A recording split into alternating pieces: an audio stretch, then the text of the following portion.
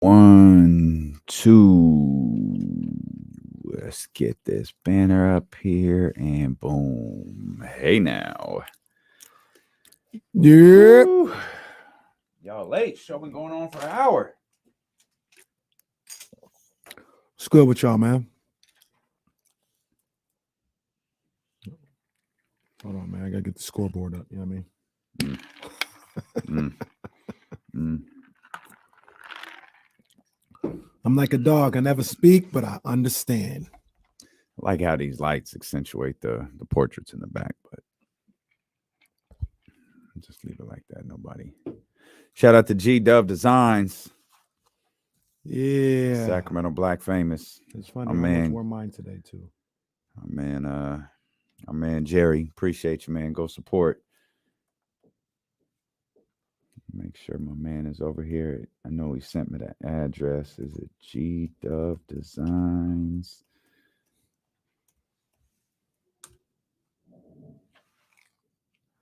I might have missed that.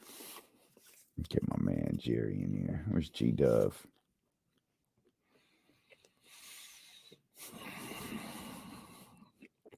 Yeah, go follow my man G Dove, man. This good stuff. G Dove Designs on social media. In the words of the great Bernie Mac, I ain't afraid of y'all. Yeah, we'll talk about it. I don't care. We'll talk about it. Give a damn. They got a Bay Area Black Famous over here too. We're gonna get Kenny one of those. I'll see all my Bay Area people in the summer. Actually, I'll probably see them in a couple of weeks because we're Giants fans too. But you get what I'm saying.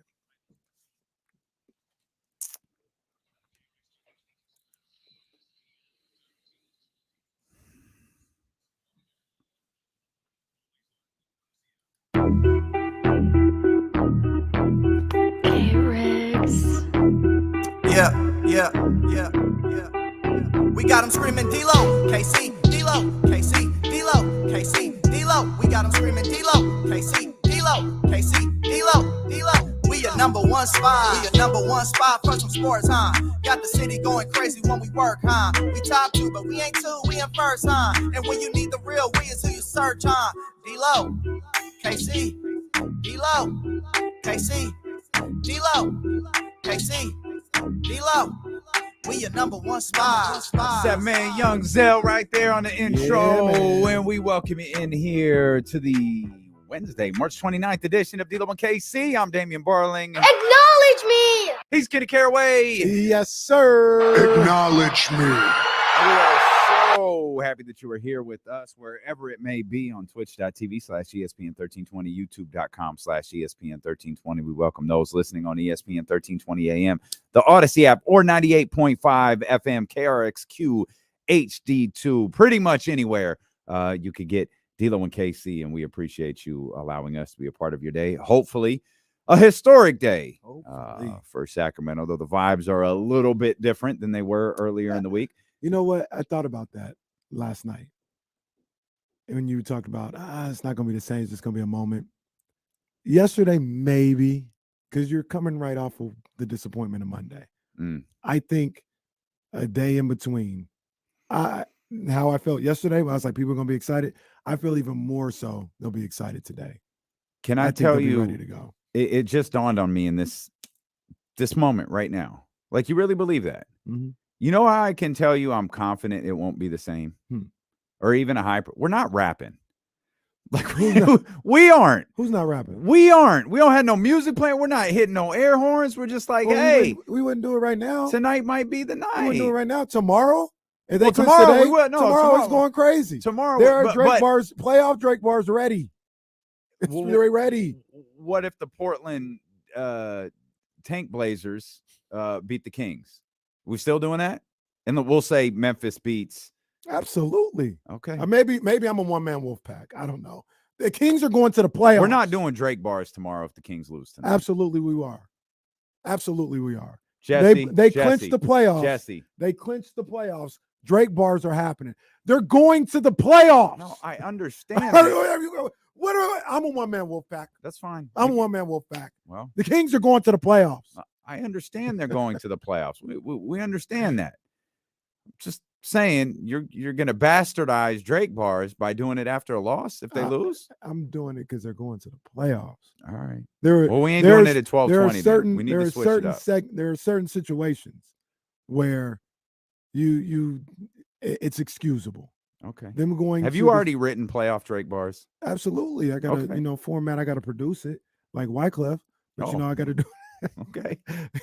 What I got to do. It's a weird Wyclef reference. I promise those. It wasn't out of nowhere. I promise you, it's just a bleed over from the Corners of the Culture episode. Just a random early Wyclef reference. That's fine. Okay. All right. Like I just don't feel tonight might be the night. Maybe a lot of people feel the same way as you do. I like I said, I could be a one-man wolf pack. They're going to the play. There will be a bottle pop. There will be drinks had. Yeah, I'm not doing. Regardless of what definitely happens. not doing that. I'll be. If they win tonight, I'll have my normal excitement for them winning a game. I'll be excited that they made. I'm telling you, I'm at the point of I just want this part to be over with because I'm really tired of the NBA tweet. Mm-hmm. The NBA tweet is pissing me off. We know the Kings are a game away. Stop tweeting it because the Kings have only been in control of this once. Mm-hmm. But it's been tweeted now, I think, 4 times. And so it looks like it's the Kings' problem when really the Kings just lost 1 time in there. We know that. We know that. Well, everyone's coming for the Kings. I'm about to say, you care about the Yahoos that don't know that? Well, did y'all know that the Kings are stuck at 3? They the mark. Did y'all hear that? Yeah, they stuck at 3. They the mark. They're stuck. They the mark. Like I said, I'm bookmarking it. I'm taking notes. I see everything that's going on. I always see everything that's going on, but I'm starting to feel like Drake said, I ain't worried about Brian Windhorst don't know a damn thing about the Sacramento Kings. Brian Windhorst literally goes on ESPN television and talks directly out his ass. Talking about the Warriors are gunning for 6. No, jackass. The Warriors are gunning to win as many games as possible. To think they're going to try to stop at 6 so they could take on the Sacramento Kings is idiotic. There's a real chance they're going to be in 5 by the end of tonight and 4 by the end of the weekend. But we up here talking about, they're gunning for the 6. They want the Sacramento Kings. Stop that. They want to drive to the playoff game. Bruh, please stop it. Driving to the game. Anyway. What are you talking about? How is this man employed? LeBron, look what you did. They've been saying anything. That's a damper on LeBron James's legacy. Well, look, Brian Windhorst is on this scale because of LeBron James. Brian Windhorst, he knows a lot about like Jordan never 2 or would. 3 teams. I'm just saying Jordan never would. Nah, my Rashad ain't like that. Ahmad ain't never. Ahmad ain't never talked out his ass before. No. But look younger than Brian Windhorst too. He looks great for his age. He looks great for any age. Well, yeah, I'm just for sure. Yeah, like I said, we know the deal. We know they had 1 opportunity to do it themselves. This will be the second. I don't care what Brian Windhorst say. I don't care. I can't. I've gotten to that point. This happened with like Skip a long time ago, where now Skip. This happened with him a while ago. Yeah, you don't know. Why am I gonna get upset? You don't know what you're talking about. You don't know what you're talking about. Like you may indirectly be correct. It's not because you knew what you was talking about. No, they're gunning for the 6 because they don't want to play in the play-in. But to think that the Golden State Warriors, they're right they want to be at the 6. No, they don't. Have you not paid attention to the Golden State Warriors road record? You don't think they want to get to 4? You don't think they want to host a series?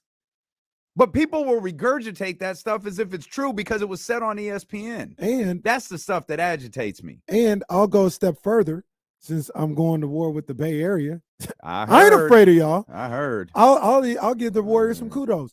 You think the Warriors are that that's 4-time champions, defending champions, are that desperate to be seeking out an opponent? No, they absolutely are not. They could care less who they play in the first round. Absolutely could not. They don't care who the hell they play. They're not, let's try to get to 6 and the Kings, that's who we want to play.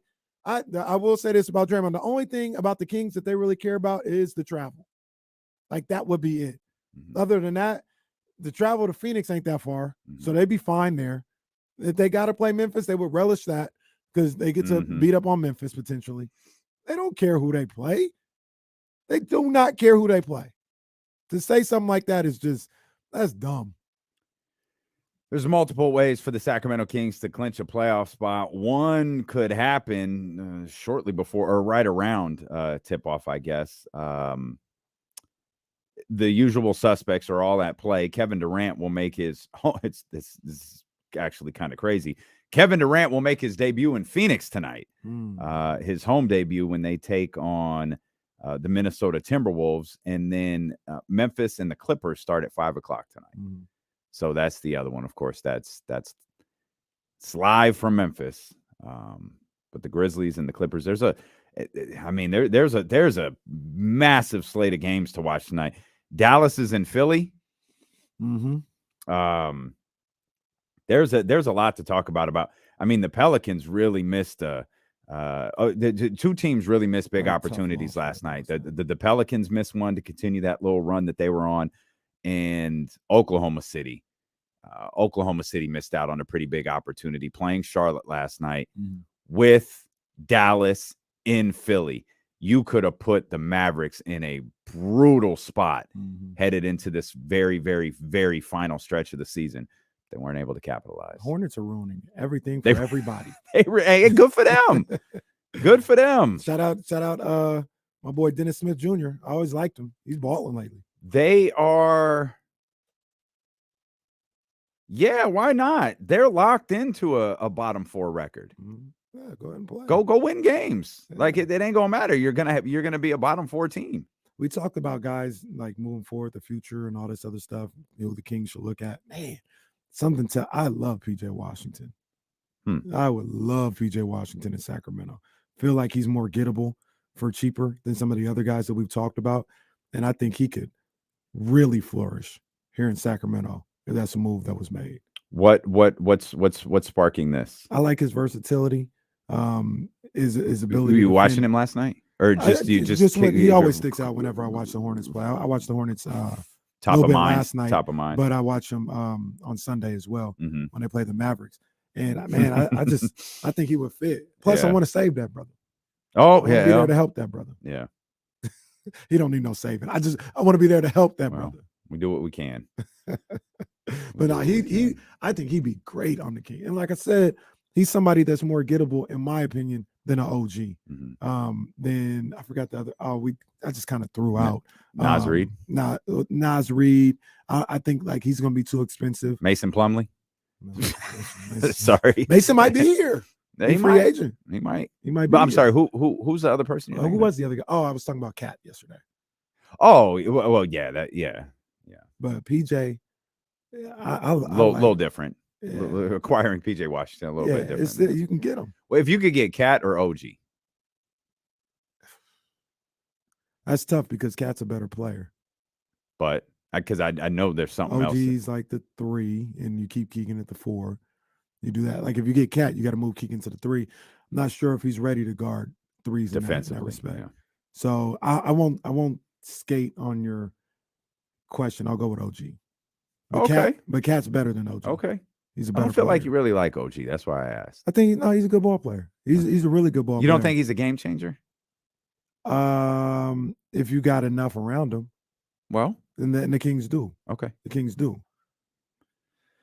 It is as you've noted numerous times, and I think this is part of my lack of excitement it's a formality at this point. The Kings are going to secure a playoff spot. I just want it to be over. I want that part of this journey to be over. Like they got to 40 wins. Great. Immediately got to 41. Man, that's awesome. Then it became clear, okay, this team is clinching a playoff spot. They could, we might have to look this up during the break. I think under the right circumstances, they can clinch a playoff spot and the 3 tonight. Yeah, I think that I believe maybe it's under the right circumstances. I thought I saw. Well, obviously Phoenix would have to lose to Minnesota. I thought I saw it was a playoff spot in the 4. Oh, okay. Clinch, But it clinch might 4 have been plus. the 3 Okay, too. maybe I it's the don't know. 4. Because the 3 makes more sense. Like it makes just Maybe as it much keeps sense. Minnesota in play because Maybe Minnesota so. would be the team beating Phoenix. Tiebreaker, Maybe all that Minnesota sort is of still stuff. in play because Yeah. LA's not in play Yeah. in terms of the Clippers And if aren't the in play. Suns were to lose, like they'd be 6 back or like 6 to play or something like that. And no tiebreaker. Yeah. We're just getting started. We'll take a look at tonight's game against Portland when Will Z joins us. He joins us next. Got a full slate today. As of right now, Marc Spears is scheduled to join us at the top of the 1 o'clock hour. I'm not even going to text him a reminder this time. Like he's either here or he's not. I don't know. Hey, hey, I'll get you guys tomorrow. No, we got Marc Spears, and we're gonna have some fun with Marc when he joins us. He talked to your boy at 1 o'clock. He talked to you. He did talk to Brian Windhurst yesterday. Indeed, he did. Worldwide Wobe is going to be with us. Hey. Rob Perez at the top of the 2 o'clock hour, and then James Ham for the final stretch of the show here. We're just getting started. We're with you for the next 4 hours. It's D'Lo and KC, brought to you by Sky River Casino here on Sacramento Sports Leader, ESPN 1320. All right, I've been stuck on this Drake bars thing. Like, say they clinch, but they lose to Portland's G League team. We're going to do bars tomorrow? I'm doing bars. They get playoff bars. It's not the same beat. None of that. It's playoff bars. Playoff bars. They made the playoffs. Playoff bars.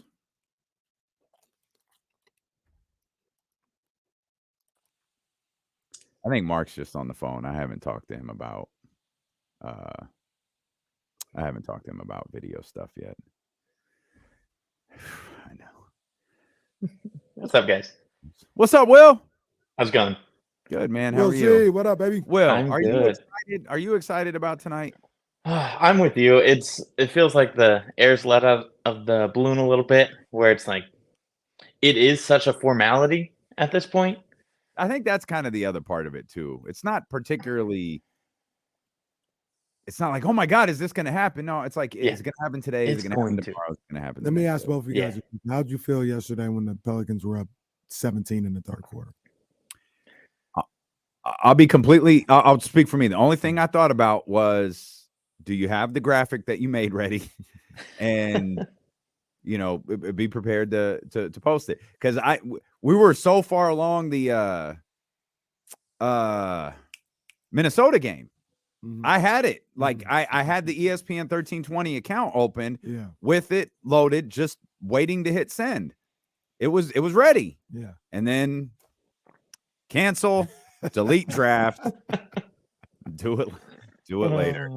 I'm honestly kind of glad they didn't happen last night because I wasn't on Twitter much last night. Like I was working on other things. I was like, I'm not. I try, especially when the Kings aren't playing, I try and reserve some Twitter energy that I can use on games where they do play. And it's like I don't want to have to log on and do this and do all that. So I was fine with the Warriors getting the win last night. I was like, okay, like this might happen. Like I wasn't really tripping going into the game and Tuesday night. But when it looked like it might happen, it was like, oh, snap, this sure might happen. It might be like this tonight. Like I said, I must be, one man wolf pack, and that's okay. That's all right. That's all right. But I'm excited for them to officially get that done. I keep wondering, like, are people going to meet up somewhere? Is Doko going to like start popping if it looks like they're going to win? I went down to just, I think I said on Monday, to just be around. I couldn't find parking at all. Oh, yeah. It was bad. We ended up at Public House, which was fun. They had the games on and everything, but right I can't even get close. Are you okay? This is it. It's about to happen on camera. Yeah. I'm going to be like them Willard and Dibbs, dude. Clip this. Clip this. No, it's either we save Kenny or we clip it. Is that what we're supposed to be doing here? Clip this, Jesse. Clip this. Oh, man. Kenny going to war. Everybody was talking about Doko and the Kings clinch probability. My life probability was going down. Almost ran in there and gave you the Heimlich right now, dude. Oh, man. Oh, look, here comes the dog. The dog's coming to save you. The dog's got you. What's the dog's name? Gracie. Oh, Gracie. Yeah. She hates when things get delivered. Oh yeah.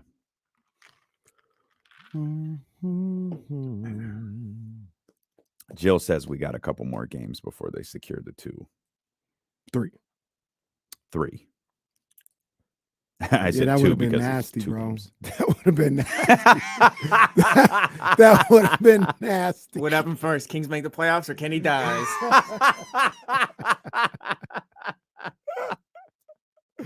that would have been awful in so many different ways. Kenny never saw the playoffs. Oh man. Terrible. D'Lo and KC came to an abrupt end. Why? Well, KC died during a show and they just quit doing it. Oh man. All right, here we go, Will.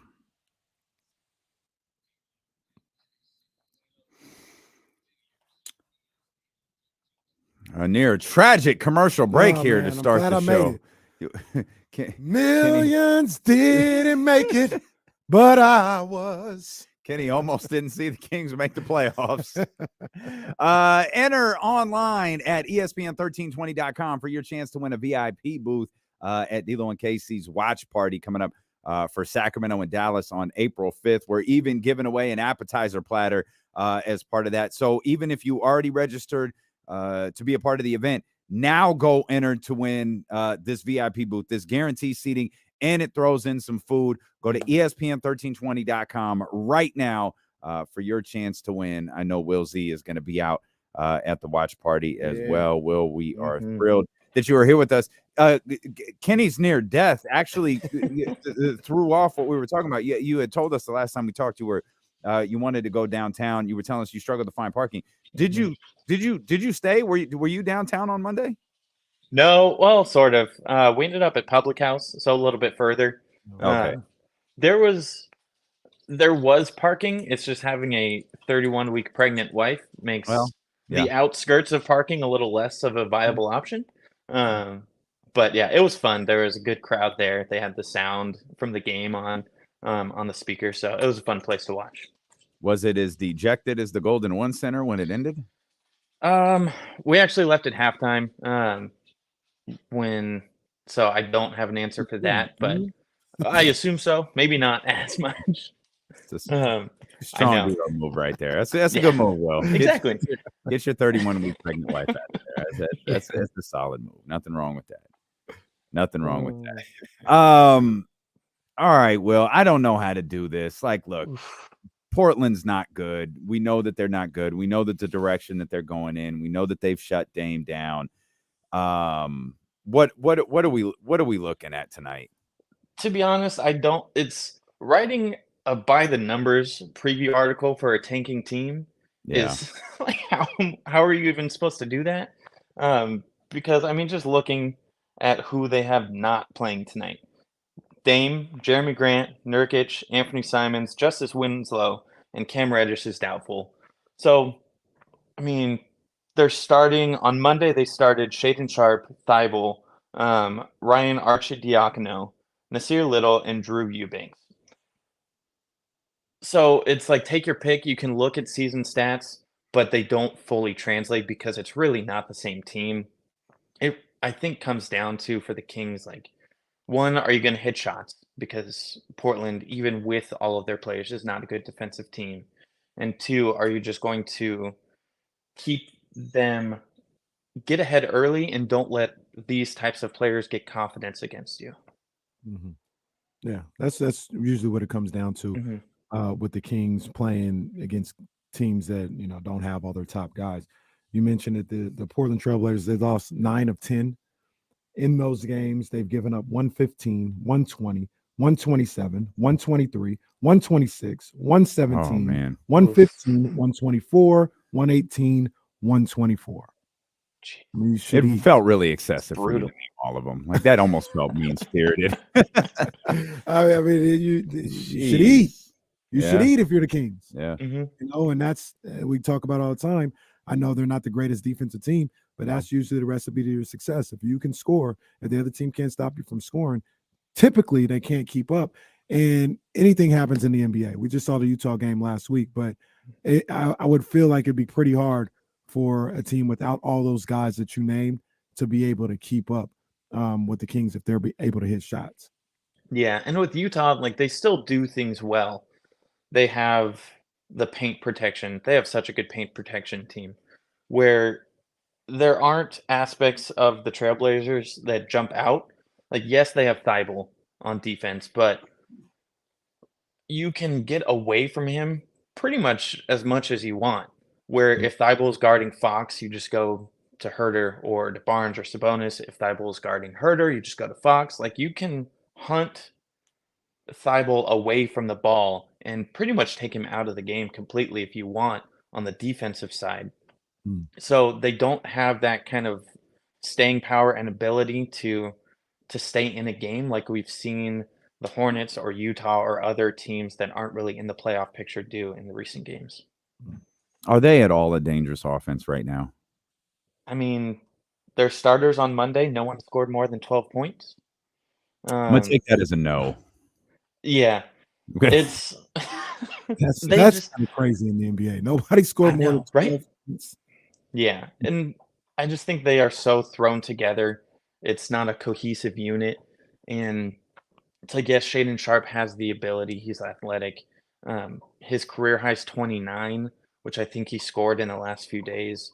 But they just don't have anyone that's going to score more than 30 points, really. I mean, and that's the thing where even if they do, if Shaden Sharp goes off and hits 40, again, we always get to the question of can they find 80 more points from everywhere else? And probably not. Right, right. And to that point, back to what we were talking about. Once again, I'm being cautious and respectful. Not say it's impossible. Anything can happen in one game, but like who's when you're already not playing defense, when you're already giving up 120 or something, like you just mentioned, Shaden Sharp could have the game of his life. Where the other point's going to come from? From somebody? How are you going to get to 130 to win the game? Mm-hmm. Yeah.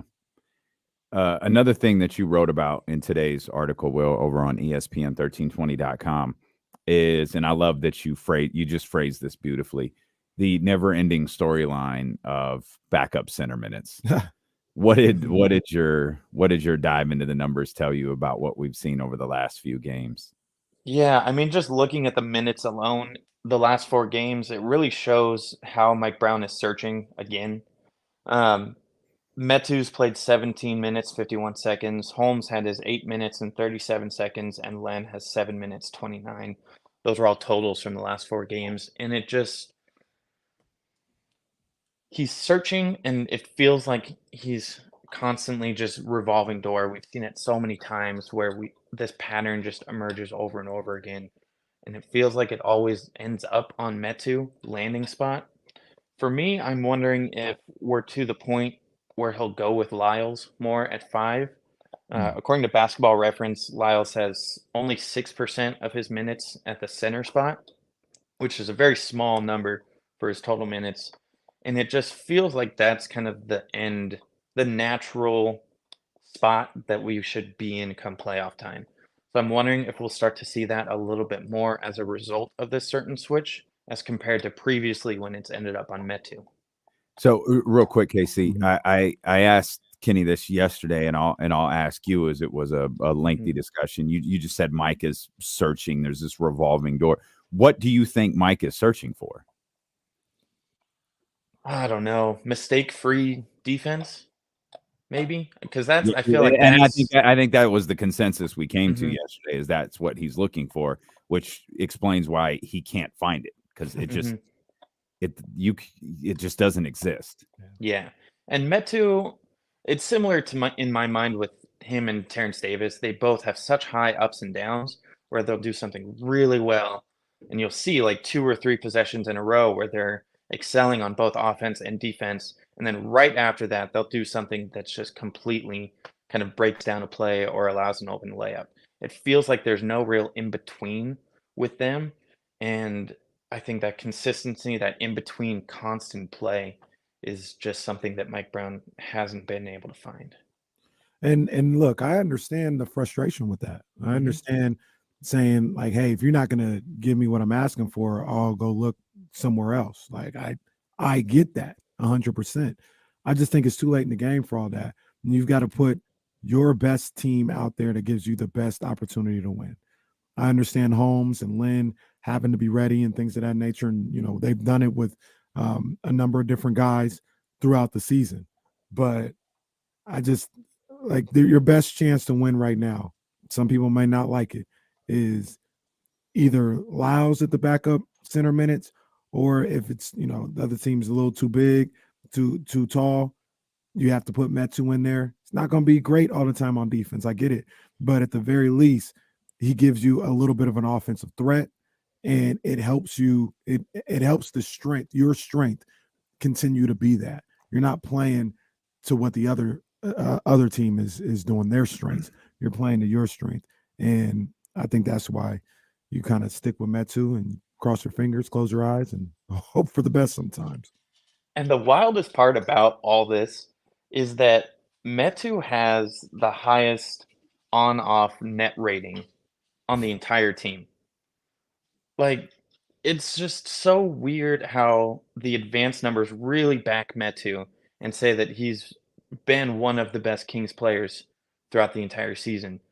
And it's weird. I don't talk about it much because it doesn't match the eye test, and I always feel like those two should line up. But like Metu by advanced numbers has been extremely good for the team this year, and I just can't wrap my head around it. And two things with that as well, guys, is number one, I see a lot of people saying Lyles should get the backup 5 minutes. That's fine. I think that's when you got to start giving more minutes to TD. I think you see him in there, maybe have Kessler Edwards playing some backup for things of that nature, and that's okay too.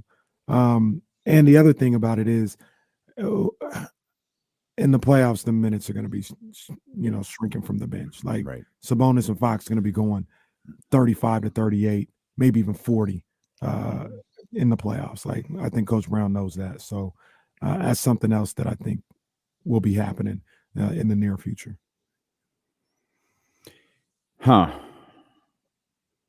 I just don't want to see Alex Lynn anymore.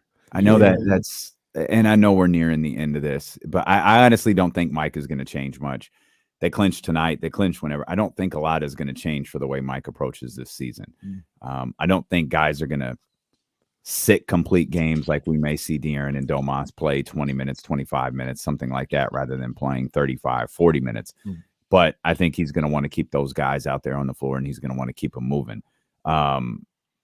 It's just, there were some moments on Monday that some of those lineups were just, I didn't understand what I was seeing, and I didn't understand what Mike was looking for. And I don't know if it was trying to, sometimes I wonder, and I'm saying this genuinely, I wonder, I have no idea if Mike is coaching in a reactionary way rather than a proactive way. And like the Kessler Edwards stuff, we talked a lot about, like Kessler Edwards played like 5 minutes. Like he didn't, it was like, what did you want from Kessler? You know what I mean? Like we saw Rashawn, you know, get the nod on Saturday night, just was awful in the 4 minutes he played. We all knew Rashawn wasn't getting back in. Never saw Terrence Davis, couldn't get anybody going scoring. And it just felt like he stuck with the same group of just kind of like sluggy offensive guys who couldn't get anything going. And like normally, sometimes you'll see a coach search for a spark. Terrence Davis can be that spark. Not saying he would have been, could have been. And it felt like Mike was more trying to react to what Memphis was doing, or excuse me, what Minnesota was doing, rather than what he should do with the talent that he has on this team. Yeah, and it's weird because usually I feel like those types of like weird lineup games come with injuries. Everyone was healthy.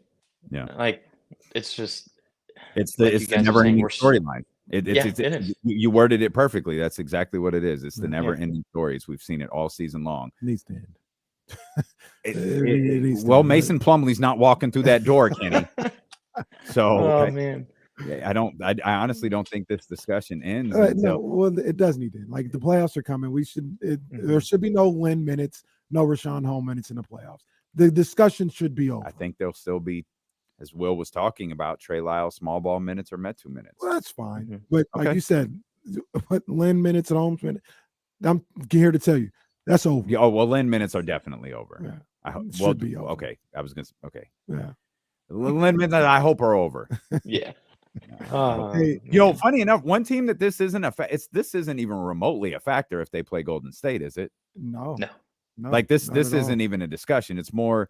There's probably more concern with Minnesota. Mhm. Mhm. Maybe New Orleans, Oklahoma City. Not really Oklahoma City, but it's definitely a bigger Oklahoma concern City, with yeah. Minnesota.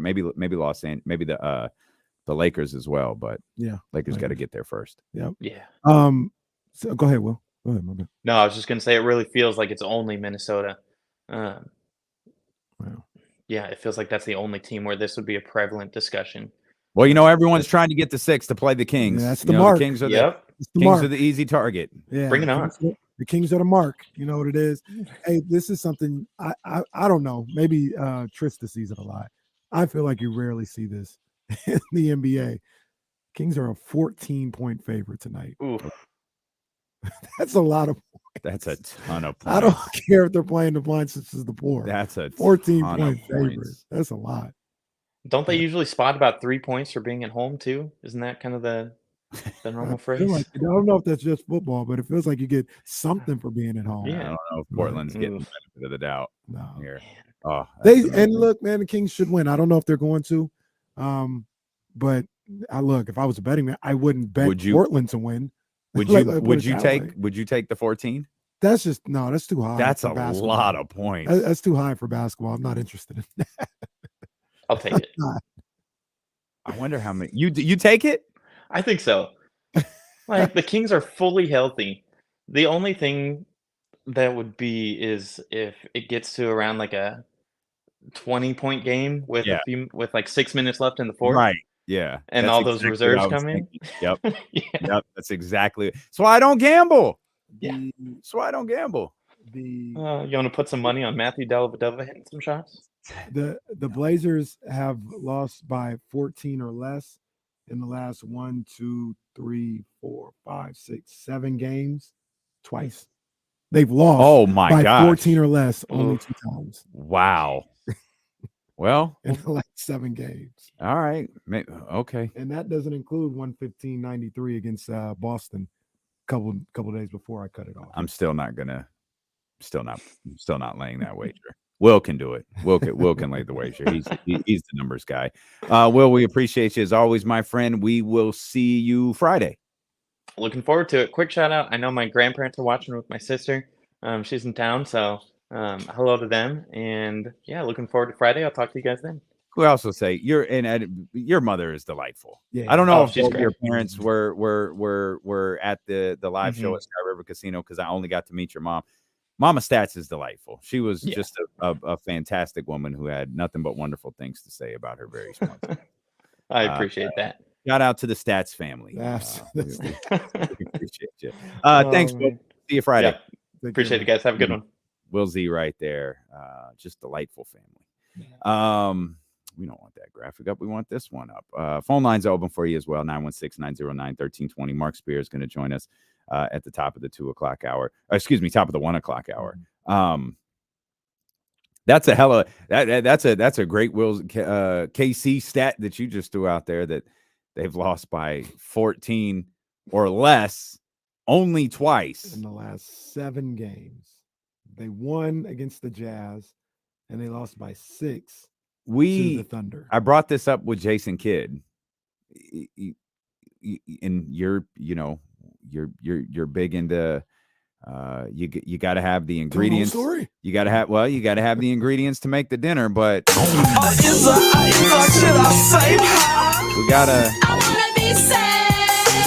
we gotta. Is there any conversation about Chauncey? Absolutely, there is. Okay. I think you give him. Another year, and maybe not even the whole year.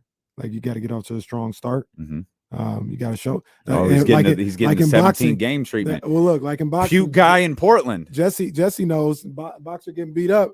Hey, you're gonna have to show me something. So I'm stopping this thing. Richard Steele. I'm gonna cut this. You're gonna have Land to it. throw some punches back or something, Chauncey. So Chauncey gonna have to throw some punches back or something. Yeah, Show us you're you're gonna have to still show out me there. something. Show me something early. I might not let you get through the whole round. You gotta show me something. Did you ever see the? I know you don't like MMA, but it was Brock Lesnar. So I think it was Brock Lesnar and I think it was Shane Carwin. Mm. Shane was beating the crap out of Brock Lesnar, Mm. like just destroying him. And he's like moving, he's getting hit, and he's moving, and the official yells at him, you got to do something, you got to fight back. So he's just making like slow movements, right? And he's hitting back, he's kind of pushing Shane off, and he's telling the official, I'm fine. I'm fine. Then they get in kind of like a rest, not a rest position, but like a kind of a neutral position. He says, I'm fine. Like I'm completely fine. Starts fighting back, rounds in. Shane's done. He's completely gone. Yeah. Second round starts. Brock ends it like quick. But it's one of my favorite. It's one because just Brock's like, no, I'm fine. Yeah. He looks at his corner. He's like, I'm good. There's not. And I just can't imagine how demoralizing that must be for a fighter to just throw everything you can at this guy and you couldn't beat him. And he was just like, I'm fine. Nothing. I don't think Chauncey is Brock. That's exactly. I don't think Chauncey nor Jason Kidd are Brock Lesnar. I don't know how much fight those two have left in them. Yeah. And for Jason, this has got to be it. Like, how can it be though? This has got to be it for Jason. What you mean? Like you don't think he's gonna make this? They're gonna fire him? I don't. I think they bring Jason Kidd back. No, I think they bring Jason Kidd back too. Oh, you mean his career? Yeah, I think when he gets fired, I don't think because this can't continue. Mm-hmm. I don't think he gets another opportunity. I agree. I mean, some would argue he shouldn't have gotten this one. I'm actually fine with him getting this one, but I don't think he's going to try to get another one, even for jobs that aren't vacant. That's going to be what Jason Kidd do. You're going to try to get Mike Brown's job. Well, I'd love to coach Sacramento. Yeah, Mike won 50 games last year. Jason, you're not coaching Sacramento. Sit your stupid ass down. Nobody want to hear from you. What are you talking about? Chauncey, on the other hand, Chauncey getting that job in Portland was confusing to me. I've heard weird things about Chauncey's interviews. Like they have just not gone well. So I don't know what Portland saw. Maybe they're better now. I don't know what Portland hoped for. Maybe I swear there's a story out there about him interviewing for the Cleveland Cavaliers general manager job. Yeah, absolutely. And it was a disaster. It was LeBron's last season, I think. And I think it got spun as he withdrew. He did consideration. Not. He didn't. I think he was essentially. In front of it. I think he was essentially told, "Hey, not now. This isn't like we're gonna have to clean this up.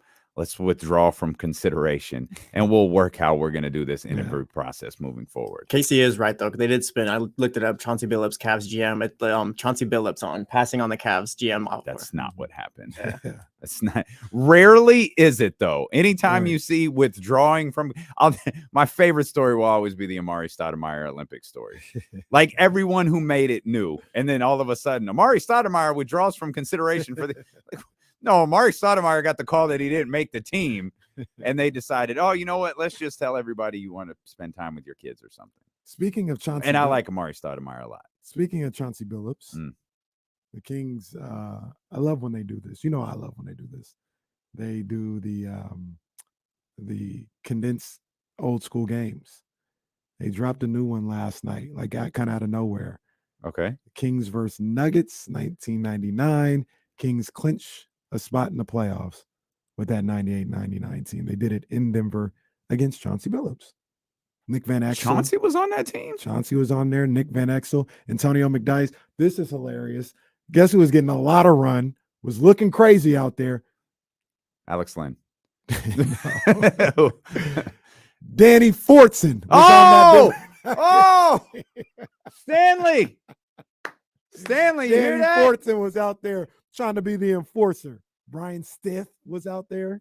Brian Stiff. That's Keisha was hoping. Where was Doug Moe in all of this? Was Doug Moe was not on the sidelines. Was Doug Moe in the crowd? Does anybody want to take a guess real quick on who the head coach was? You might not get it, but it's a prominent head coach.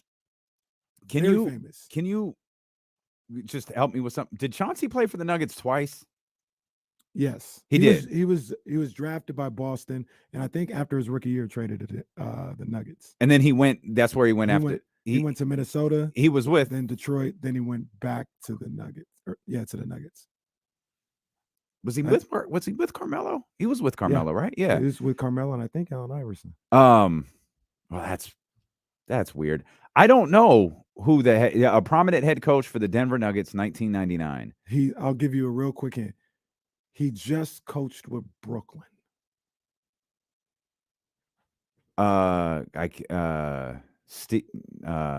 Who? Wait, who?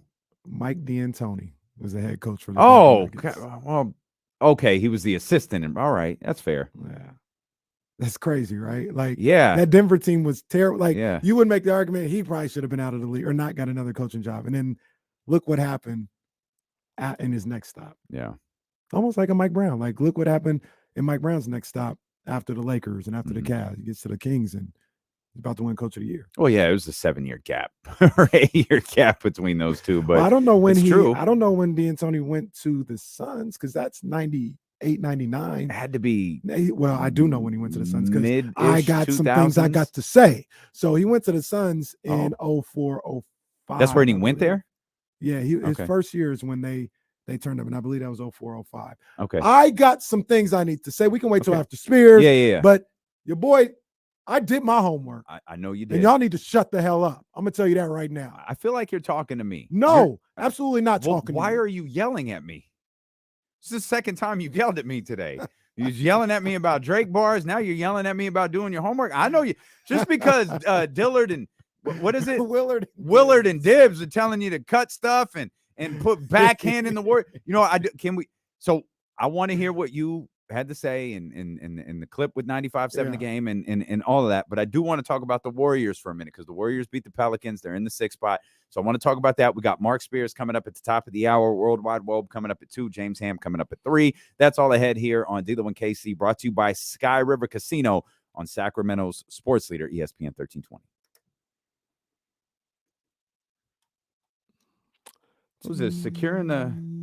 Did I see this right? Securing the beam, going to get him some of that McQueen in the ultraviolet fog. Ooh.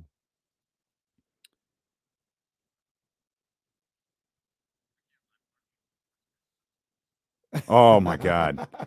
Oh, that would make the bit so wonderful. No, look at 95-7 the game is talking to George Karl. Oh, that's good. Fans might love the regular season, but you... Oh, wait for this. Fans might love the regular season, but you don't win in the playoffs without experience. Oh, George Karl, I'm about to tell you to shut the hell up. Playoff basketball is the best basketball. The difference is intensity.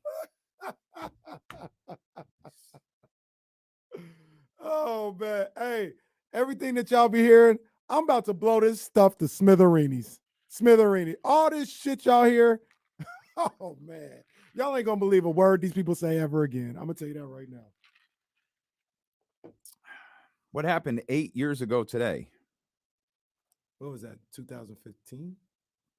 March 29th, 2015. I don't know. Seth Rollins cashes in the Money in the Bank briefcase live at Levi Stadium. Bro, like that, I think even when we get further and further away from it, that might be. Is it number one? I was going to say it's a top 5 moment. Oh, it's up there. In the history of WrestleMania. And I think in wrestling. It's up there. WWE, at least. What's the top 3 moments? Top 3 moments. Come on, man. Let's not disrespect Hogan slamming Andre. Oh my gosh. Come on, man. You guys always talk about that 80s stuff. Are these WrestleMania moments? Or yeah. Are these these are WrestleMania moments? Yeah. WrestleMania moments probably top 3.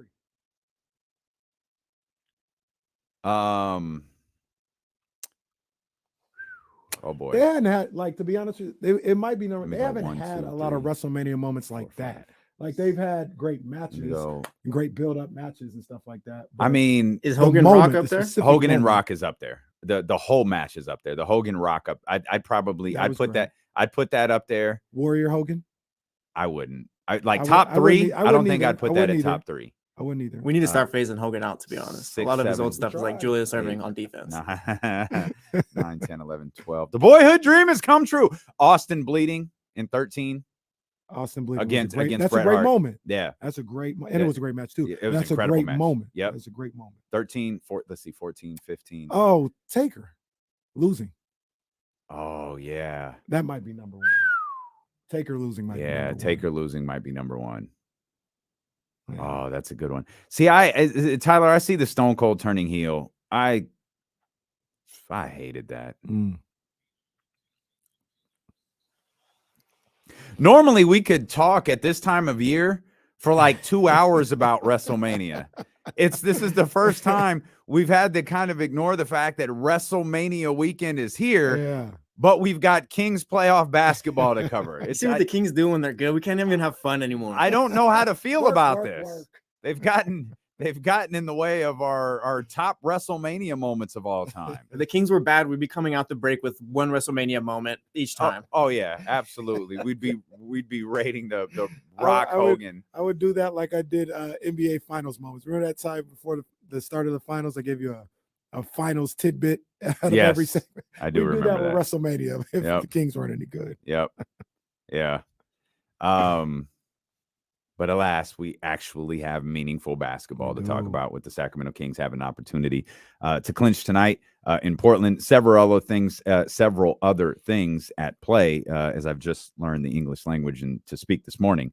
Welcome. Thank you. It's been quite a roller coaster so far in the first 49 minutes of this program. But Memphis and the Clippers play, the Timberwolves and the Phoenix Suns play. So all of those also play a factor in the Sacramento Kings potentially clinching a spot in the playoffs tonight. They obviously didn't clinch last night, despite the fact that the New Orleans Pelicans were up quite a bit on the Golden State Warriors before the Warriors had a monster third quarter, carried that into the fourth quarter and got the dub, if you will, moving into the sixth spot. Jesse asked there was some funny stuff going on, man, with that game. You want to talk about your boy? Is that what it is? I don't want to. I'll just say there was some funny stuff.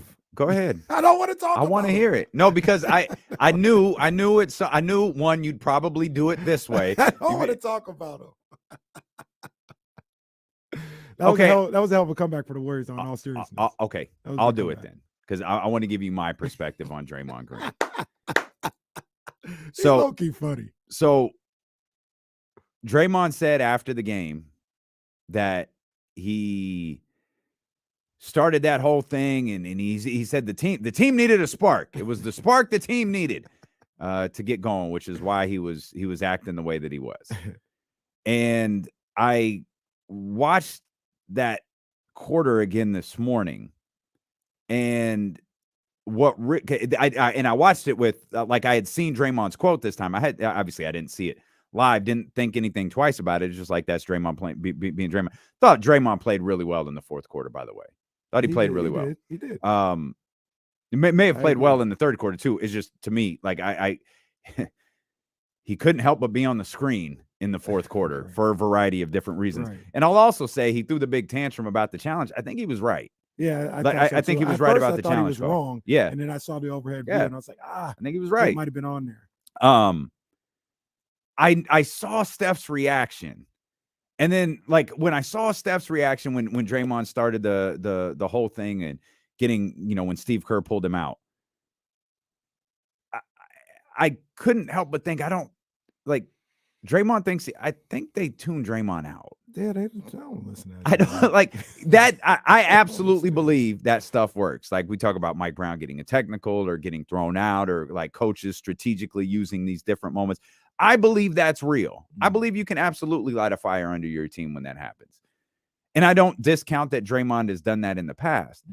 But Draymond picks up so many. He does that so frequently.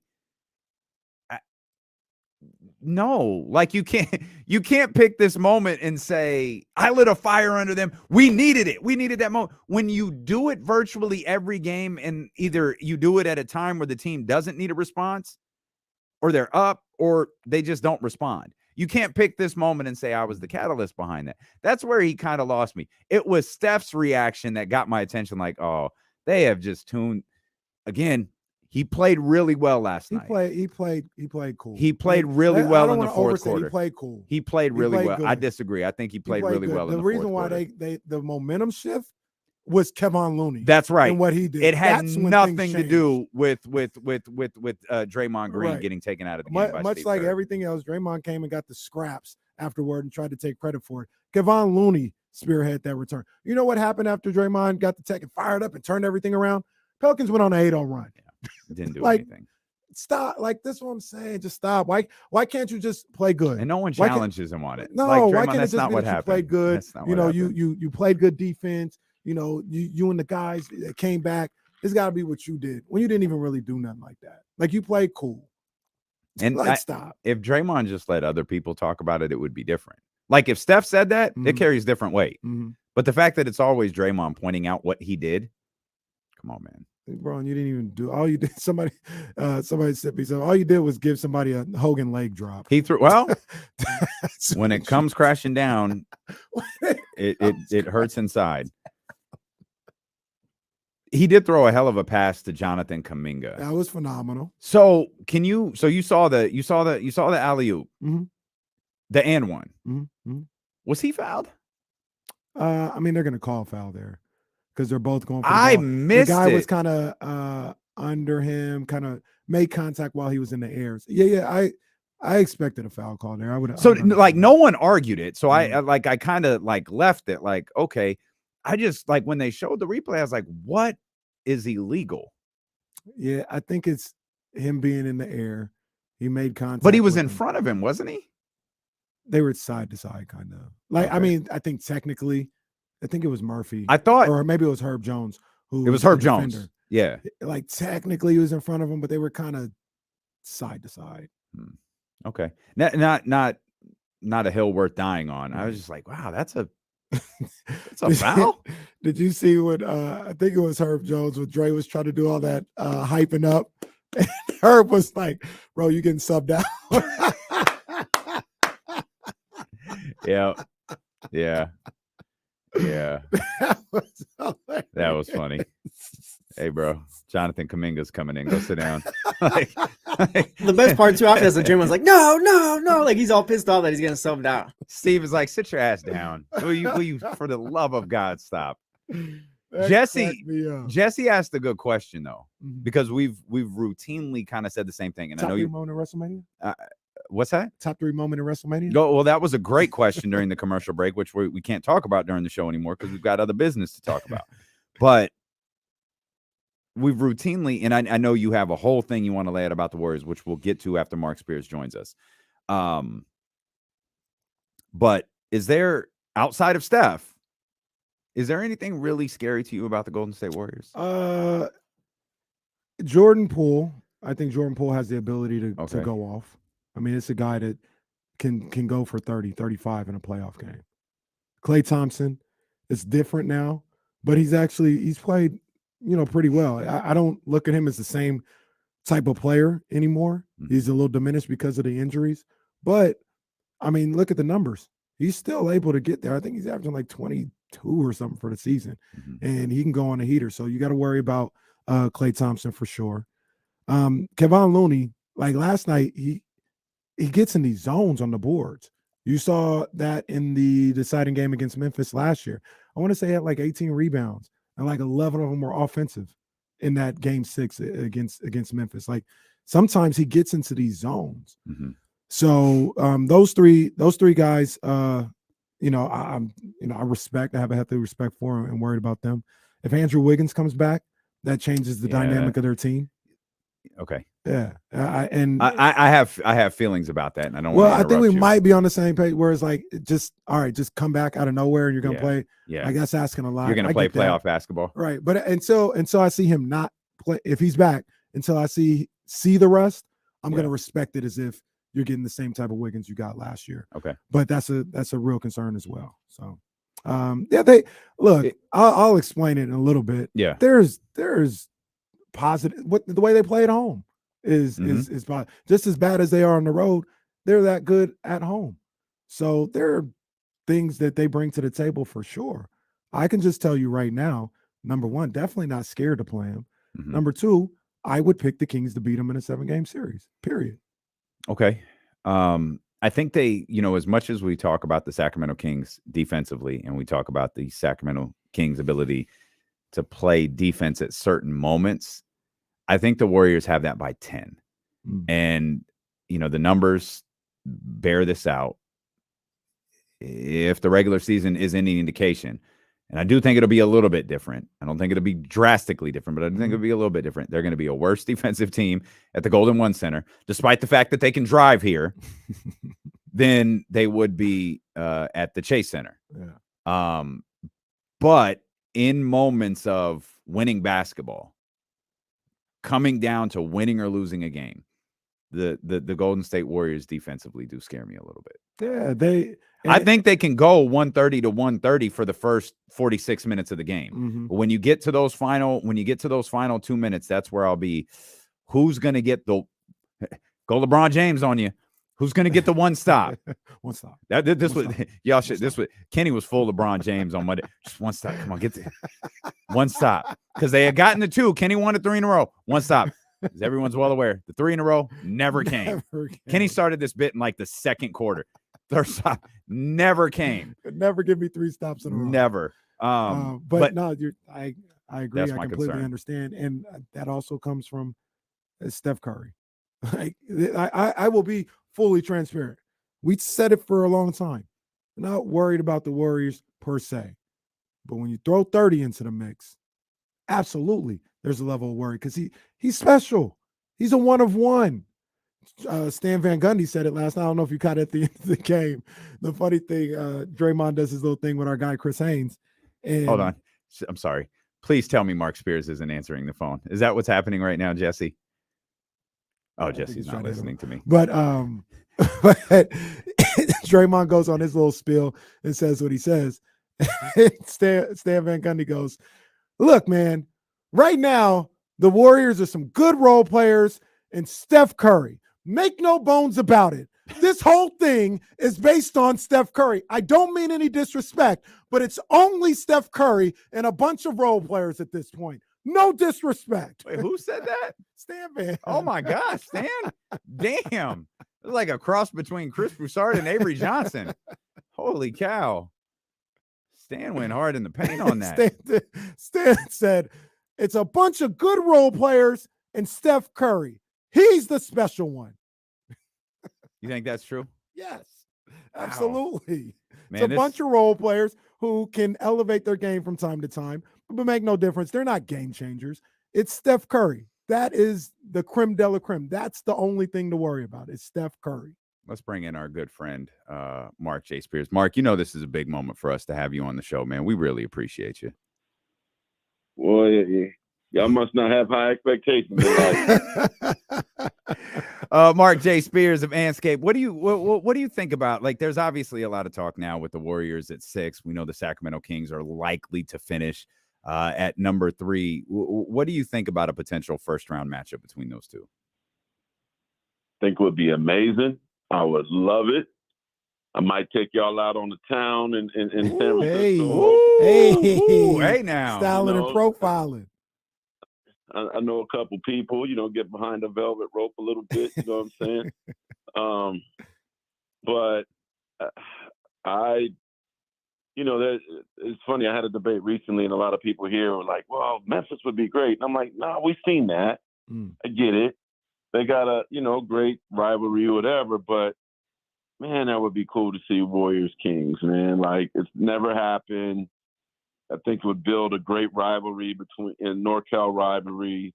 I know when the A's and the Giants play, it's pretty cool, right? Like, I don't know if it's exactly similar, but I think it would be amazing and fun, and the tickets would be hard to get, right? Like, are Kings fans going to let Warriors fans buy their tickets, right? And just see Fox versus Curry and Adoma versus Green. I just think it would be amazing.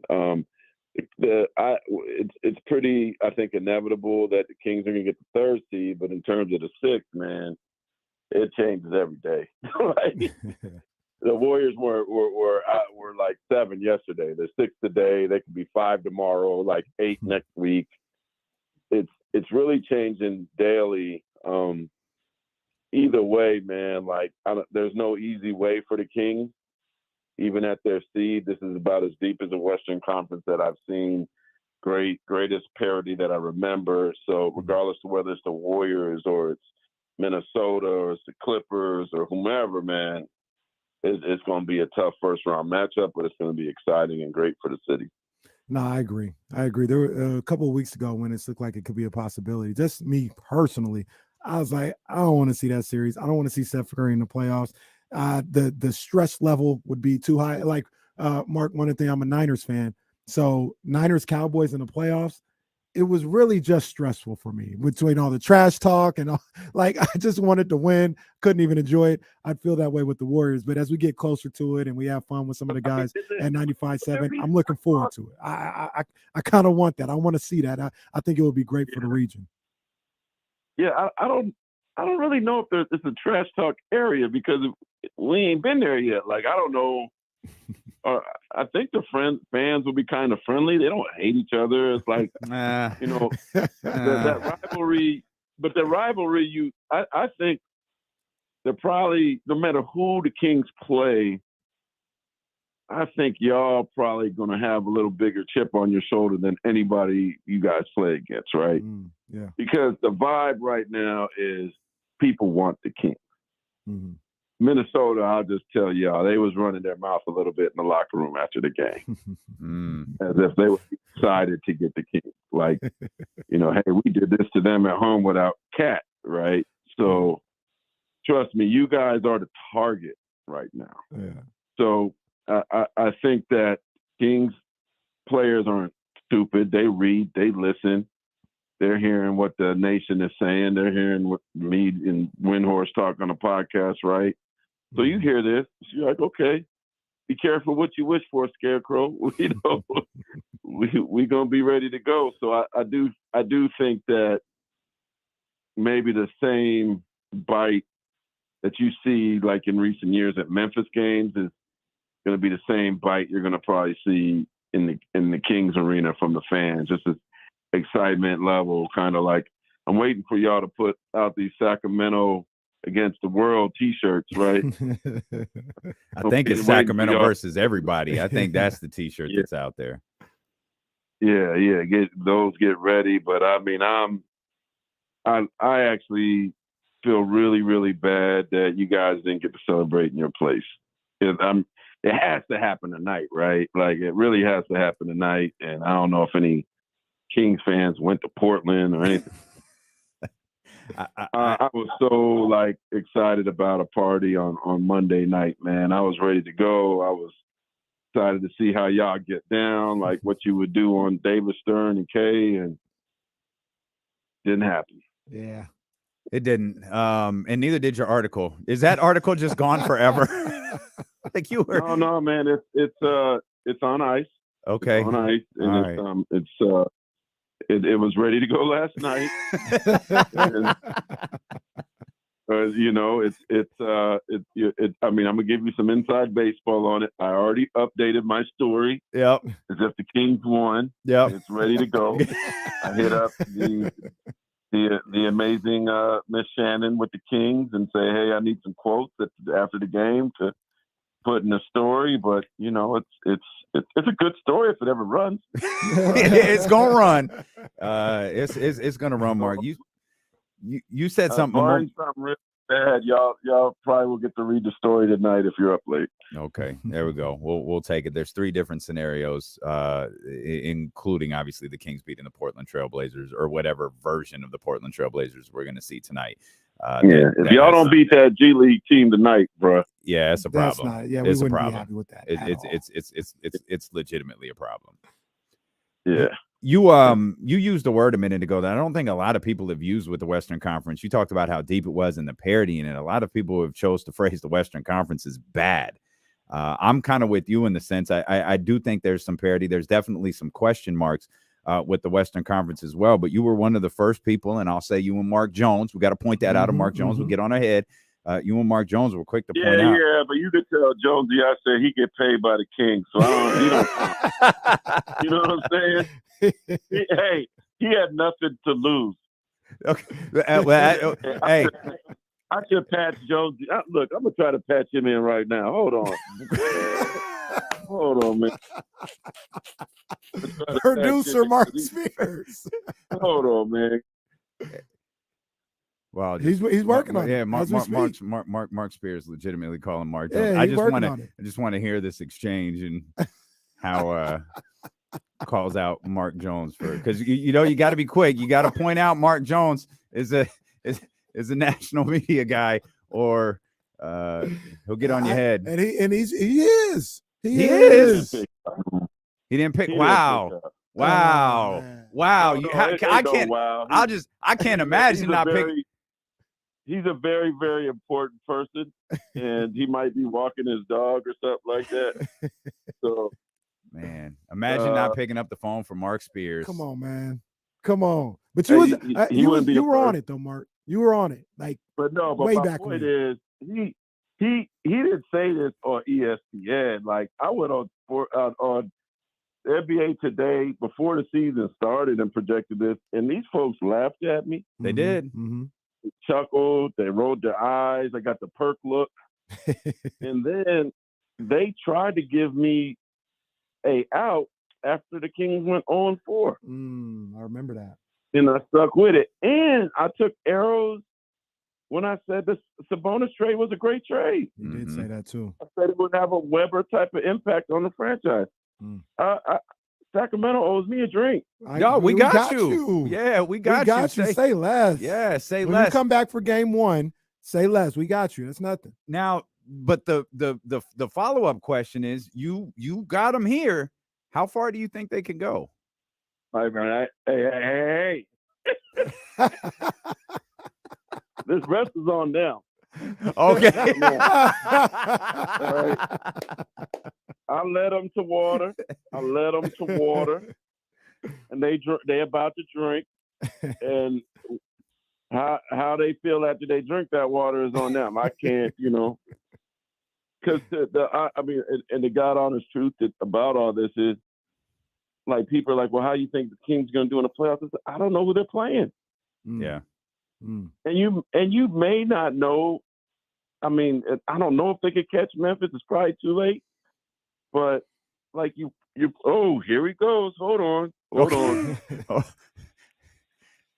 Mark Jones is calling Marc Spears back. Hey, Mark. What's up? I got you live on the radio in Sacramento right now. It was nice. D-Lo and KC. Mark, what up, baby? It's all good. Hey. I think it's a cute story for you to say that you predicted that they were going to go to the playoffs, but you get paid by them, right? So I think for me to go to live, it's a lot harder for me to go today. And I just wanted to, you my boy, I love you, but I wanted to say that the arrows I took were a little different because the Kings aren't paying me. I guess I understand that.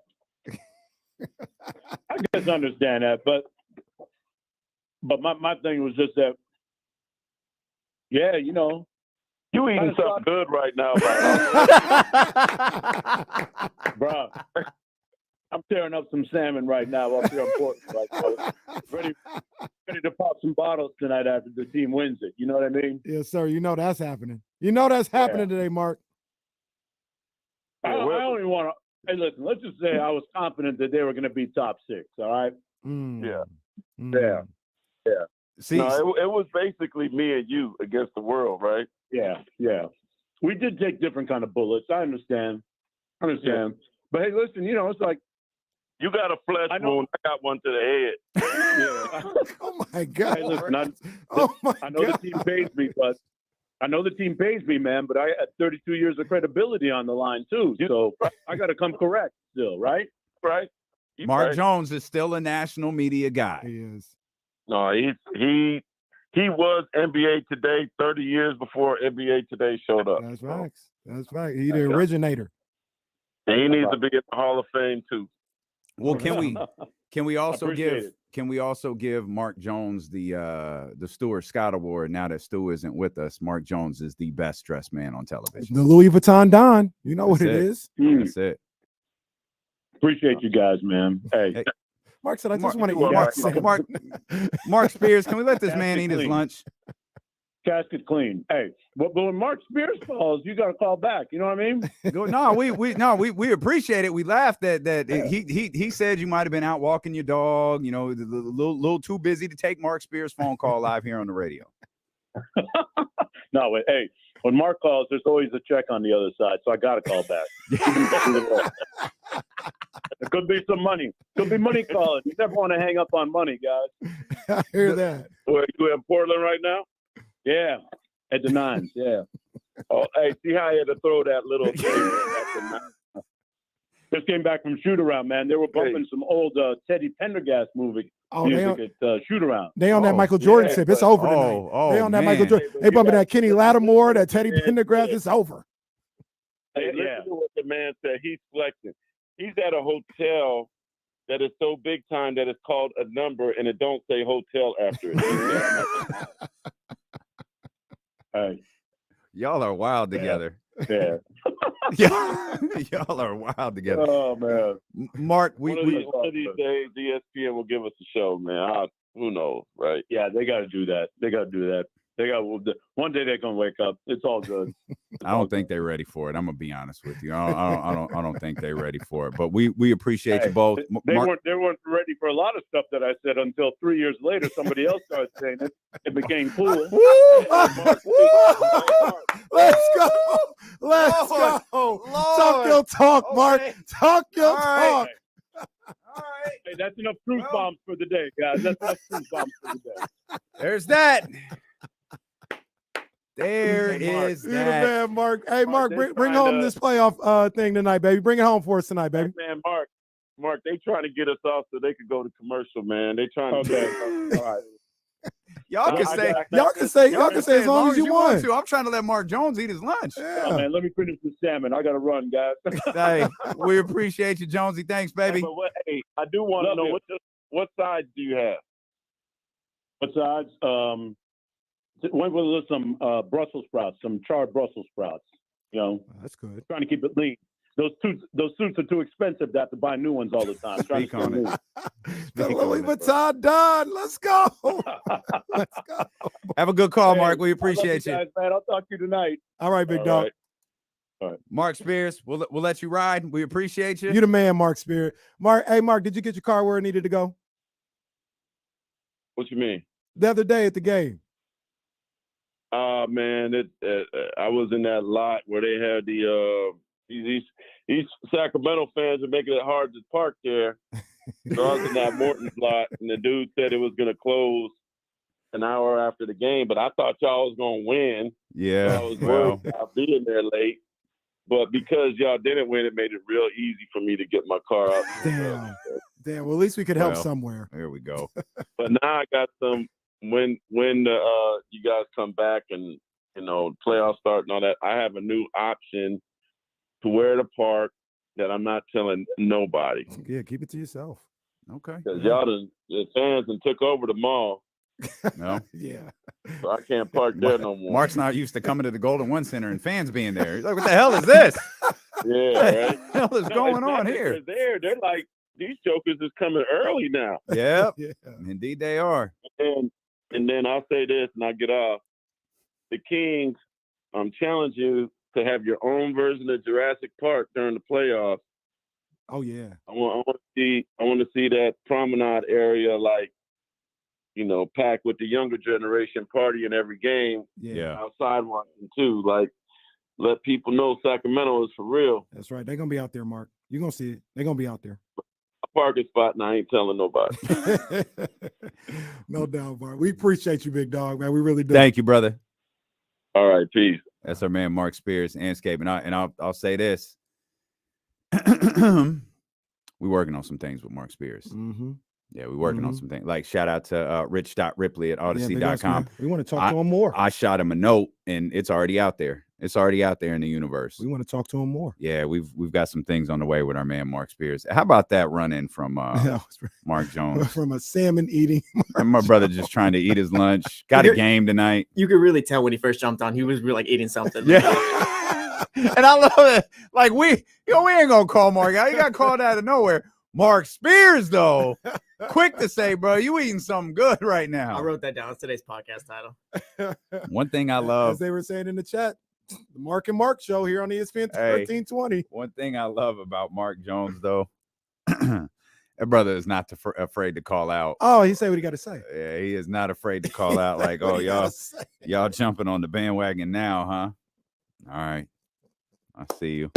I think that's one of the reasons we like Mark Jones so much is his petty level. Oh. It's right there with D-Lo and KC. Yeah, you see it all, you hear it all. Yeah, it's right there with D-Lo and KC. He dropped one today. That was crazy. Shout out to the loved ones who are listening who enjoyed that conversation we just had with Mark and Mark, man. Great stuff. What do you want me to do? No, we're going to 28. Just keep going. Yeah, we're going to 28. I'm going to 28, baby. But you heard Mark, and we can tell you this from internally, our sister station. Obviously, we talk with our friends Bonte and Butch and that crew over there at 95.7 quite a bit. They are the home of the Golden State Warriors. They are in the the ESPN 1320 family. They're in the Odyssey family. We're part of this Northern California region, and emails have already gone out about what we can do should this first series happen. There's a lot of people in San Francisco buzzing about if this series happens. Our vice president and our operations manager, everybody is kind of rooting for the Sacramento Kings and the Golden State Warriors to play in the first round because we know what it would wind up to be. Yeah. You know what I mean? We know what it would mean for, I don't know. I genuinely, I don't know what it would mean for their fan base. I know what it would mean for ours. I know what the NBA has the storyline of these two franchises so close together, have never been in the playoffs at the same time. And the fact that the first time that they're playing each other. That's a great story.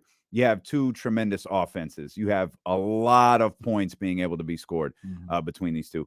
But you heard Mark. Obviously, Mark has an interest because he covers both of these teams. And unlike the Golden State Warriors, Mark can, in fact, drive to cover games 2 and then games 3 and then back and forth and whatever he has to do in that regard.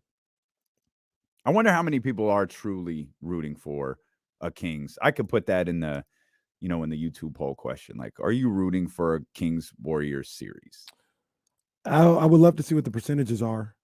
Because I think I'll put it in there. I think as we get closer, I think it's going to be closer to 100%. Like even I flipped, right? Okay. Like before I say I don't want to deal with it. It's going to be too stressful. I just don't want to deal with that. Yeah. But as we get closer and closer and the talk gets louder and louder, and it's loud. Hell yeah. It's loud. Hell yeah. I want all of that. Give me all the smoke. Yeah. Okay, right? Buddy. Calm down. Calm down. I want all of the smoke. Bring it here.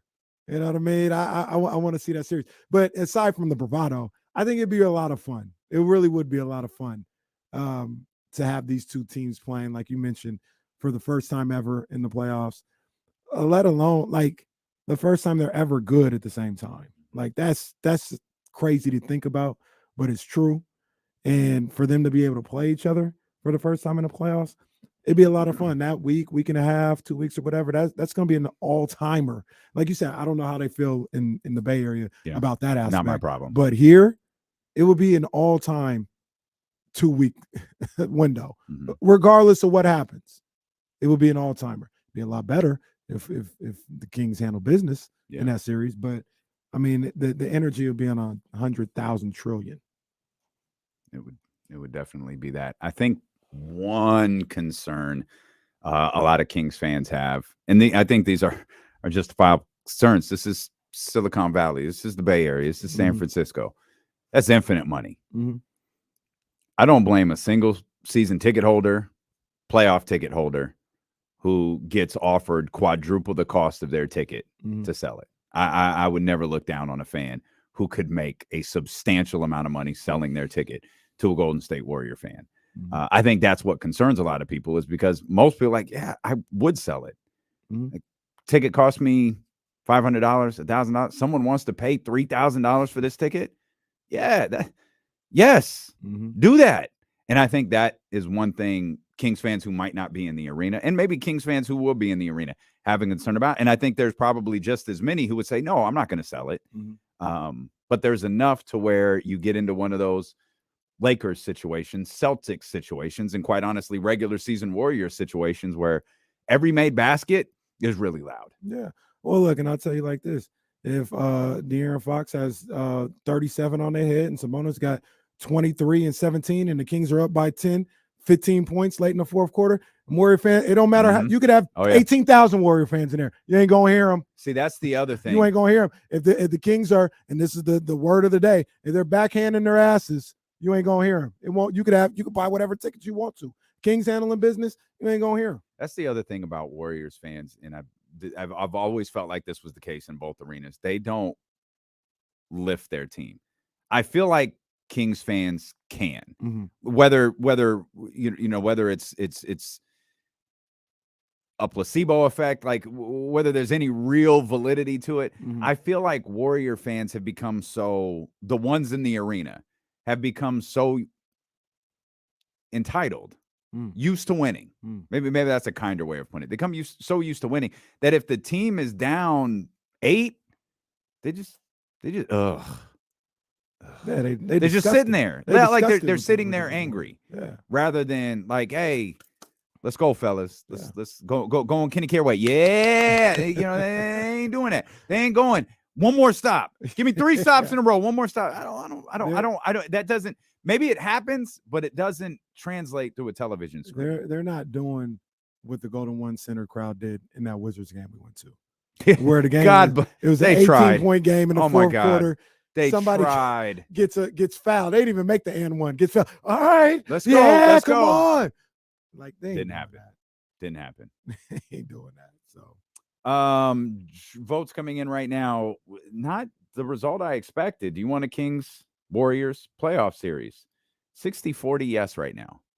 Again, we literally just posted this minutes ago. So 60-40. By the way, if you're voting in the poll, also hit the thumbs up. They're right next to each other. Just vote. Thumbs up. Right, easy work. YouTube.com/ESPN 1320. So cast those votes. Genuinely curious how everyone feels about that. That was a hell of it wasn't Mark's first appearance on the show, but that was a great one. It was a hell of a return to the show. that was a great one for sure. That was a hell of a return to the show. And he very graphically told us how the response that he got for picking the Sacramento Kings to make the playoffs early, the faces that they all made when he said Sacramento. Don't sleep on my Kings, I believe, was the verbiage he used. And now here they are again with an opportunity to clinch a playoff spot against, as everyone, I guess, has now universally referred to them as, the Portland G League team. Though, different time, same uniform. Yeah. We've seen it before. Yeah. You got to come out there and be ready to play. The Scranton 52ers, I believe they were. Yeah. We've lived through that. Yeah. We listened to the Utah Neo Soul the other day. Dealt with that too. Yeah, got to be ready to play, man. I think they will be. I think they'll be ready to do what they need to do to win. But I mean, at least for me, a lot of times, even as confident as I am in this team and have been in this team this year, there's always a level of angst and I'll tell you why. Because they're not a great defensive team. They can let anybody in the game or keep them in the game because they're not a great defensive team. So that there's always a level of angst of like how they're going to play. Are they going to defend at a certain level that night long enough with scoring to create separation and do things like that? So, you think about this game, man, you just want to go out there and handle business. You do what you're supposed to do. You don't even have to do anything extra. Do what you're supposed to do. You should be able to handle business fairly easily. Over 100 votes cast now, 56-45. That percentage doesn't add up. 55% to 45% in favor of yes. It's getting closer and closer to 50-50. Do you want a Kings Warriors playoff series? If the season ended today, that's what it would be. Johnny Dewitt brings a good point that we haven't discussed once today. Keegan breaking that record tonight? Yeah, I think he's breaking that record. Does he need 2? Or is Yeah, it three? I think Two? it's two. I think Two? it's two. Yeah. All right. You have been itching to talk about the Kings offense. You've been itching to talk about this appearance you had on 95.7 The Game yesterday. And I'm ready for it. I'm ready for all of it. So we'll continue to talk Kings basketball. Kenny's got some things to say about this Kings offense. We've got Worldwide Wobe coming up at the top of the 2 o'clock hour as well. Much more from D-Lo and KC, brought to you by Sky River Casino. Get in on the action. Sky River Casino is the place to play with over 2,000 of the newest slot machines and over 80 table games. Sky's the limit. If you're 21 and over at Sky River Casino. We're back with more here on Sacramento Sports Leader, ESPN 1320. That was funny. Oh, yeah. Great stuff. Our guests don't give a shit about commercial breaks, though, boy. It was My funny because Mark, God. when I was talking to Mark, like bringing him on, he's like, "Oh, I can only do 12 minutes." By the way, That man did like 21. so with all the playoff narratives out there, as far as like teams get tougher and stuff like that, you think the Kings having a chip on their shoulder will help? Because I mean, Mark said it right now. The Timberwolves are talking sweet about him. Yeah, I'm. Yeah, I do think that's something that's gonna prosper. you've got to channel that though. Like it's up to you. Like you've got to be able to channel that. Like, yo, Minnesota, who by the way is in the play-in right now, was talking really nice after leaving the Golden One Center the other night. Oh yeah, that's a good idea. Yeah, for sure. Hey, Well, look, we heard what and I loved it. cut that Mark Jones promo too. We heard what Malik said after that Clippers game. Remember, he was getting they were talking. He's like, "Yeah, I've been hearing a lot of talk, man. We ain't like that. We ain't like that, man. You gonna put some respect on our name." I hear everything that's going on, and it's if they need a rocket in their back, that they gonna get it from the Brian Windhorst clips, from everything. You're gonna hear it the entire time leading up to the playoffs. Once the matchup is set, this is the best case scenario for the Lakers, for the Suns, for the Warriors, to get the Kings in the first round. Best case scenario. All right, okay. If I was anybody else, I'd want the national media to shut the hell up at this point. If I believe the other quote was, "We don't give a fuck. We here too." Well, yeah, we don't fuck about Man. over there. We here. Okay.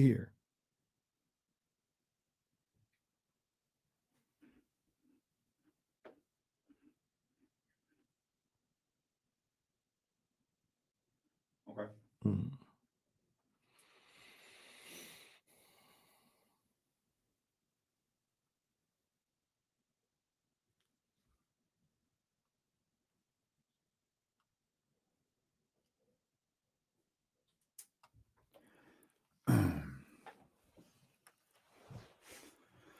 I'ma do me. Hey, shout out again, G-Dub Designs, gdub.com, Sacramento Black Famous hoodie. Shout out to He's our out guy, of Bay Jerry. Area, right? Mhm. Yeah. Yep. That's what's up. Yes, indeed. We've got some great merchandise over there, and we'll always try to support, man. We appreciate it. Jerry, if you're watching, we appreciate you, brother. Absolutely, man. Absolutely. That man said everybody took what I was saying and said it 3 years later.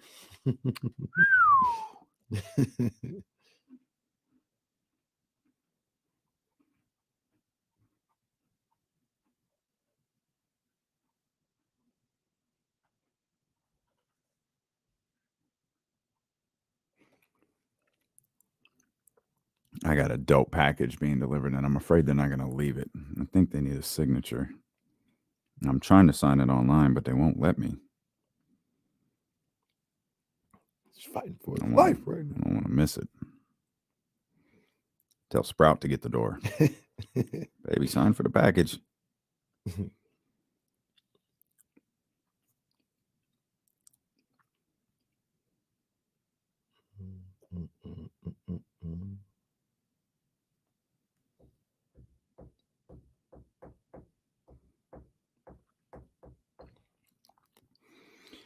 Oh man! So here's a. I hope they're not showing a going. lot of love for Russell Westbrook again. What's that? I think this is a new quote. Kawhi Leonard showing a lot of love for Russell Westbrook again. Oh. Just having a Hall of Fame point guard on the floor. He brings energy to the team. He brings pace. He plays both sides of the floor. He rebounds. He's been doing a great job. There you go. Oh, look at the baby. Come on, man. Stop it. Which baby? This one. Oh, my boo-boo. Come on, man. My boo-boo. Literally the perfect baby until I went to the second slide. And it's like, stop it. Stop it. Not happy. I don't even know why. I gotta come back and see her again. Lorraine is starting to move, man. Like she's starting to like squirm in her sleep, move. Like we got to be kind of aware of where we put her. She might. I don't think she can get out of. We have this thing. It's called a canoe. I don't think she can get out of it, but she's starting to like get an arm outside of the canoe. Gotta starting to watch that girl.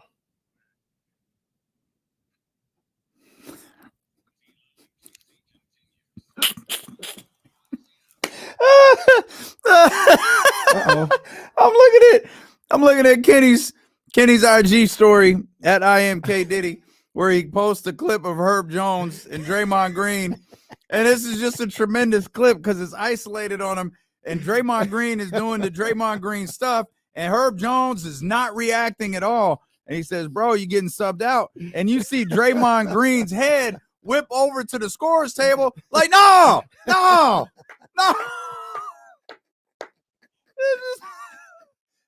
That was a classic. That's one of my favorite clips ever. Because Herb Jones is no selling everything. He's even getting bumped by Draymond. He don't say nothing. Hey, bro, you're getting subbed out. He low-key looking at him like, bro, like the best part. You're not that dude no more. Stop talking to me like this. Matter of fact, you're getting subbed. Get the best part. You can see him go, huh? And he looks over. No, just yelling at Steve Kerr the whole way. Put his arm around him, continue to yell at him. Oh, that's funny. Draymond was low-key unhinged last. It's all Herb Jones. His lack of reaction, and then Draymond Green realizing what is happening in the no. Oh. That is epic. What's better, that one or don't do that? Don't do that. No, that one. I think that one. I think that's the one. That's the one right there. Oh, that's incredible. That is an incredible clip. That was a classic. I'll search that out on Twitter and retweet it for everyone so you could catch up on it later. Okay. You appeared on Willard and Dibs yesterday. Apparently the second the show went out, but it was technically the second the show ended because I get home and there's all these tweets about 95.7. I'm like, what the hell happened here? And yeah, well, okay, let me pull back the curtain just a little bit. Just a little bit. Okay. I was talking to the producer, Lucas. Shout out to my man, Lucas. Mm-hmm. And I hadn't been listening to the show or what the dialogue is with Willard and the Kings specifically. Mm-hmm. But Lucas was just like, hey, just to give you a heads up, like Willard kind of going in on the Kings or whatever. And I was like, all right. Like, so to me, that's like, we're going to have a good time, right? We're going to have a good time. It's not going to be, well, if the DVOA is where it's supposed to be, what I Willard think. Sounds like? No, that's just that's analytics basketball guy. Oh, that's analytics guy. Okay. If the war is there, then I think the war, and if you get the difference of that, it's going to get these guys ready. Like that's not what this is. Okay. That's not how I took it. I was like, we talking, we having a good time. Okay. Right. Mm-hmm. So Willard goes in. We talk a little bit about the Kings, and he goes into the whole. He keeps using the phrase, "The Kings are adorable." Very condescending. Okay. Very condescending. Yep. Mm-hmm. And I was like, okay, that's my cue for us to have a good time. Mm-hmm. We're gonna talk right now. We're gonna have a good time. So I'm saying what I say, but I'm gonna say with a little flair. I always tell you guys, I might be one of the great trash talkers you ever come across. Mm-hmm. Don't get me started. I'm not gonna start it, but don't get me started. Okay. All right. So I say, don't start none, won't be none. Won't be none.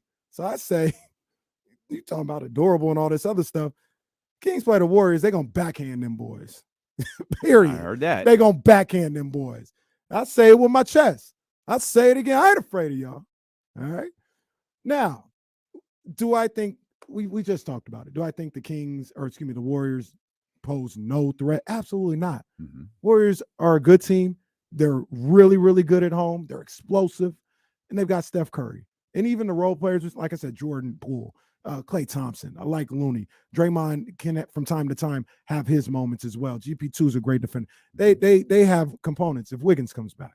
So if you want me to say it differently, maybe you don't like how I said it, but if you want me to say it differently, I'll say it differently. I think the Kings would win a 7-game series with the Warriors. I think they would win. Will they sweep 5, 6? I don't know. I doubt they sweep. I doubt they win in 5. If you had me pick, it'd be 6 or 7. Mm-hmm. But I think the Kings would win a series against the Warriors. Don't get upset because you don't like how I say it. I say it however the hell I want to say it. Mm-hmm. If I say they're going to get backhand, I'm going to say they're going to get backhand. Simple as that. Now, after all this came about, I was listening some more, and Willard was like, see, they don't know what playoff basketball is all about. That talk, that bravado, they don't know the game changes in the playoffs. And, and then he said this. You're talking to George Karl or Willard? I don't know. Or, I don't know at this point. I don't know. Yeah. Okay. All right. Saying the same thing. But the game changes. And then Willard says, we see this all the time. Some team comes out of nowhere, high-flying offense, and when they get to the playoffs, they don't do anything because the playoffs are different. And I said, I've watched a lot of basketball. It's another thing. The Warriors fans, they don't watch the NBA. They watch the Warriors. There's a difference. There's a difference. Okay. They're not NBA connoisseurs. They're Warrior connoisseurs. And that's okay, but just know that there's a difference. And they're only Warrior connoisseurs when they go to the games. Well, there's that too. Oh. But there's a difference. See, me, I watched the NBA for years. The NBA. So I'm like, I don't think that's true.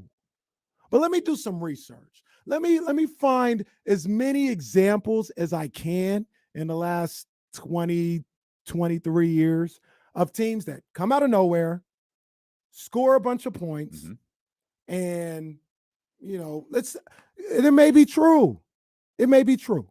I just want to see for myself before I take the words of others, because we know that's the narrative, right? We know that's the narrative. The Kings, they score a lot. They don't play defense. They're out of nowhere, all this other stuff.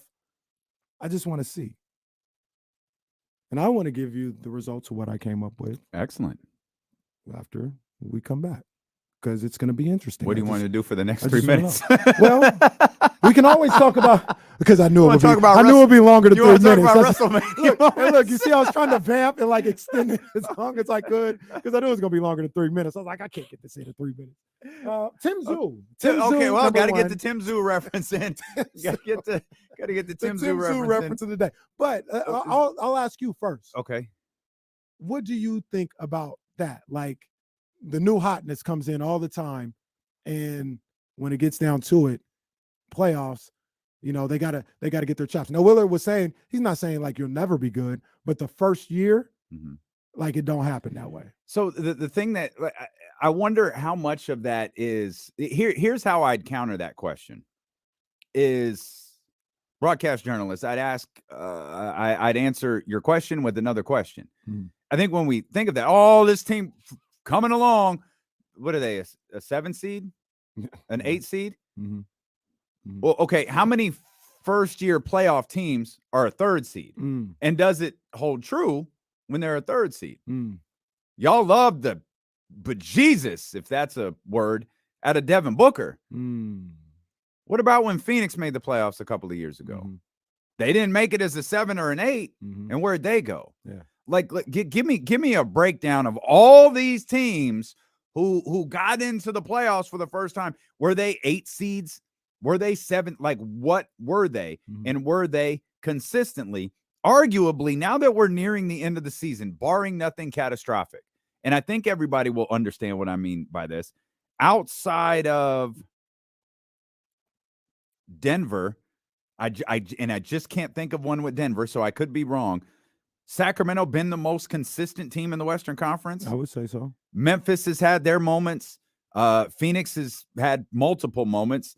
Clippers, Warriors, they've all had their moments. They've all had major losing streaks. Minnesota, New Orleans, the Lakers, all of them. Kings lost 4 in a row to start the season. That's it. That's about it. So make these things match. Don't get me a playoff team. Don't give me a playoff team that got in on the last day. Don't give me the Jimmy Butler Minnesota Timberwolves team. Don't give me that. Yeah. Give me a team that finished second or third. The other argument was the Kings are only where they're at because they play hard during the regular season and they play every game. We will. Okay, I want to hear. We'll talk more about that. But look, I did the research, so we'll talk about it. We got that research coming up, and we got Rob Perez, aka Worldwide Wobe, set to join us at the top of the hour when we return here on Dealing with KC, brought to you by Sky River Casino on Sacramento Sports Leader, ESPN 1320. What? Well, I didn't want to start it. I got you. So I was like, I knew where you were doing. It's coming back. I'm gonna find another way to. I knew what you were doing. I still thought it was way funnier to go. What you want me to do right now? What are we gonna do for 3 minutes? Yeah, Demi looks at me and I hold up the 3 like, we have 3 minutes. Like, what are you doing? And I was trying to extend the whole thing out as long as I could. I was like, I'm out of gas, guys. I don't have any more words in me. Kenny was trying to stretch it out like we used to do in the essays for the word count. And however, very. What's going on in here? I don't know. Y'all all right? You emailed Rob? Of course I did. I know you did. You're the best producer in the game. I don't know. I got YouTube pulled up. YouTube's working for me. I'll pat myself on the back a little bit. Did you see my Damon Wayne's tweet last night? Damon Wayne's? No. I saw that. That was good stuff. About the Kings not being able to clinch.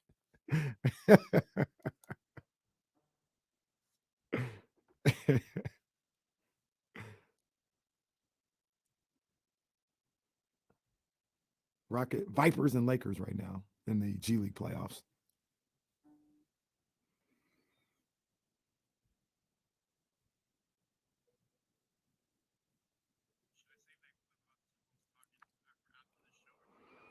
You can tweet it out now. I'ma do me. I like the Outcast tweet. Yeah. 3 stacks.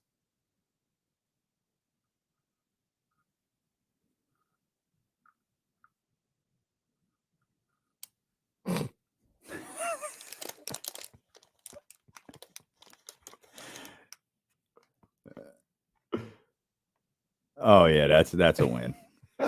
That's a win. That's a win. I couldn't remember exactly, and I couldn't pull it up. I couldn't remember what he says. He says something about they say venereal disease or something like that.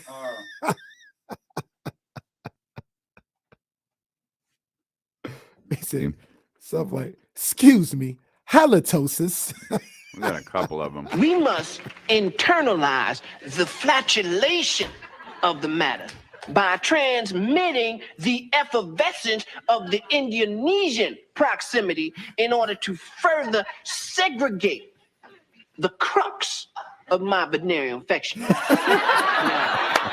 if I may retain my liquids here for one moment, I'd like to continue the redundance of my quote-unquote intestinal tract, see, because to preclude on the issue of world domination would only circumcise the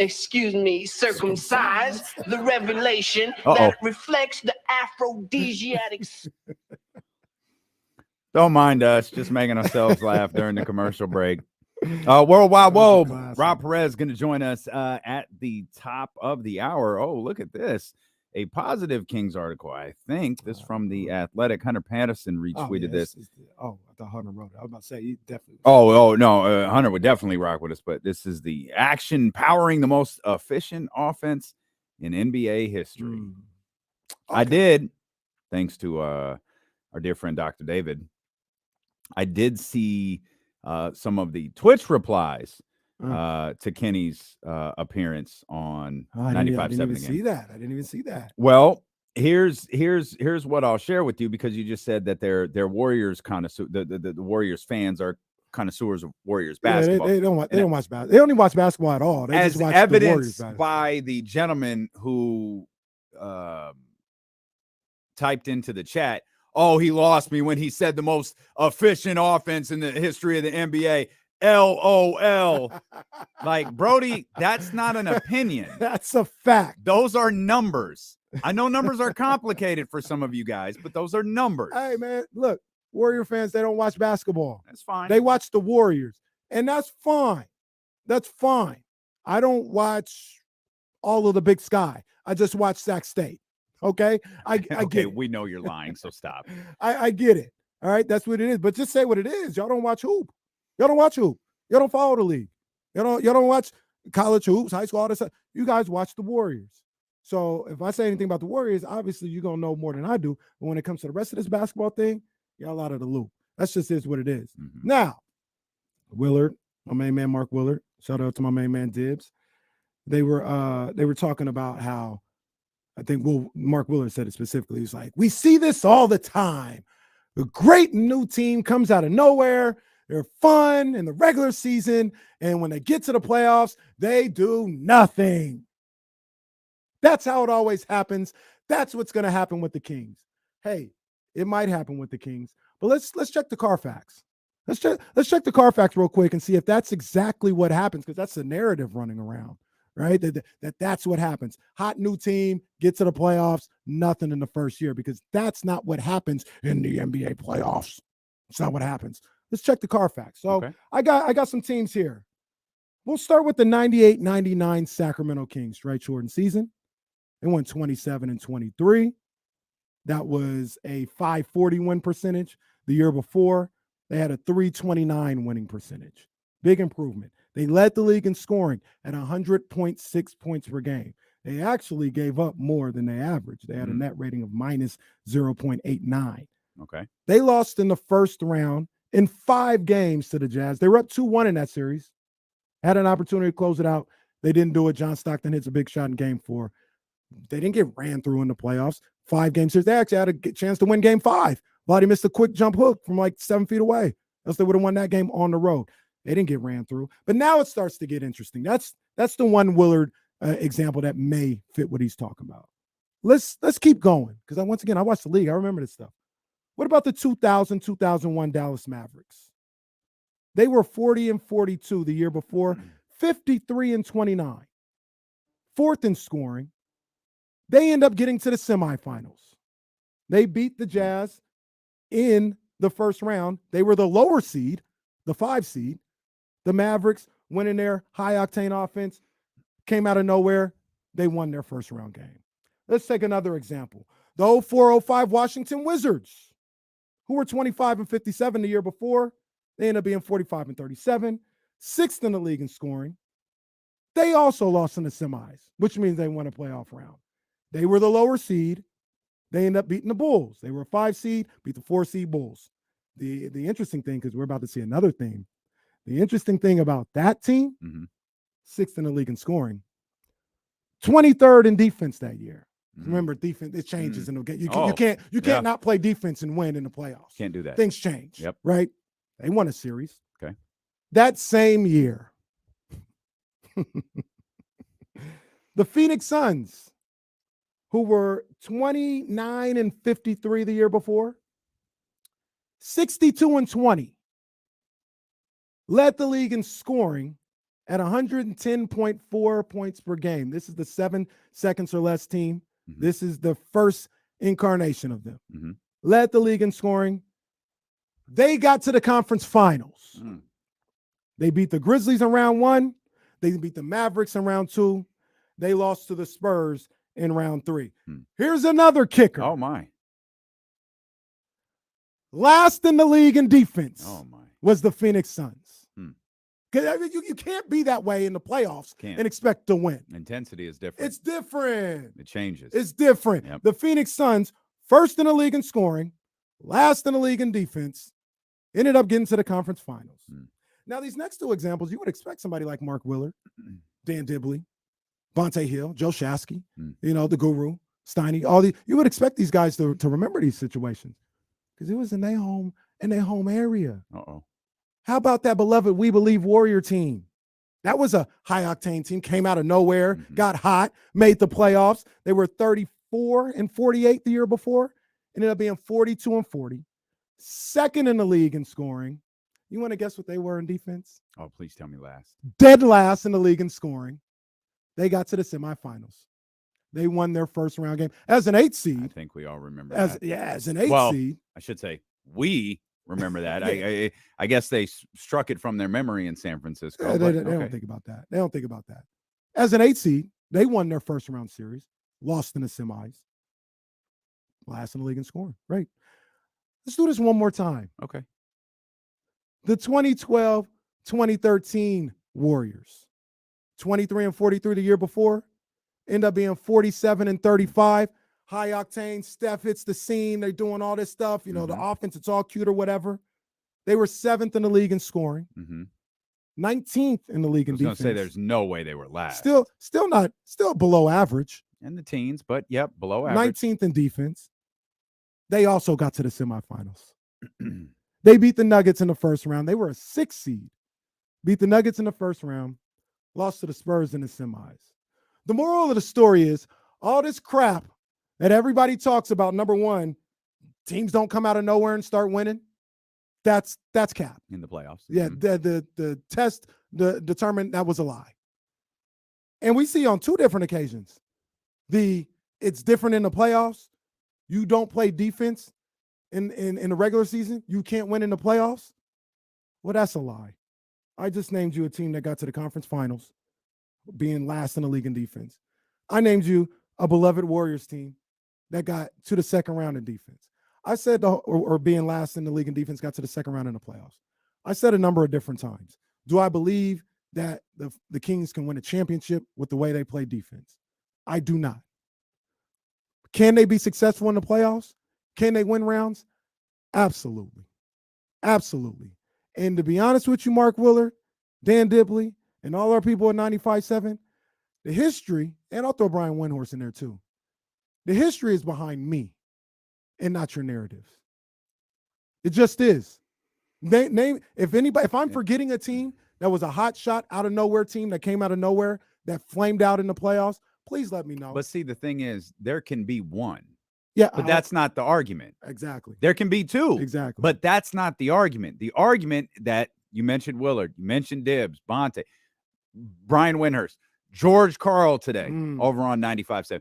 They're all regurgitating the same thing, despite the fact, as you just laid out, history shows none of it's true. It shows that it's a big lie. None of it is accurate. It's not true, which is whatsoever. Which is my frustration that when you said this morning, like, who cares what people like Brian Windhorst say? Who cares? We know that they don't watch. You're right. They don't. But they say stuff that gets regurgitated. Because I guarantee you, the line George Karl said was probably said on a show on ESPN or on Fox or on some high-profile platform. Someone said it somewhere to, oh, yeah, that makes sense. I'm just going to regurgitate it and say it over and over again. That's the reason you hear people say the same stuff, because no one takes a couple of seconds, or in your case, time to look up.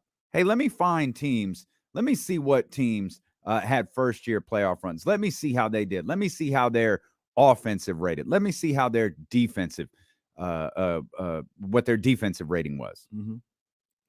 It's just easier to take something I heard on a podcast or on SportsCenter or on NBA Today and regurgitate it as if it's fact, because we think those guys who get paid millions of dollars to watch this sport and understand it are regurgitating truths, and they're not. They're just regurgitating. They're just barfing up stuff. Alex, who's a very supporter of the show. They're barfing up Mark Jones's salmon. That's what they're doing. Alex, who's a supporter of the show, appreciate it, whatever the case may be. He says Denver, Melo, Iverson squad. Wrong. Do your homework. They made the conference finals. Let's go to the next person. Like, you can't. And every time. So every you time know what? I can. You know what I think happens too? I think people get lost in championships. That's not the conversation. Exactly. Because the first thing everyone wants to point to, well, is Phoenix. Phoenix didn't win. No, Phoenix didn't win a championship. And if we're talking about the Sacramento Kings are going to win a championship this year. No. what we're saying is they have as good of an opportunity as anyone in the Western Conference. That's all we're saying. To represent the West in the NBA Finals. That's all we're saying. That's all we're saying. And you can't convince me otherwise. You can't say no one has done it.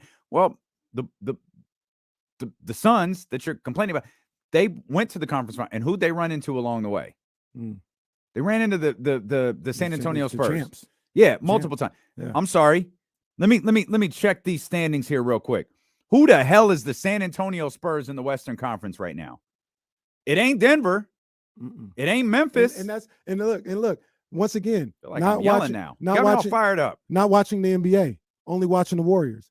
I told them, I said, hey, who's going to stop the Kings? Now, the Kings can't be stopped, but give me a team that you can say, yo, their defense is going to stop what the Kings do on offense. You know, the first team they said? Denver. Guess when they would play Denver? After winning 2 rounds in the playoffs. Yeah. Y'all ain't paying attention, man. Y'all ain't paying attention. Well, and the thing that I always get hung up on with Denver is you're probably not paying attention to the way Sacramento has played Denver. That too. If memory serves, you ain't watching the NBA, absolutely. Memory serves, 1 point loss, 1 point win on back-to-back nights. Is that right? Up 20, down 20. Okay. Yeah, absolutely. Okay. Absolutely. I know how bad Mike Malone wants it, but let's not pretend like the Sacramento Kings wouldn't enjoy that as well. Absolutely. Once again, Soren, you my man too. Melo and Billups made the conference finals, not Iverson. That's not true. When they played the Lakers, Allen Iverson was on that team. He's on the roster. I don't know what happened. I don't know if he didn't play, he got traded. He's on that roster that year. So there's that. And here's the other thing. This is why I came so detailed with the examples. I tell people all the time when they try to rebuke something or say every time or whatever, give me 5 examples. Give me 5 examples. Then you can tell me it's not the norm. There's always an outlier somewhere. I'm sure you talk about a team. Yeah, this team came out of nowhere and made the 4th seed and then lost in the first round. That's not every time. That's not every time. That happened. And the Kings can lose in the first round. Absolutely. Yeah. Absolutely. But to sit up here and say it doesn't ever happen, actually, you're wrong. It usually happens. Stilo and KC here on KIFM West Sacramento 98.5 FM, KRX QHD2 Sacramento, ESPN 1320, always live on the free Odyssey app, live on twitch.tv/ESPN 1320 and youtube.com/ESPN 1320 as well. As we welcome in Rob Perez, Worldwide Wob. Rob, we appreciate you, man. We're sorry. We're sorry you had to leave Sacramento in disappointment on Monday night. We were all really excited that you were here. We were excited to see the content you were putting out, and well, you left sad with the rest of us. I did. I was able to salvage a, I guess, therapy session after the game ended outside the arena on that little patch of grass that's right in front of the beam. I met some fans and out there and just kind of talking to them about what are you going to do when they actually clinch? Who do you want to play in the playoffs? Because I was anticipating, I brought my riot gear, I brought my knee pads, I brought my face shield. I was ready to start flipping cars if that's what it came to. I'm not encouraging that type of activity, but if it were to occur, I was going to be prepared for it. And my goal was to create the Kings version of what the Knicks had with the Bing Bong video, a year or 2 ago. And it just didn't happen. So I got myself a very standard man on the street type video out of it. But listen, going up there for the first time ever, you could just tell how passionate the fan base is. And it was, as said to everyone that I spoke to, everyone did everything correctly that night. The fans, the front office, the arena, the staff, everybody did their job except for the players winning the game. Yeah. That's the only thing that didn't happen because it really, you could feel it bulging. Especially when Kevin Huerter made that 3 with about 5 minutes left and they were getting right back into it. That was, I thought it was going to happen. Something special was transpiring, but it's why they play the game, my friends. I'm kind of upset we didn't get to see you in the riot gear. Like that might be the biggest loss of the night. We didn't get to see Rob in the riot gear. I'm ready to go, my friends. I was prepared for just about anything. The Kings were very generous with lending out some staff as well to capture what we anticipated was going to be a very special night for Sacramento, but there will be plenty of special nights. And of course, there's a bigger picture. You're eventually going to clinch the playoffs probably tonight. It was just one of those I kind of wish it happened. I don't know. It'll still be fun. You guys are going to celebrate and you'll look back on this like, oh, we clinched anyway, so who cares? But dang, so close to that special moment. Yeah, no, I feel you 100%. Rob, we are, and I'll admit it, we are very sensitive to how the Kings are portrayed in the national media and, NBA Twitter and things of that nature. And that's probably why you get so much love here in Sacramento. Because from day one, this felt like the first time you ever saw the beam. You're like, this is amazing. I need to watch this team more. And we know you watch your NBA basketball, you watch everything that's going on. And then you saw the team, you're like, yo, these guys are amazing. And you've championed the beam, the Kings, the beam team from day one. And we've always appreciated that. What was it for you that you saw the beam and you saw everything going on? You're like, this is cool, not this is corny. Yeah. So first of all, I am definitely not the type of person that wants to hold hands and sing Kumbaya. Okay. If something deserves credit or critique, I'm usually the person that's willing to give that. Now, the Kings have been on the wrong end of some of Wob's content in the past, but it's been justified. I mean, 16 years is a really long time. And a lot of fans don't like it or take it personally when you crack jokes about their team. But if you're going to dish it out, you got to be able to take it. The respect that you want is the respect that you got to give those sentiments that are in real life. I also apply to content. So when there is something special that is occurring, you better believe, for as much as I may have clowned them in the past, I will give them credit when they deserve it. And then this beam just shoots up in the sky, and being someone that has perspective of the world and knows that basketball is very much a game and there's more important things going on in life. When you see something completely random shooting out of a stadium at night in the middle of Sacramento, California, okay, that's something that interests me just because of the absurdity of it. I just thinking outside the box creative like that. And I know the execution of getting that thing into the sky and having to get the FAA to sign off on it. Now you've piqued my interest. Okay. I'm into movies like Scary Movie, not the movies that they parody. Okay. I like the parodies. And this was a parody of everything that people take the NBA too seriously. Times. Look at the MVP conversation. I don't want any part of that. I mean, that's as toxic as it gets. I like to focus on, again, what makes the NBA fun, whether it's jokes against or for a certain program. So the beam, to answer your question, the beam goes up in the sky. The fans immediately embrace it. And I know when I see that beam, the first thing I'm thinking about is this is the most memeable thing that I've seen in the NBA. And within, 2 days, all those memes that are now all across the internet, popping up left and right. I'm doing my part to contribute to it. You've even got the Austin Powers, what was her name? Fran something with the light the beam. Someone's paying her to light that or to say that. So that type of culture is something that drew me to the Kings this season. They backed their words and all of their bravado up with actual results as well, because they are at one point, it felt like 20 games over 500. So it checked all the boxes. And just being a kind of a bandwagon for this season, appreciating the content, appreciating the team, and appreciating history. I'm very much a dog chasing cars, and the thrill is in the chase. And for Kings fans, I hope you can relate to that as well. The NBA celebrates its best players with all NBA nods. If Twitter celebrated their best follows, you'd be an all Twitter follow. He's MVP NBA Twitter, man. There's no doubt about that. And you have found unique ways to cover the league from the League Pass menu, which is always a lot of fun. And I'm seeing your individual award leaderboard, which I've got to ask you a question about, because it's one that Kenny and I have actually discussed. You've got Mike Brown slotted in there as Coach of the Year, and De'Aaron Fox as the Clutch Player of the Year. And you have Kobe Altman as the Executive of the Year. And we figured there's probably only two other people in addition to Monty McNair in the discussion, and Altman being one of them and Scott Perry probably being the other. How did you land on Kobe Altman, who I do think is very worthy of this honor? Yeah, for that category, for those of you that don't know, what D'Lo, in case you're talking about it, I've been for 18 weeks, the equivalent of a golf leaderboard. I put who the leader in the clubhouse is after that week, and I like to track it throughout the season. It's just kind of a unique way of going about the whole individual award conversation. And the Executive of the Year, I think, has the most turnover week to week of any award. I've been switching.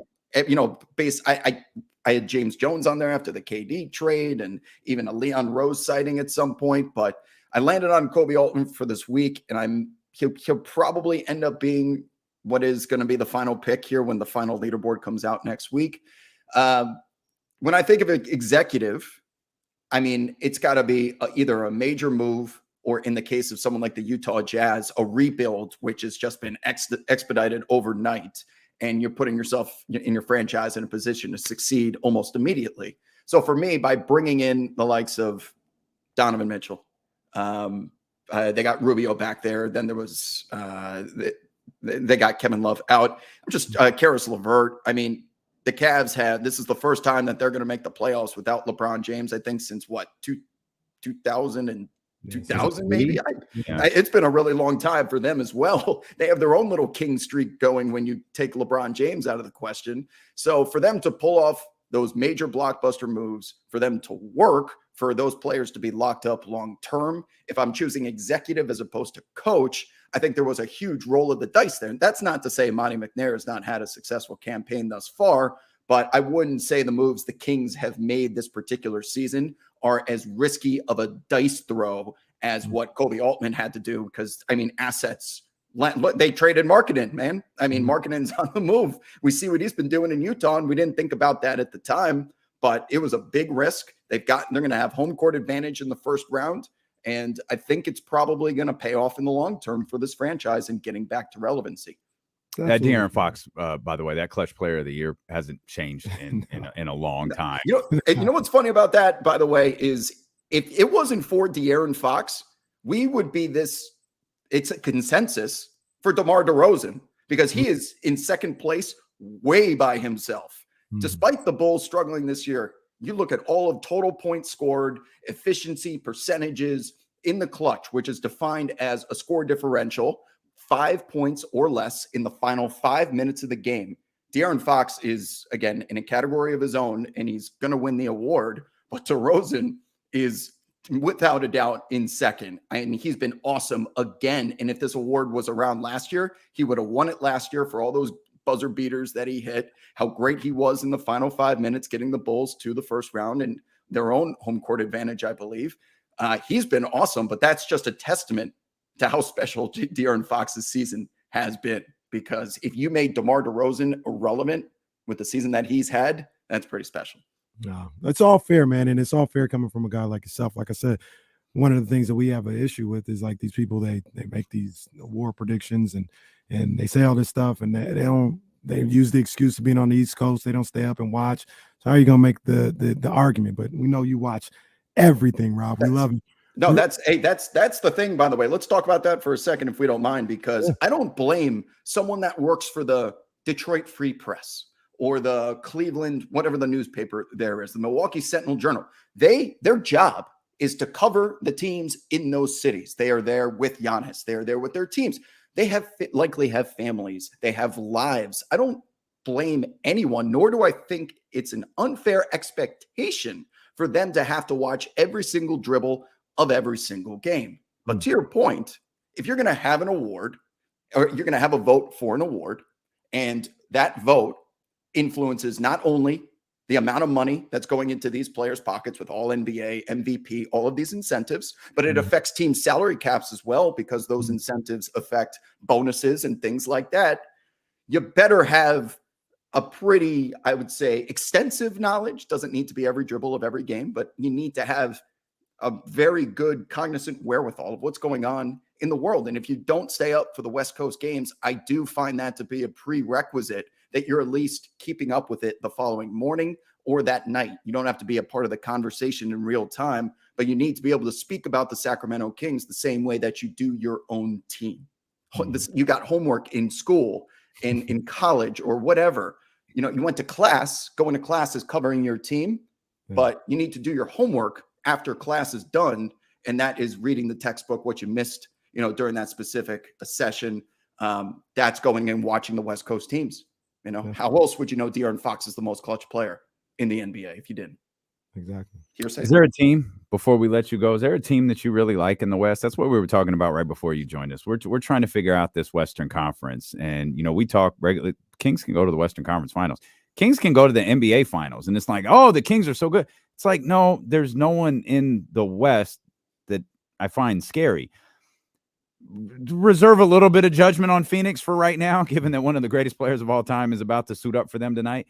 But is there a team in this conference where you're like, watch out for them?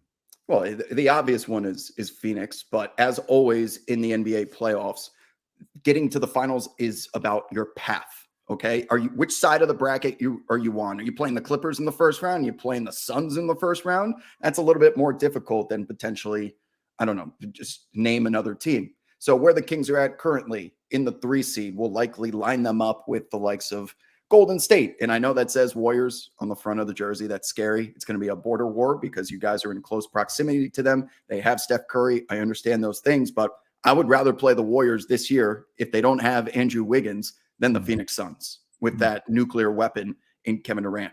But your original question was about maybe a team that's not obvious, because the Suns would probably be my pick. But I can tell you right before I logged on here about an hour and a half ago, I bet the Wolves to win the Western Conference because I got a ridiculous number on it. But I have them now sitting, again, this is a bad number. It doesn't exist, but I have them at 70-1 to win the West. And that is because watching them live in Sacramento, and when they're at full strength in their ability to influence the game on the defensive side, right?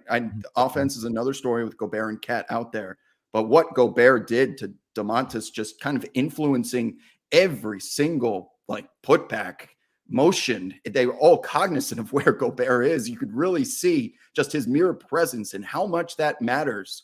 Now, you combine that with Cat coming back, the emergence of McDaniels as an all first team, all defender, Anthony Edwards blossoming into a star, and now they have a floor general in Mike Conley. I'm starting to see the ingredients to the recipe that if the stars align and their path works out.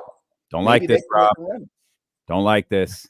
I don't like this at all. You know, part of the reason we don't like it, we just learned it. You know who was really feeling the Wolves after their win on Monday? The Wolves. Yeah. Apparently the Timberwolves were Marc Spears hipped us to the Timberwolves were pretty vocal about what they had just accomplished in Sacramento on Monday. And so to hear you follow that up with this, don't like it, man. They're a bad matchup for the Kings just because of their size. And we know the Kings have been bothered by Walker Kessler and Rudy Gobert this year several times. Yep. And Domantas Sabonis is not 7. Brother, they were bothered by Thomas Bryant. They were bothered. Yeah, they get bothered by size down low. And listen, the Kings are very unique. I'm looking forward to them proving that pace and space in free-flowing basketball can work in the playoffs. It's a different sport, man. It's going to slow down into the half court. You're going to have to grind out those half court possessions. A lot of the things that made the Kings great this regular season, usually you would say isn't going to work, but the Kings do not stop running. They're going to turn everything into a track meet. And that's why I think it's potential to be something special. We'll find out if it works real soon. No doubt. We, man, you were so kind to join us. Can we promote anything for you? Like your fantasy campaign, like anything? Like, man, we appreciate you. No. Thank you guys for having me. And I'm affiliated with Underdog Fantasy. So if you ever have any interest, that's where all the content goes that I create. I'm editing the video from Sacramento right now. It'll be up on Underdog Fantasy's YouTube channel. And if you like things like pick'ems, higher lowers, you've seen it at this point. Over unders, I think, whatever they're called. You find us at Underdog Fantasy, and I think you're into that kind of stuff, you'll find a home here. So you got a lot of, man, you manage a lot of content, man. He really does. That's a lot of content, bro. And Rob, my partner can co-sign this. This ain't a work here. My dream NBA Finals is what, Damian? oh God! Don't say Kings Knicks. It's the Kings and the Knicks. I'm a Knicks supporter. I'm a Kings fan first. It's the hometown, but I'm a Knicks supporter. I got love for the Knicks. It's much appreciated. We could all dream for sure. But yeah, the real world does tend to slap you across the face pretty hard. So at some point, that dream will come to an end. But Kings fans and Knicks fans, we have a lot in common. And I think that's why we get along. We share a lot of the same experiences with being on the wrong end of a lot of jokes, years and years of either irrelevancy or mediocrity. And then when you're good, it makes it all the better. I would choose no other team than the Knicks, or on the West Coast, probably the Kings, because once again, dog chasing cars. What do you do when you catch the ice cream truck? That's no fun. You go home. Thrills in the chase. Love it. Rob, we appreciate you, man. Thank you so much. Hope we get to do this again.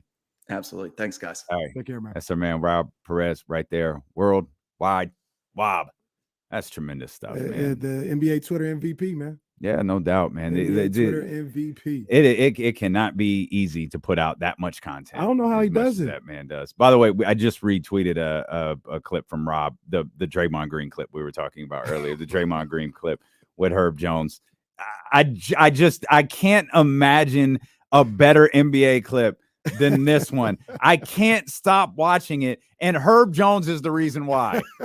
Herb Jones just no-selling Draymond Green's temper tantrum is just flawless. Sitting there like, bro, you about to get something like Jonathan Kuminga's at the table, dude. Get out of my face.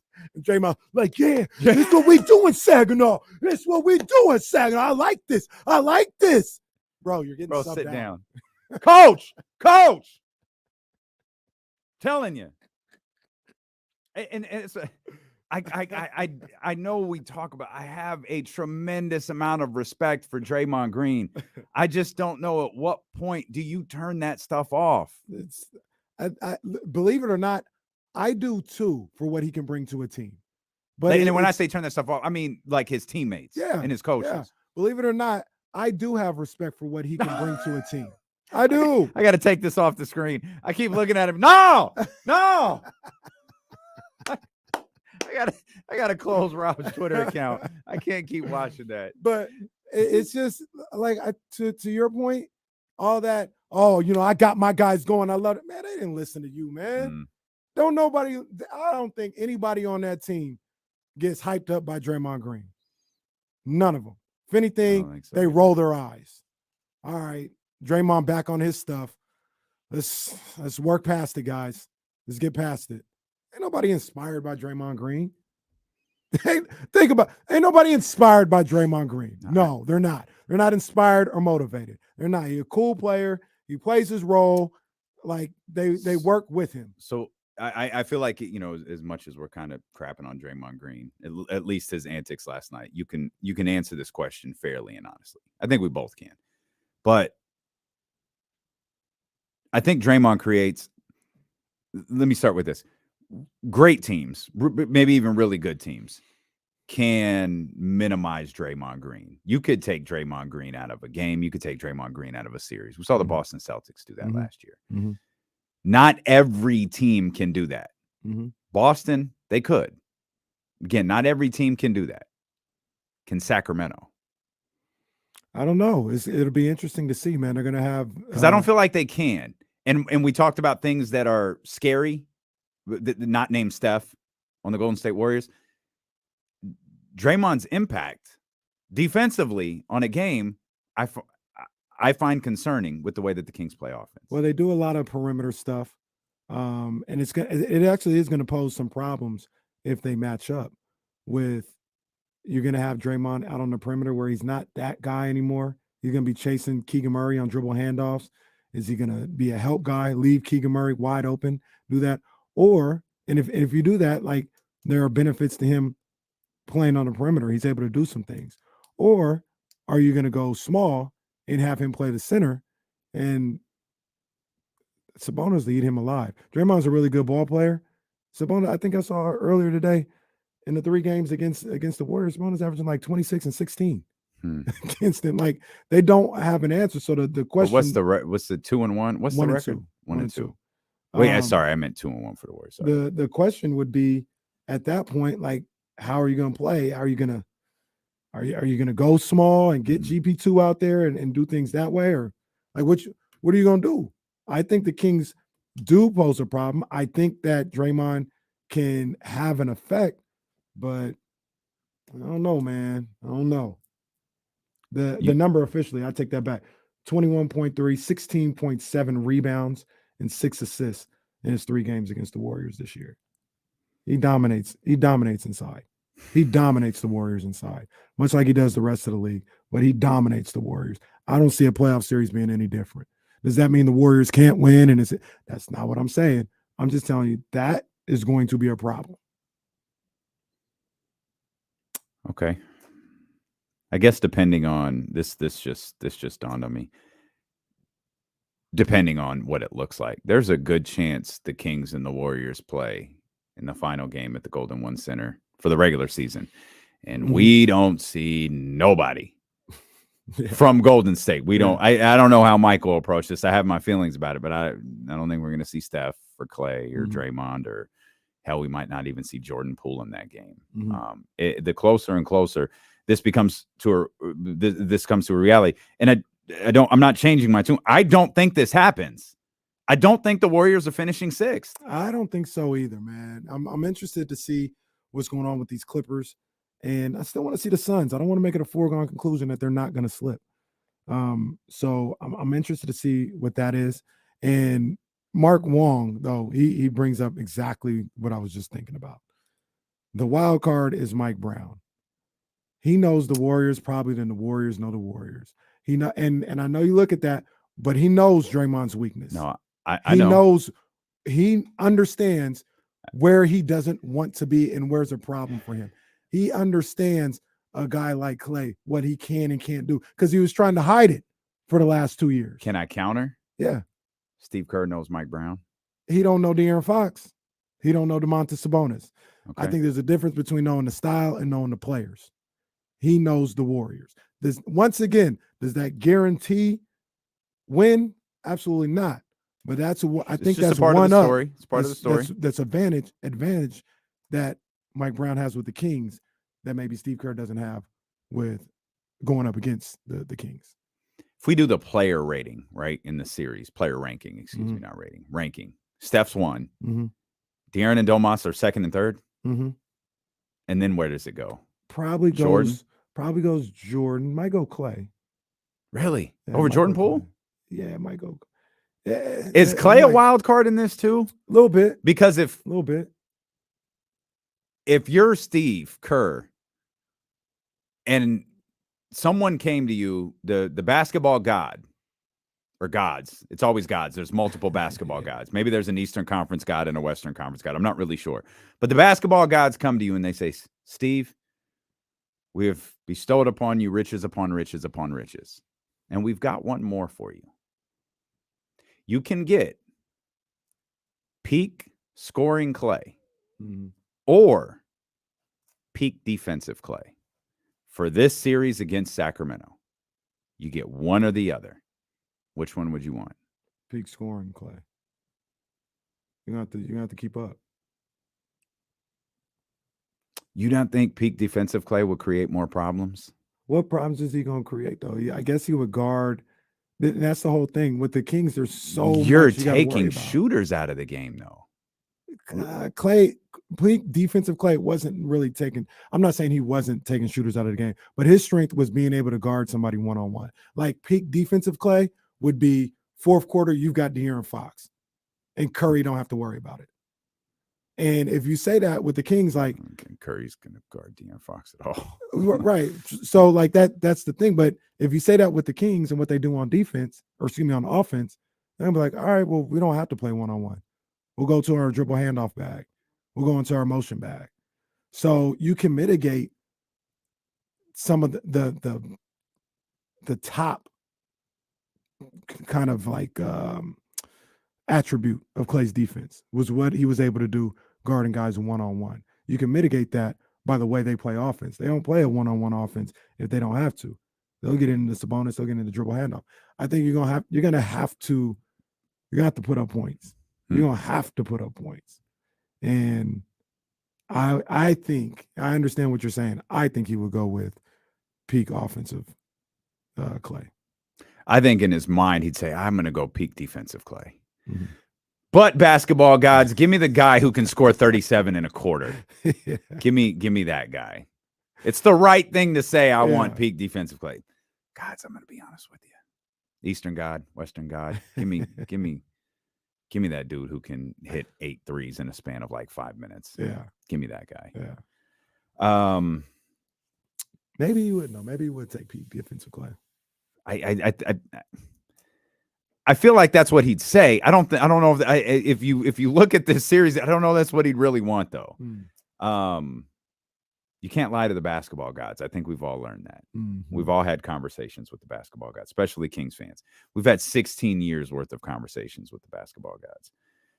Do you want a Kings Warriors playoff series? This poll question's been posted for over an hour now. 56% say yes. Barely half. Above half. 56-44 right now, and it's kind of lived there for the better part of the last 30 minutes. Like it hit 60-40 when the poll first dropped, as people were now it's dropped down to 56-44. It got as low as 55-45. So we'll leave that up the rest of the show. If you want to head over to youtube.com/ESPN1320 and cast your vote. If you're there and you want to hit the thumbs up and subscribe button as well, we encourage you to do that. We got much more ahead. We'll talk more about the Western Conference. Baseball starts tomorrow. It does. I'm looking forward to it. I said that as if we're about to talk about it in a couple minutes. We're not. It's just mentioning baseball starts tomorrow, so we can make that baseball reference. And we got James Ham on the way. It's a game night here. We got NBA action here on ESPN 1320 as well. We'll touch on that when we return. It's D'Lo and KC, brought to you by Sky River Casino. Get in on the action. Sky River Casino is the place to play with over 2,000 of the newest slot machines and over 80 table games. Sky's the limit. If you're 21 and over, it's Sky River Casino. More on ESPN 1320 next. Killing it, Jesse. Yes, sir. Let me get this 13th round in. Oh, man, I forgot my CMOS today. I'll try not to be late today. Don't worry about it.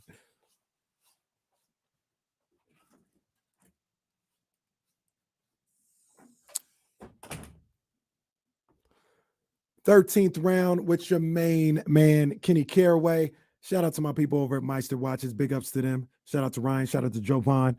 Shout out to Jordan Brand. Big ups to them. Shout out to the dope ones. Big ups to them. And shout out to Colas CMOS. I usually have one to show you, but I couldn't wait today. I drunk it all. It's already gone, man. I had the mango strawberry joint again. So big ups, Colas CMOS, colascmos.com. Go check that out. On Monday, we talked about David Benavidez beating Caleb Plant in their big super middleweight fight over the weekend. A really good fight. I really enjoyed watching that fight. And now I wanted to take the time to talk about what it means moving forward. And with David Benavidez, he talked about it after the fight. Everybody's talked about it.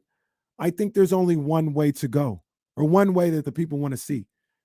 And that's David Benavidez going up against Canelo Alvarez in September, Mexican Independence Weekend, for not only supremacy in the 168 division, but for the battle of Mexican fight fans.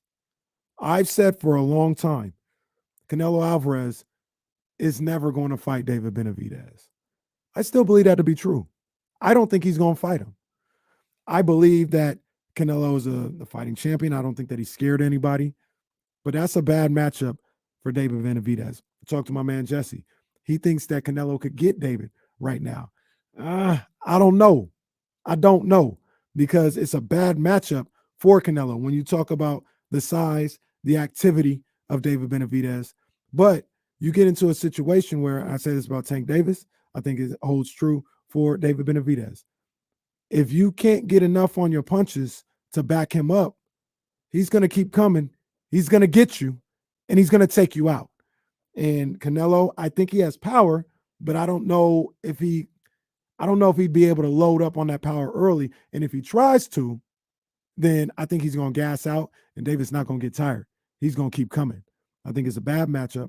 I love to see it, though. It's the perfect fight. I want to see that in September. Canelo talking about B-Ball and all this other stuff. I don't want to see that. Forget all that, man. We ain't trying to hear all that. You got away with the John Ryder joint where you're going back home to Mexico. Fine. You fought a lot of guys. You earned this opportunity. I don't want to see that. I want to see Canelo Alvarez, David Benavidez in September. And that's all anybody wants to see. That's the 13th round. I'ma do me. Whoop.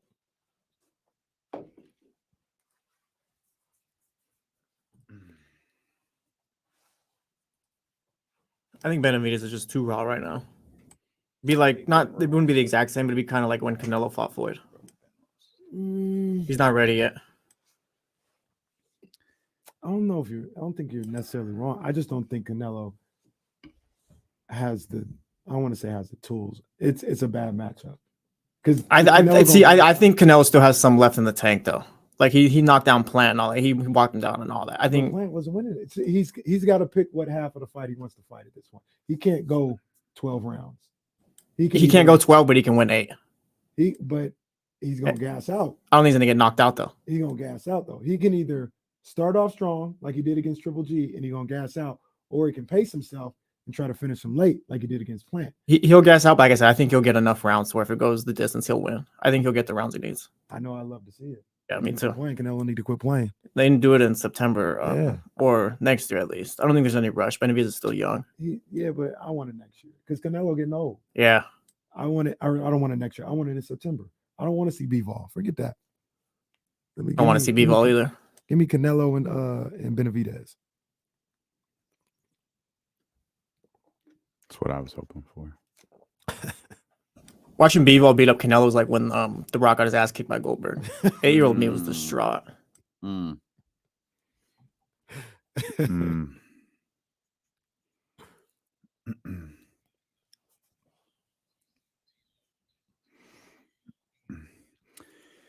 James Ham coming up at the top of the hour. Want to remind everybody you can enter to win a VIP booth for you and 3 of your friends for D'Lo and Casey's watch party on April 5th when Sacramento takes on Dallas at the Fieldhouse American Pub. You also get food with this. We've got an entree platter coming your way. So reserve seats for you and 3 of your friends. Guaranteed seating, completely free. If you've already registered for the event, this is something entirely different. This is an actual online contest. Let's go to ESPN1320.com and fill out the form there. You'll be entered to win, and you'll have an opportunity to cop one of the VIP booths that we've got jumping over. I don't even know if, Kenny's got a VIP booth. I think I'm in the standing room. How do you know that? Well, they told me. They were like, "Hey, this is." Megan told you that. I think Megan pulled me aside, said, "Hey, this is Kenny's area over here. It'll be reserved for Kenny's people. Will Z. I think Kyle Madsen's coming through. Even got where Chris Biederman might be there. D'Lo, you're by the bathroom. That's what Megan told me. I don't believe. See, D'Lo's by the booth, but the thing is, he's got the chair. He's not in the booth. He's got the chair right next to the table. That's next to the booth. Yeah. You know, remember the episode where they went to Benihana's and Dwight was sitting away from Michael and Andy, and he couldn't hear anything. Yeah. And that's going to be me. What's that, guys? What's going on? Jim, what's happening? Yeah, that's going to be. I'm going to be the Dwight Schrute of the group, just trying to get into Kenny's VIP booth.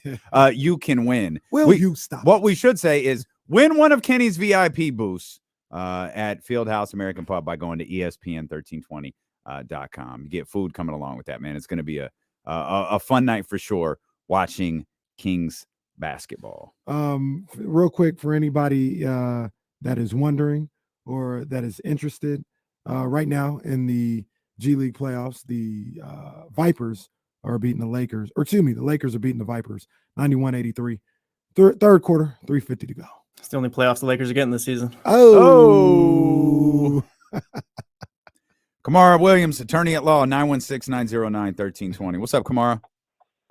Hey, man, you see all this stuff just chirping on the web, talking about, they want the Kings. And I saw that, there's plenty of bulletin board material. And I was listening to, the Marc and Marc show on the D-Lo and Queso show. But honestly, man, I'm not even, stressed about that stuff. I don't care because, honestly, number one, the Kings are supposed to be the ones that people are targeting because they haven't been there yet. But number two, if you need bulletin board material to get up to play in your first playoff series, you weren't supposed to be there in the first place. And I'm going to take it back to what AI said, man. And AI was in the locker room, just before a lot of people's times. And he was in the training room, there's a famous scene. And he was pounding on the trainer's table. And he was like, if you need material to get up to play, if you need someone to motivate you, to get ready to go to battle in the playoffs, then you weren't ready to go in the first place. And the one thing the Sacramento Kings can do, if they want respect, they got to earn it. Now, they've done it in the regular season. But we know that once that clock starts 12 on April 11th because they ain't in the plan. So once the clock strikes 12, it's go time. Yep. Whatever their record was in the regular season, it don't matter. Yeah. Whatever they did with number one offense in the regular season, it don't matter. You know what I mean? All that stuff, it don't matter no more. Like it don't. So if it don't matter, then it's not going to matter to me right now. And I want the fans to know it don't matter because they know what's at stake, and if they want to talk all the stuff about getting to the second round, having bigger eyes and just making the playoffs. That's what matters, and that's what we should be focused on, not about what the chirp is, but Brian Windhorst and what other teams talking about. Because I know they know that Minnesota was chirping. Mm-hmm. They're not dumb. Mm-hmm. Funny thing about that is I don't think the Kings are saying anything. Kings ain't talking to nobody. Kings ready to just go to work. That's all they ready to do is go to work, and that's why I love them. They're not Memphis. You know what I'm saying? Where they chirping or whatever. Kings is out there ready to go to work every single time. We're gonna come with our best. If you can beat us, we tip our hat. If not, we'll do it again the next game. Yeah. Simple as that. You know what I mean? There's no nonsense about them. That's what I love about this particular team. And I'm gonna defend my people. Appreciate you, Kamar. I'm gonna defend my people just a little bit. My Kings fans, my people out here in Sacramento, because I feel like when they say, "Yo, we feel good about the Kings' chances in the playoffs," we feel good about this team. They got a great opportunity. I don't think there's not one person, me included, that said they're absolutely going to the finals. Or they're absolutely doing this. I never even said they're absolutely getting out of the first round. But we feel confident. Somehow that's Kings fans getting too cocky. Well, getting too bold. Getting too cocky because we're not bound down to the Warriors. We're not bound down to the Nuggets or the Grizzlies or the Suns. Like, come on, man. Not that a fan base ever would, but better question, why should you? We've said this a million times this year, but I guess it needs to be said a million more. There is not a Boston. There is not a Milwaukee. There isn't even a Philadelphia over here. If we talked to Marc Spears. Mark, you were all about it. Like, you had him getting here. Now where do you got him? I don't want to touch that. But it's because Mark knows what we all know. The Sacramento Kings could be in the NBA Finals. Yeah. The Sacramento Kings could lose in the first round. No one would be surprised. They ask you an honest-to-God question. If Denver lost in the first round, would you be surprised? Absolutely not. If Milwaukee lost in the first round, would you be surprised? Absolutely. If Memphis lost in the first round, would you be surprised? Nope. If Boston lost in the first round, would you be surprised? Absolutely. It's just wide open here in this conference. There should be no outcome, regardless of who the final 8 teams are, that surprises anybody. If you've been paying attention to this conference this year, nothing that is about to happen in this postseason will surprise, unless the Sacramento Kings start being a defensive juggernaut. Yeah, that'd be a little surprising. Outside of that, there should be no situation that plays out over the course of the next month and some change that should surprise anybody.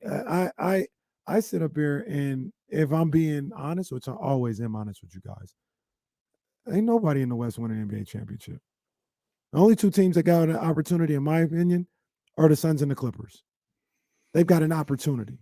Outside of that, there ain't nobody in the West that I would pick to beat Milwaukee, Boston, or Philly. I don't think the champion's coming out of the West. I'd cut so all Philly this bravado off, from everybody else and the Warriors and it's playoff time. Y'all ain't winning no championship. Like you're not one of the top 3 teams in the league. The only 2 teams, in my opinion, that have a real shot. And I wouldn't even put, I don't believe in them, but just out of respect for what they've done in this particular season, I probably put Denver ahead of maybe a couple other teams. But I think it's the Clippers or the Suns. The only scenario I see a Western Conference team winning the championship is if Philadelphia makes it to the finals.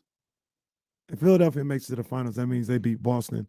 Or no, the way it is right now, I think they'd beat Boston and Milwaukee potentially. Team of destiny, probably. I'd feel great about them going into the finals. If they were able to get over those two, especially if Let me they were ask you able a to question. beat Boston, Mhm. they probably feel like they could do anything. Is there a series left where James Harden could blow it? There is. No, as long as that series exists, I'll be hesitant about Philadelphia. Unless they can downplay James's involvement and it's Embiid, which is very possible, by the way, going for 41 and 19 a night. Again, very possible. But we're talking about Rob Perez, Worldwide Rob, his latest MVP rankings. He had Joe. Yeah. His leaderboard was Joel Joe Embiid. should be the MVP. Absolutely. I'm having a harder time disagreeing with that, but man, Giannis is good. I know. Giannis is so good. Here I am bypassing Giannis as well, but Joe's earned it. It's a big night in the association. We'll run through the games, and James Ham is going to join us. So we'll do all of that when we return here on Sacramento Sports Leader, ESPN 1320. Sorry for the quick break. Real quick before I go and take a step out real quick for all my boxing people. Colbert versus El Rayo. There's a difference between watching the fight and scoring the fight. If you watch the fight, Venezuela should have won. Or I forgot his last name. I always call him Rayo. It's Rayo Boxing. That's what I follow him on Twitter or on Instagram. Rayo should have won.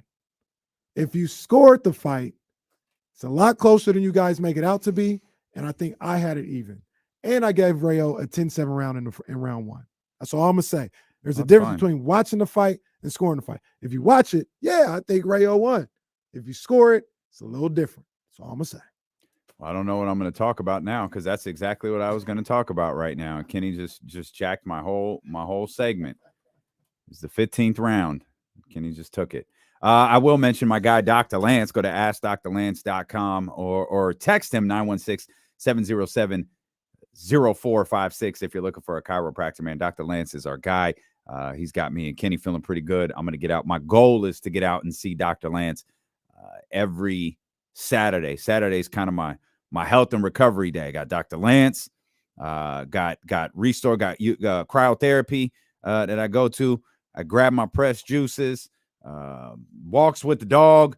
That's definitely my health day for sure. So if you're looking for a chiropractor, you've been in an accident and you kind of need some help getting back right, or you just got some aches and pains because those years are wearing on you, Dr. Lance is your guy. He's a big fan of the show, and we are a big fan of him. Go to AskDrLance.com for more information. He is rated incredibly well because he is very, very good at his job.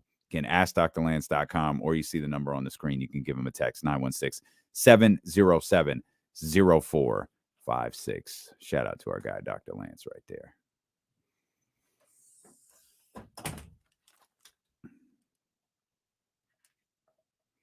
Stacy Keibler is a Hall of Famer. I saw that.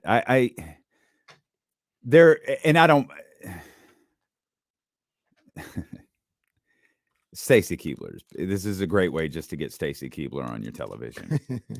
They're going to run out of wrestlers. They're going to run out of performers. They're gonna because they refuse to put anyone in like before the Attitude Era.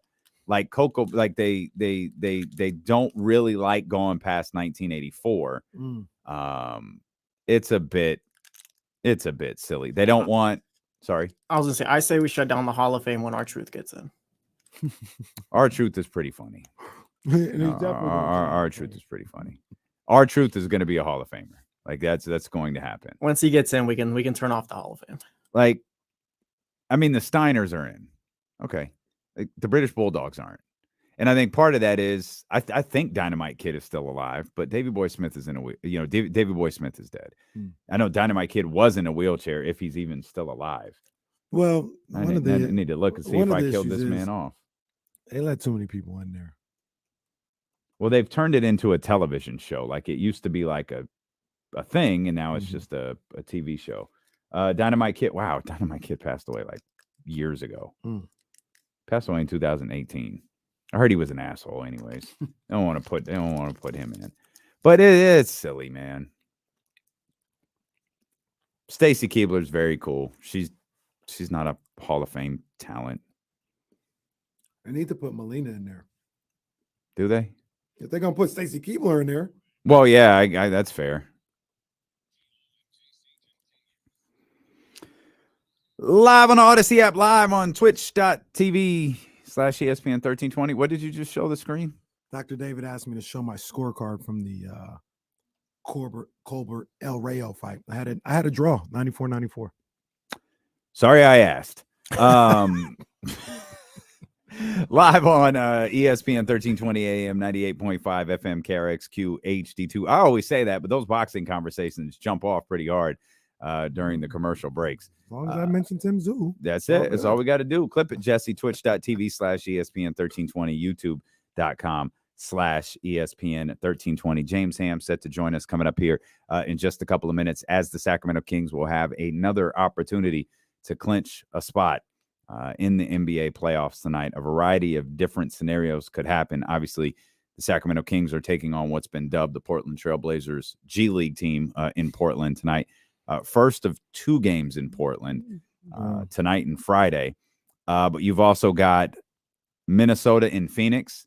Kevin Durant will make his home debut tonight for the Phoenix Suns. That's a story. Kevin Durant will make his home debut. Kevin Durant's returning. That's a big deal. He's been out for a while after that frustrating incident that happened with him in the layup line. And now you've got the Clippers in Memphis as well. We've got Minnesota and Phoenix on ESPN 1320. We've also got the Mavericks and the 76ers. Tough loss for Oklahoma City yesterday. Oklahoma City had Charlotte, and Charlotte's done. Charlotte's a bottom 4 team. Nothing's going to change that. The win last night isn't going to change that. Wins the rest of the season aren't going to change that. Like, they're going to be a bottom 4 team. They're comfortable with where they are, and they're running around playing spoiler. And they beat the Oklahoma City Thunder last night, who I think missed an opportunity because you got a Philadelphia team that they got to get right.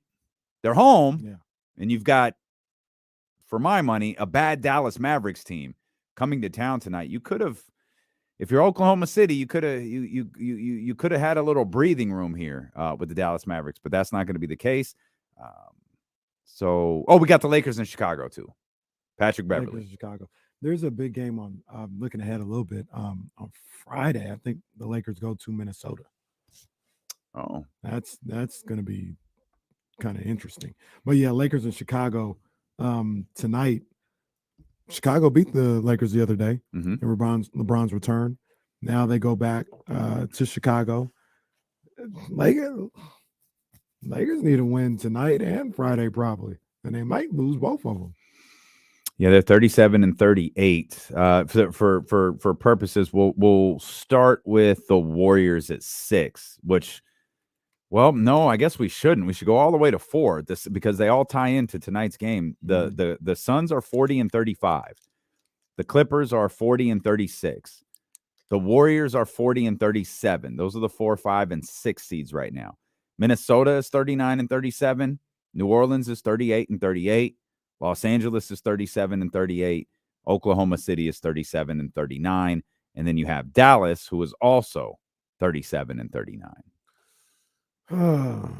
Utah's they're not out of it. They're on their way out. Yeah, I feel like they are. Yeah, they're on their way out. It won't happen until the final days of the season, but it's only a game and a half. I don't see it happening. I mean, Dallas loses after the weekend. Is Utah playing tonight? Yeah, they got San Antonio, so that's a win. Okay, so Dallas, if Philadelphia beats Dallas, it's a 1-game difference between the two. It is, but you're looking puts you right. It is, but you're looking at the following 3 games for Utah: at Boston, at Brooklyn, at home against the Lakers. Okay, well, I ain't worried about the Laker game, but at Boston is tough, and I still think at Brooklyn is tough. Where's Brooklyn right now? They're in the 6th spot. Didn't they get a big one? Oh yeah, they beat the hell out of the Heat the other They're day. fighting, which was huge for them because that's who they're fighting with for the 6th spot, and that. For my money, that's who it's down to. Atlanta's not dead yet, but I think the play-in or playoff spot is between Brooklyn and Miami right now for the 6th. Yeah. That was a terrible loss yesterday for the Pelicans because they have to go to Denver tomorrow, and that's just it's a tough situation for them, man. But do you see? I wanted to ask you, do you see us? because Rob talked about it. Worldwide Wob talked about it. Wob talked about it. How do you feel about Minnesota? I don't think that's I don't think that's the worst. It's 70-1. Like, I don't think that's the worst bet to be made. I see kind of what's cooking with Minnesota. I'm interested to see what Cat comes back, though, because I kept saying, I think that team that we saw on Monday, I could see what they're cooking up. With Cat there, gets a little wonky. Mm-hmm. He's a great offensive player, but it might take away from some of the things they are able to do on the defensive end. It felt like on Monday they hit 110% of their shots. I was very stunned to look at the scoreboard and see that they were shooting 46%, because it felt like everything was – nothing with them felt forced. Of course, this is on Monday. Like, this is the game I'm talking about. Like, they nothing looked forced with them. Rudy Gobert is a good enough player. Rudy Gobert is judged against his contract, and now I think he's going to be judged in which what he was traded for. I don't think he's often judged as a player. Mm-hmm. And as a player, I think he's more than fine. He's a good basketball player. Yeah. He creates a lot of issues on the defensive end. He's not the most stimulating offensive player, as evidenced by the video that surfaced a couple of days ago. Shout out Davion and Chemezi. But it was amazing. That was amazing. That man threw his heating pad. He probably got a fine for it. Off the bench and walked. He's like, we ain't seen that in one film session.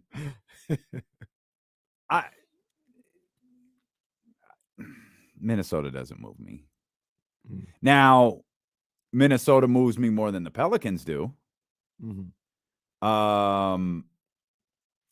More than the more than the Lakers. What was a big acquisition? I don't think we talked about this on Tuesday as we wallowed in our sorrow. Mm-hmm. Mike Conley. He's done a really good job with them. It was perfect. It was the perfect acquisition for them. I don't know if it's made him so much substantially better. There's value. Like, if you don't have a De'Aaron Fox, like if you don't have a takeover type point guard, to have a veteran, to have a guy who can, to steal the football term, manage a game. Mike Conley, I think, is perfect for that. And Mike Conley has seen so much basketball. I think he knows how to get the best out of Rudy Gobert, or perhaps the combination of Rudy Gobert and Karl Anthony Towns. Yeah. I think that was a brilliant acquisition by them. Yeah, they got an adult in the room. Right. Who's seen a lot. Mm-hmm. And as much as I respect what the Oklahoma City Thunder are doing, I think I like Minnesota more than them too. So maybe of the potential play-in teams, I think maybe I like them the most, fear them the most, or whatever word you want to use. I think they're the best of that group. Mm-hmm. Probably with the Lakers question mark being second. Yeah, Minnesota. I really New Orleans. I don't get it. Yeah. I like Herb Jones, and I like Brandon Ingram. Yeah, massive respect for Brandon Ingram. CJ let all that happen. My guy Willie Green. Willie, he was trying. Willie, very underrated. Like hairline and waves. Oh, he's sharp. Head coach. He's sharp. Like that's. Yeah. He looked like he did when he played. Yeah, he's sharp. Yeah, big ups to him. The Timberwolves. I think the Timberwolves are playing really well. I think that's a good team. I'm not afraid of the Timberwolves in the playoffs. I think the Kings will win that series. Okay, so why? I just think the Kings are a better team. And over the course is it 3-1 or 2-1? 3-1. 3-1. They won the season series 3-1. Over the course of a 7-game series, I think the adjustments will be made. I think the Kings will play better, shoot better than what they did the other night. What do you think of their coach? The coach is good coach. He's really, really well respected. Mm-hmm. And and maybe this is the moment that it's happening, waiting for these puzzle pieces to all fall in place and make a puzzle. Maybe that's just now happening right now, but he's a coach that's kind of confused me a little bit. I think he's a good coach, though. I think he had a lot to deal with this season and trying to find the right combination and doing things of that nature. But he's done a good job to turn this around for them a little bit. He's doing a good job. I understand all the concerns against with playing against Minnesota, but I just think the Kings are better. I think they beat them. All right. Well, let's bring in our 1320 Kings insider and creator of the Kings Beat, our guy, the Hammer, James Ham. Ham, is there a team in the Western Conference that you are a little uneasy about in a first-round matchup with Sacramento? Yeah, you know what? I think it's interesting if you look at all of the teams, they all have something that makes you concerned. You know, whether I think there are two different things that you're looking at right now. Length and experience. And every team that the Kings are going to play either has better length or more experience. Some of them have both, especially like if the Clippers got healthy, they would have both. But that's kind of how I look at it. I mean, and every other team in the league, they're also looking at the Kings and wondering how they can stop them. So, like, the Kings have a ton of talent, and their offensive capabilities are off the charts. I mean, they didn't hit anything from long range against Minnesota, and they lost by 4 points. Like, if they hit 2 threes, it's a totally different game. And so, as far as I'm concerned, like... Keegan had broken that damn record. Yeah. This is the playoffs. This is what it is. Like, you're facing... If you're the 3 seed, you're facing the 6th best team. And that can be one of, like, 3 or 4 different teams at this point. But it's still one of the best teams in the Western Conference. It's no joke. So, like, that's what the playoffs are about. And I think, like, we go back, rewind to what happened the other night against Minnesota. Like, the Kings can say whatever they want. I just felt like they came out and they laid an egg. And for that matter, I thought, like, everyone laid an egg. The entire night was off. You felt it from, like, 2 minutes into the game. Once we got past, you know, Scott Moak introducing the starting 5, the place turned into a morgue out of nowhere. Like, it was this awkward silence. And then you got, like, someone had to hit, like, the drum beat button to try to get someone to say defense. It was so weird. And I just felt like the Kings needed that night. There was a bunch of nervous energy in the crowd. And I thought for the first time all year, the Kings players felt that nervous energy. I thought the cookies were going to do it. I was like, this happened before. This is the cookies. This is going to change everything. Well, that, and then they kept hitting 1 of 2. Yeah. They kept you on the edge of the seat with the free cookies. 1 of 2. They shot like 40% from the free throw line to start the game. Yeah, I looked at one point, it was 4 of 8, and all of them had the 4 trips to the line, and they had gone 1 of 2 every time. I just felt like, you know, it's one of those nights that you need to go through, and now everyone's experienced it. You don't need to experience that again. You can go out and beat that team. I don't fear that team like everyone else does, especially you put Karl Anthony Towns on that roster, and that guy doesn't play any defense at all, and he messes with everything that they're trying to do. And while he's really talented, like, he's never been a winner. And so until he can prove that he is that guy, bring it on. Like, that's a team that again, would I rather face them or the Golden State Warriors? I don't know. Like, the Warriors, like, honestly, they've been bad all season long. They have been bad. They are not good. Now, can they beat you? Yeah, they can beat you. But this whole thing that, they're waiting for the Kings. They can't wait to, like, all right. Yeah, they're so excited to drive for their first round matchup so they don't have to take a luxury plane to a 5-star hotel somewhere and go play a playoff series against someone else. Like, all of it is so overblown. James, you might know better than we do. Have the Warriors ever driven to Sacramento? Maybe they did at one point, like in the 90s. Like, I'm going to go out on a limb. They're not driving to Sacramento. They fly, right? Both teams fly. Yeah, the Kings do not drive to San Francisco. Yeah, I'm pretty sure. You know, like, I just find it so, like, incredible that the Warriors, who have been just trash all season long. And it's not like Wiggins is coming back. It's not like someone's walking through that. And even when they had him, they still had no depth. You know, they're a team that we all looked at and said, oh, look at this. The Warriors are going to, they've got all this greatness, and then they got all these top picks, and they're going to convert that into a continuation of their dynasty. And it'll be Jordan Poole and Kuminga and Wiseman and Moody. And it's like, okay, none of that worked.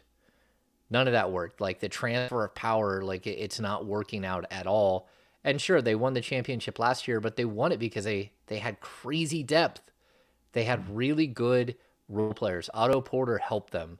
Nemanja Bjelica helped them, you know, and they traded for him back, but Gary Payton III, he helped them. Like all those guys helped them. And so I don't know how they're going to do it this year.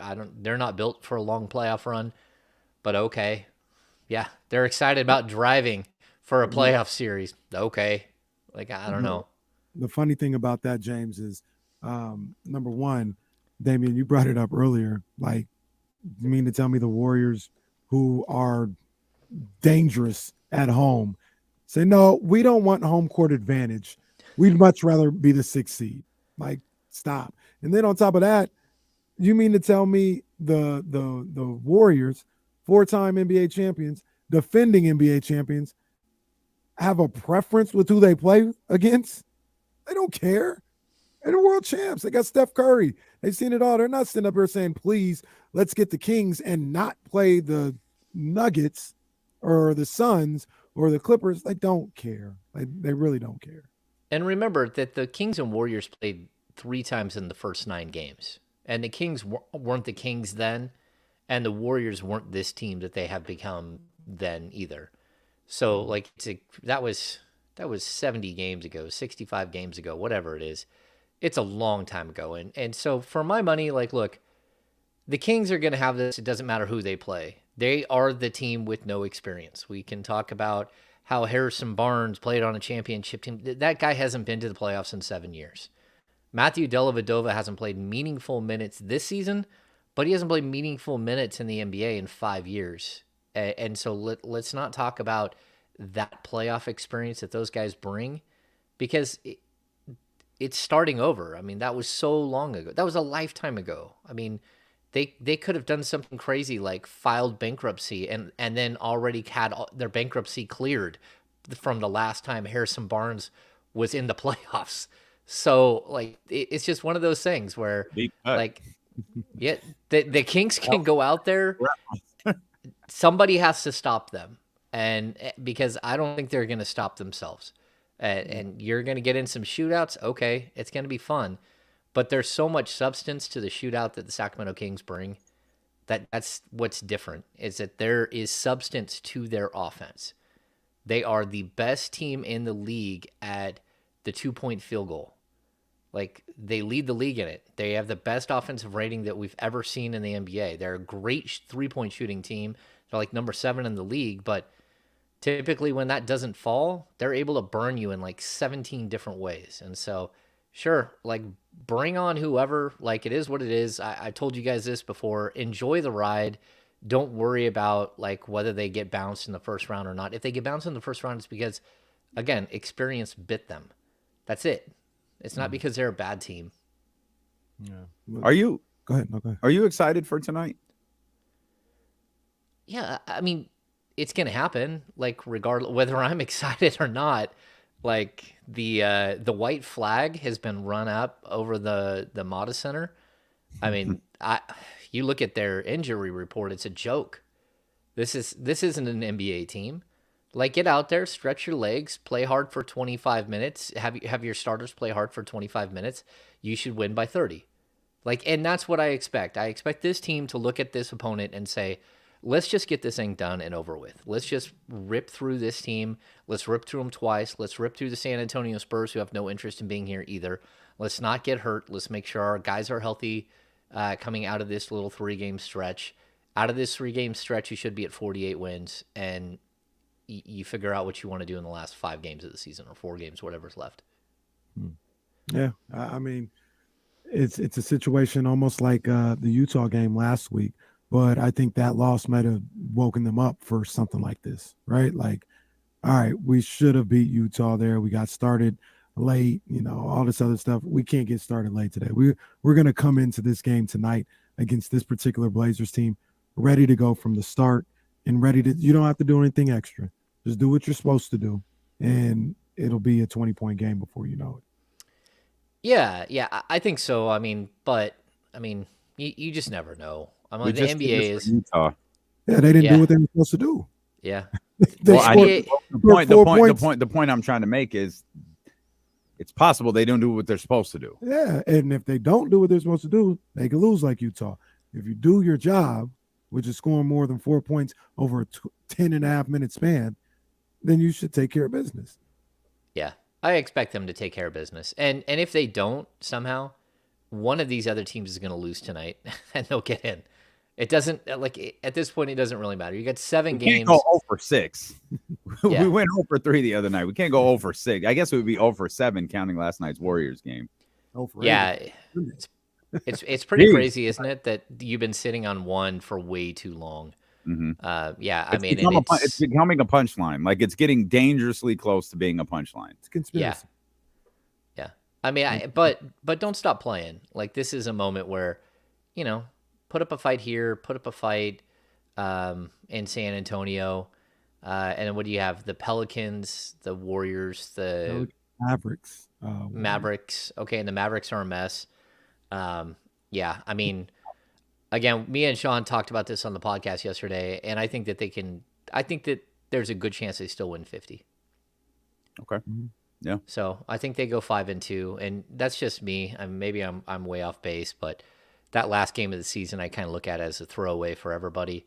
You're already going to know who and where you are in the playoffs at that point, and it's going to come down to who's 6 through 12 or 6 through 15 are better that night.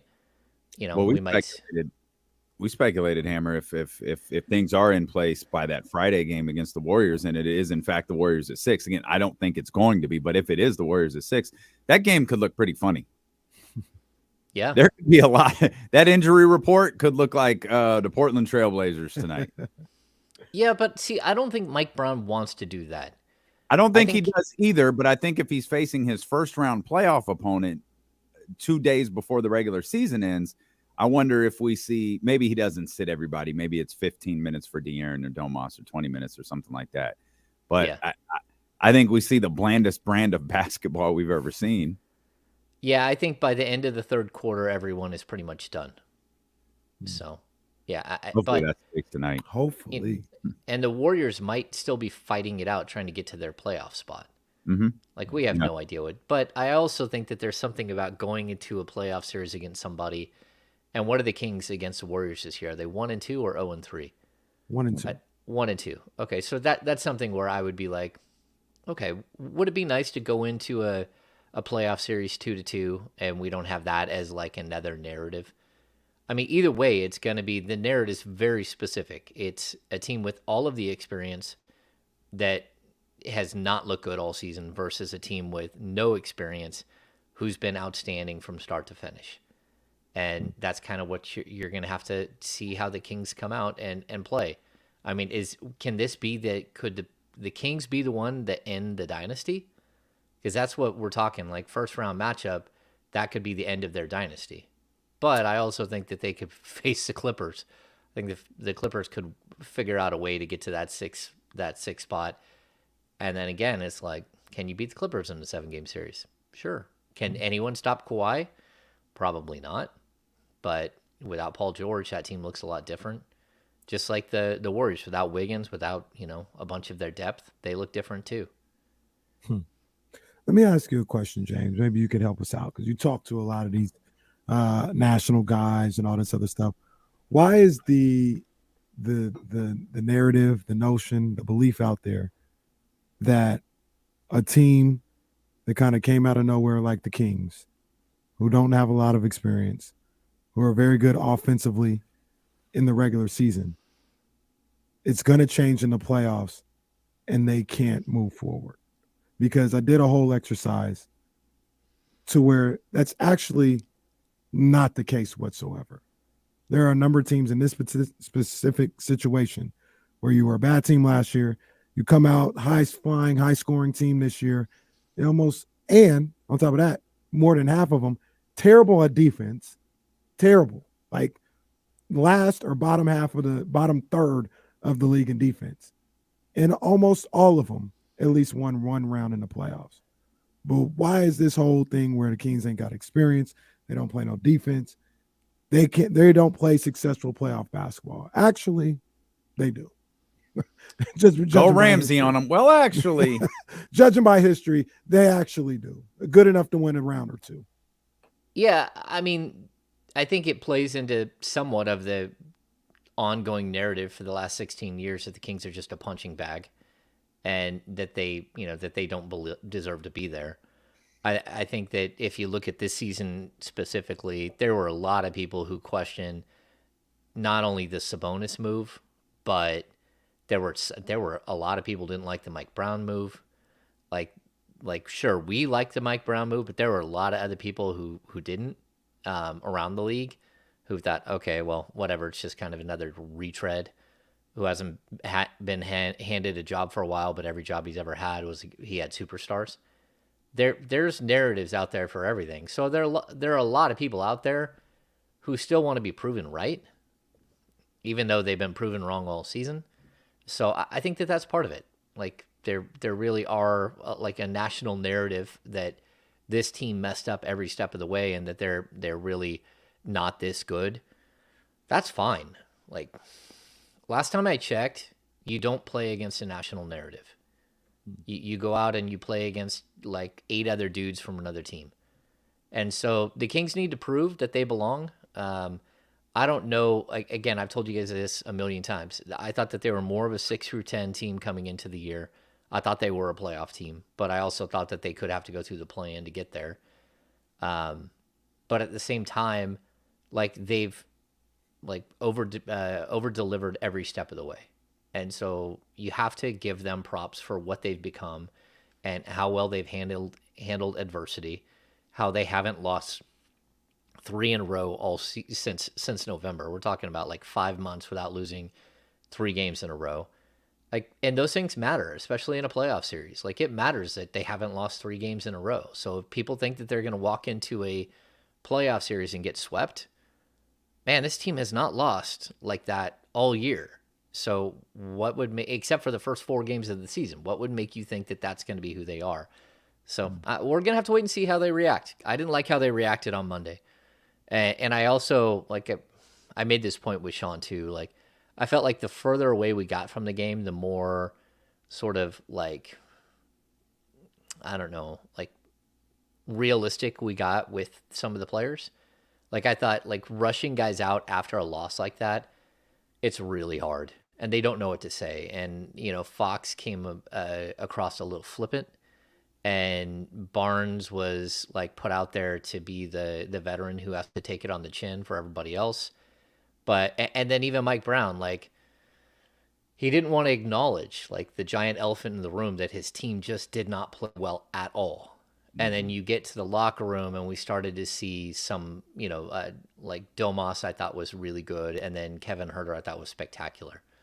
Like admitting that you felt bad that you let down the fans and that you should have been able to do it on the home court. That was something that like it did play on his mind. And I think it played on all of their mind. I think the whole game, they felt it. So what do you think about the game? We haven't had a chance to talk to you about like the actual game. What is just I'll ask you generically, like what's your opinion on it, and we'll dive deeper into it. Yeah, I mean, we talked about this last week, and I think that I'm starting to see a trend that I don't really like, and that is the Malik Monk takeovers in the fourth quarter and De'Aaron Fox standing in the corner too much. I didn't get it. I mean, the guy had 20 points at halftime, finishes with 29. And you're waiting the whole time for him to take over the game, and he never did. And he settled for a bunch of like bad 3-point shots. Like, I don't care who's in the middle. Like, go do your thing, because that's how this team has been great all year long. I thought I like Alex Len. I talked to Alex Len a lot in the locker room. not on the record, off the record. I go over and say hi to him almost every game. He's always in the locker room. He's the only one who's always in the locker room. I don't understand that dude had played 58 minutes through 72 games, and you put him out there in game 73 and as a rotational player, like, and against Nas Reed, like if it was against Gobert, that's one thing. Yeah. But I was confused, and like we get to this point in the season where I don't care what's going on with Chimezie Metu. You got to stop doing teaching moments at this point. We're at the point where you can deal with teaching moments this offseason when he's a free agent, and you can decide whether you want him as part of your roster moving forward or not. That can be another teaching moment. At this point, he's the guy who's got you here. Mm-hmm. Like, he's one of the 8 or 9 guys who have helped get you to this point in the season. And he's flat out, he's a better matchup against Nas Reed than Alex Len. Nas Reed burned him for 18 points and most of it was 3-point shots. Yeah. And if it wasn't, it was him taking people off the dribble. And I didn't think that they were scoring at the rim. I thought most of what we saw from Minnesota was they were getting inside the circle, and they were hitting a bunch of bank jump shots. And I just didn't I was confused. And that was predetermined coming into that game that they were going to run with that lineup. So maybe they thought that Cat was going to play, and they had already set up a game plan and then didn't adjust. But I was confused by it. So those are some of the things that I looked at when I was watching the game. I would have liked to have seen more of Kessler. He barely played at all. Overall, I just thought it was a very strange game for the Kings. And then we heard the whole, they top blocked him on the on the 3 ball, and like teams have tried that this season. That should not have been a major issue for this team. And where's the counter? If that's what they're going to do, where's the counter? And so I don't know. The game itself, it was just disappointing. Like, it was disappointing from what we saw. It was disappointing from everything about the entire night. There was too much buildup, and I think the team felt it and fell flat. Yeah, Kenny's been saying. So it was. I thought they.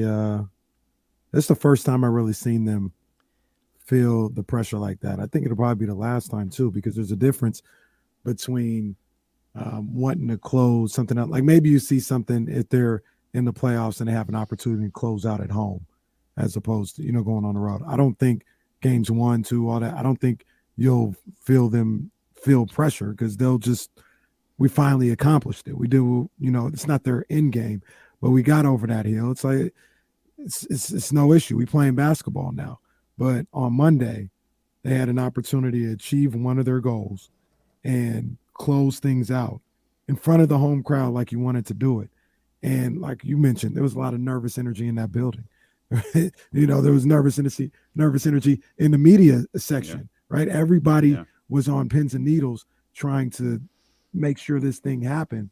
And I thought the team and the players kind of felt that a little bit. And they didn't play well. They've answered the call all year long. I expect them to play well pretty much for the rest of the season. And when they get to game 1, whoever it's against, I think they'll play well then too. Yeah, I mean, they stopped passing the ball. I mean, they hit 5 3-pointers, which was a huge issue, but they only had like 16 assists. Like, this team, in their sleep, gets 25 assists every night. Mm-hmm. The ball just didn't move. Like, the whole thing looked weird and clunky. And we can sit there and talk about the length of the Timberwolves, and Jaden McDaniel did such a great job defending De'Aaron Fox. Like, well, I didn't see that in the first half. He torched the dude for 20 points in the first half. Like, you went away from him. And also, he didn't demand it. Like, step to the moment and demand it in that. The last thing I wanted to see in the fourth quarter was Fox standing in the corner and Malik Monk and Domantas Sabonis running a 2-man game. Like, it just didn't make any sense. What in the world is happening? I hated watching him walk the ball up to half court and then throw a skip pass across to the other side. And it's just like, every time you're like, what are we doing here? This is not who you are as a team, and this is not how you got here at all.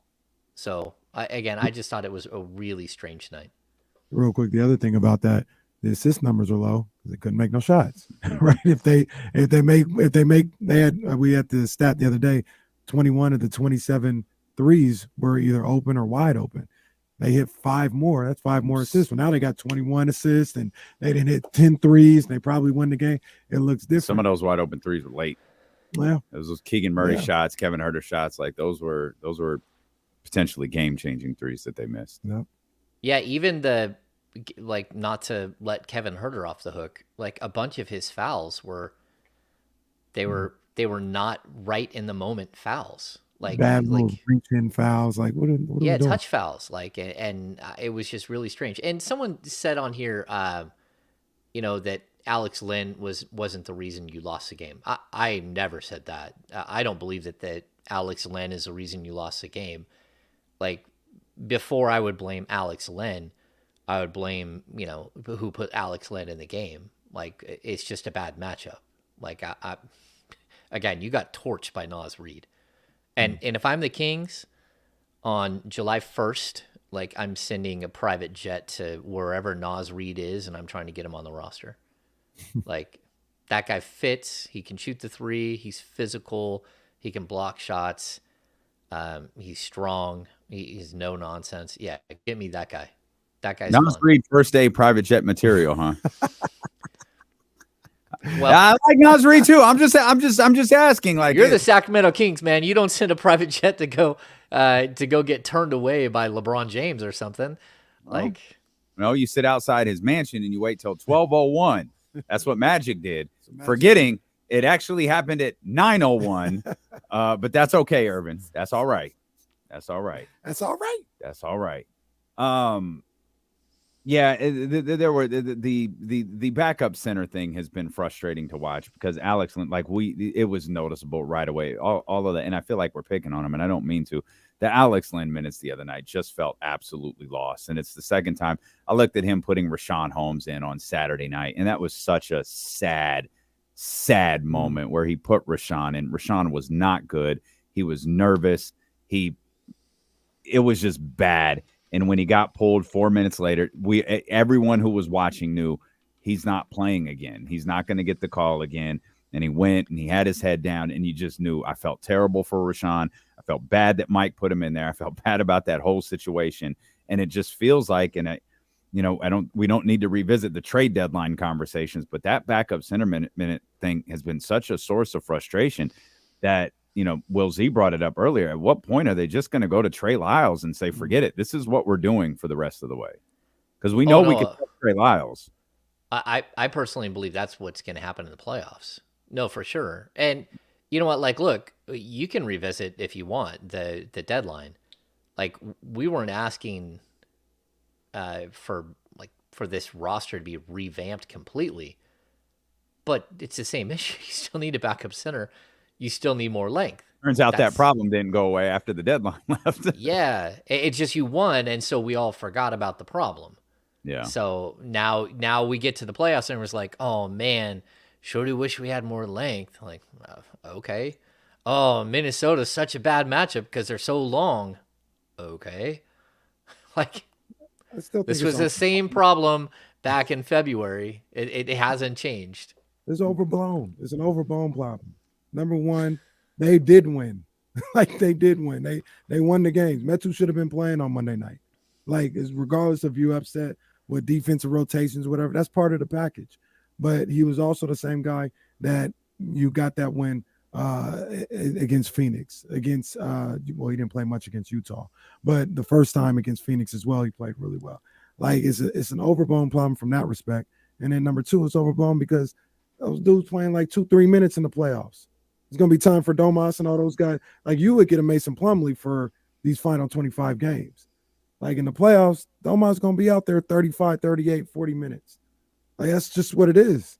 I agree. I agree. But that doesn't mean that you, in order to improve this team, you don't have to improve one position by 8 steps forward by you don't have to take one position and turn it from if we're going to rate players an 80 player to a 99 player, sure, that can happen.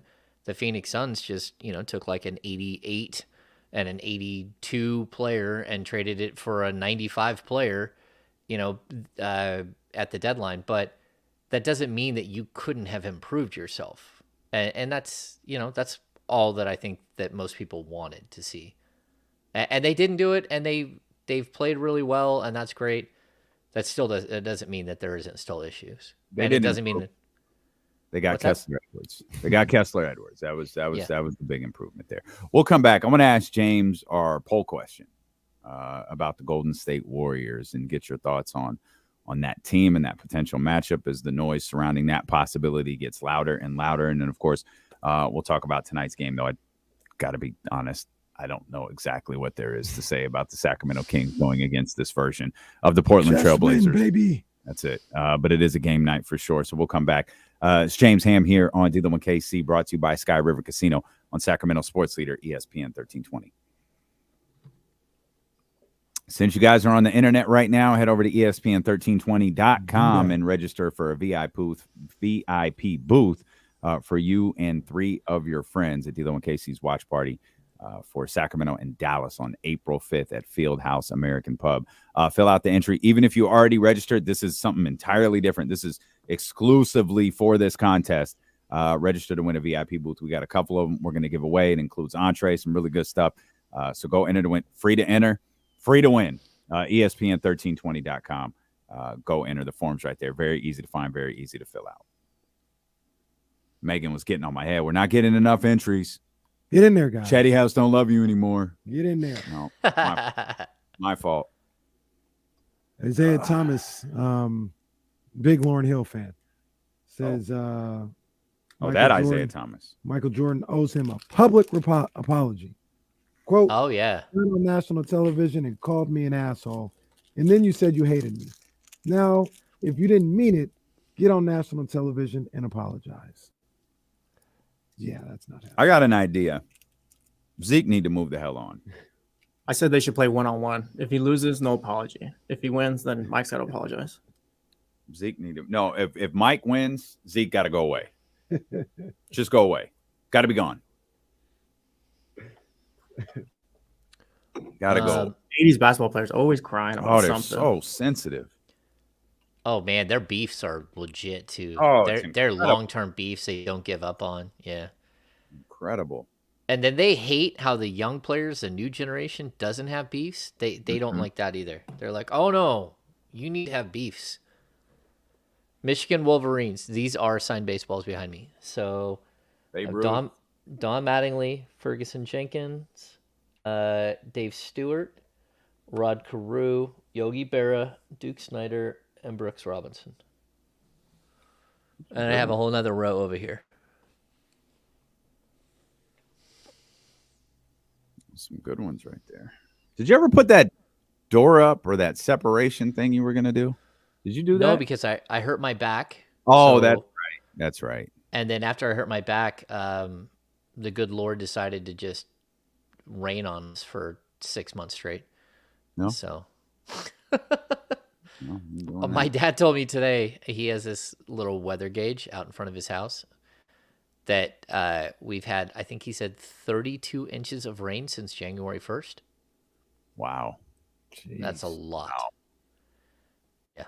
So is the lake full? Like, is the water back? Oh, the lake is here. Yeah. Not well, your we lake. Not never your lose our not lake. the Ham Lake. I meant like Folsom. Oh, yeah. Folsom Lake is full. Oroville is full. Yeah, it's crazy. Yeah. All right, I'm over it. Yeah, time to go away. Yeah, it's Time to go. we're walking away. this morning, and it's like it's raining. Like it's just full on raining. Like it's damn near April 1st. Like let's. Now it's supposed to Stop. clear up on for the next. Oh, did you 7 see to 10 next days. Friday? No, I don't think it is. Oh, it changed overnight. Look at next Friday though. It snowed Yeah, here next out of Friday nowhere. We is got during the 2 weekend. inches. Yesterday I was just looking at it and it was clear. Well, apparently you didn't check the weather like you thought you did. Need to cuss out Mother Nature again. See Tragic. what happens. Another Wednesday rain, which means baseball is going to get rained out again. I truthfully don't care if it rains. Just don't let the wind be blowing too. The wind is so Nah, I'm tired. worthless. I am too, but the wind rain- is worthless. Rain does need to go away. Yeah. 100%. The random question that I look sideways at, they asked where does my dad live? My dad lives here in the Lake of the Pines. We had to move him up this way a few years back. I don't think I knew that. Did I? Did I know that? Oh, my dad, he lives like maybe an eighth of a mile away. Yeah, he's got the COPD, so we have to keep him close. 50 years of smoking. Mm-hmm. Yeah. Yeah, he used to do all my projects with me here in the house, but not anymore. Now he gets winded, like holding level up while I screw in a door. I'm like, come on, man.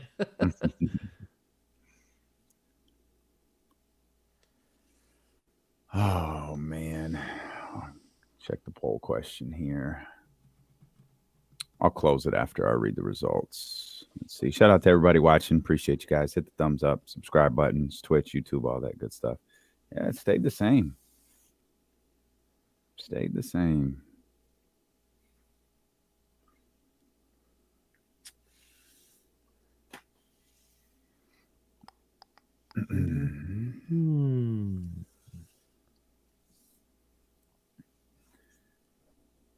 We had a good conversation with Marc Spears earlier. Oh, yeah. I saw he was on. He called Mark Jones in the middle of the call, which was just fantastic. Just to mess with him? Yeah, pretty much. And did he have Mark Jones on the call with you? Yep. Yeah, he said, hang on, I'm going to call Mark Jones. I wasn't always sure that Mark Jones could hear us. I wasn't sure either. I told you, I don't think Mark Jones knows who I am. Were you at the table when he called Bubba from Forrest Gump? Marc Spears did that? Yes. I don't know that guy's name. No. I missed that. He FaceTimed him, and then I think it was to mess with Sean. And then Sean ended up talking to him. Yeah. He big time us. Like solid big time. You can't FaceTime someone without a heads up though. Like no, you just definitely can't. you gotta hit them with a hey, I'm about to FaceTime you. Also, hey, there's some people around me. I'm about to FaceTime you. Or if I'm on the receiving end, if I'm not sure about where I'm at right now and I just want to answer. Mm-hmm. What's good, bro? What you need? It's McKelty Williams. Hang on, Hammer. Yep.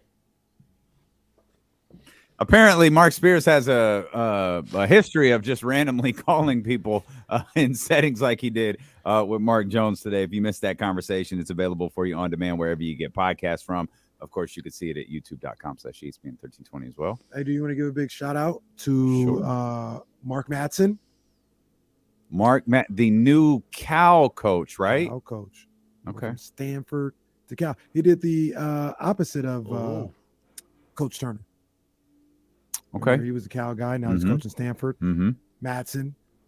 Stanford. Final Four appearance from Stanford with Arthur Lee. That was a classic against Rhode Island. Catino Mobley and Wheeler. I forgot his name. That was a classic Elite Eight matchup. And now head coach of the Cal men's basketball team. Okay. All right. Well, shout out Coach Madsen. Well done. Good luck, Jason Jones. Shout out to Professor. Yes, indeed. Hammer, we posted this question over on youtube.com/ESPN1320. Do you want a Kings Warriors playoff series? After a couple of hours of being posted, 56% say yes, 44% say no. That's where the poll will end. James, I know you're a broadcast journalist, but would you want to see a Warriors Kings first round matchup? Yeah, why not? Well, first up, it'll save money. So that's what matters. No, that's fine. That's fine. No, yeah. I think that was part of Marc Spears' thinking as well. Just drive back and forth, no big deal. Yeah, well, Mark lives down there, so he'll just like hop right over, and then he'll take the train up. Yeah, to be honest with you, I think it's fine. Like that's an aging roster that hasn't played well. They have another level that they can get to. Everyone knows because they showed it to you last year when they won the championship. But at the same time, I think the Kings are equipped to play them. For as many people who say, oh, you can't stop Steph, like, okay, who's going to stop De'Aaron? And I do think that Looney is a tough matchup with Sabonis, but still, I don't fear it. Sabonis is a much better player. And remember back this offseason, there were a lot of rumors that the Kings, that Mike Brown wanted Looney on this roster. And it would have, that would have been really intriguing. But, look, that team is barely above 500 and they're horrible on the road. And people can say, oh, the Sacramento's not the road. Yeah, it is. It's the road. It is. It's not Oracle. Sacramento, not the road. That's a wild sentiment to make. Yeah, I mean, that's what we're hearing. Like, oh, they'll just drive on up there. Like, it's no big deal. They're gonna be able to save their legs. Like, whatever. They're gonna, like, oh, look at there's Draymond Green on the Bay Bridge. Let's get out of here, winner. It's like, come on, man, stop it. Yeah, did he do like weird hand gestures and? Like, well, I mean, yeah, like kind of, like he kind of did. Very emphatic. What's funny though? Kings are the mark. What's so funny is he just changed the team of what he said a couple months ago. He did this same bit with the Lakers, and now he's changed the team from the Lakers to the Suns, but still has the Lakers to the Warriors, but still has the Kings as the target. This dude, come on, man. Yeah. People, those are your fellow broadcast journalists, man. You need to put them in check. I mean, like, what's the rule? If you can look around the table and you can't tell who the mark is, it's you. And so I'm starting to think that might be the case for Brian. Like, oh dear. Yeah, I'm just not sure. Like, what is going on? Who is feeding you this that everyone is excited? Like, you're still going to have this narrative no matter what. The Kings are the team that have not been to the playoffs at all. And even like Minnesota was in the playoffs. The Pelicans made the playoffs. So there are all of these teams that are around you that even if they're inexperienced, they at least have one playoff series under their belt. And it's something you guys asked early, but like throughout the history of time with the NBA, there's usually a very structured way that you get into the playoffs, and you're usually a 7 to 8 seed in your first year. The second year, you might move up to a 5-6 seed. The third year, if you add pieces, you become a contender, and then you have a life expectancy. Now, there are some teams that make it and then completely fall apart and don't make it again, but there's like usually this basic structure that you see, and it's how you gain experience. It's how, like, and it's gone on for years and years. And there's some teams that get stuck and they can't ever get past the 6 seed. And then they fire their coach because clearly it's his fault. They can't get past the 6 seed. And like, we have this cycle that happens all the time. Well, the Kings have jumped ahead. So I get it. Like, if people want to call them a mark or whatever they want to call them, that's fine. But don't discredit what the Kings have done, because the Kings can drop 176 on you. And it is what it is. Like, they can put 130 on any team in the league right now. It doesn't matter who it is. They might, to a team like Boston, they might give up 150. They might, against the Bucks, they might give up like 145. But they can score with anybody, and they can outscore almost everybody. And that still makes you legit. And if you're okay in the fourth quarter and the third quarter and fourth quarter defensively, if you get better, like they've shown that they are, maybe you can hang with anybody. Like, I'm just not ready to say who and what this team is going to be. I think that they can keep going. And I also think they can get bounced in the first round. But either way, I'm just going to be like, okay, this is fun. This is what we're here for. And a lot of the narrative, like we continue to debunk, is just that a wrong narrative. Like, all these things, you're right. People talk about, the little scrappy team that's 7 to 8. Yeah, they get bounced. They got to go through their steps. Yeah. The teams that go from nothing to 5 or higher, we just laid it out, usually win at least one round in the series, or in the playoffs. It happens more times than it doesn't. And somebody in the chat was talking about, oh, Casey, because I went through 5-6 teams, right? Because I guess that wasn't enough. Me going through 5-6 teams. They're talking about, You named team. That was all like 10 years ago. I'm sorry, the Phoenix Suns just did it like 2 years ago. Phoenix Suns went from they won a series? They won a few series, to be Oh. honest with you. But, but the notion that the no experience and all that, it's not true. Now, like you said, the Kings might lose in the first round. I'm here to tell you, if the Kings lose, it's going to be because they lost.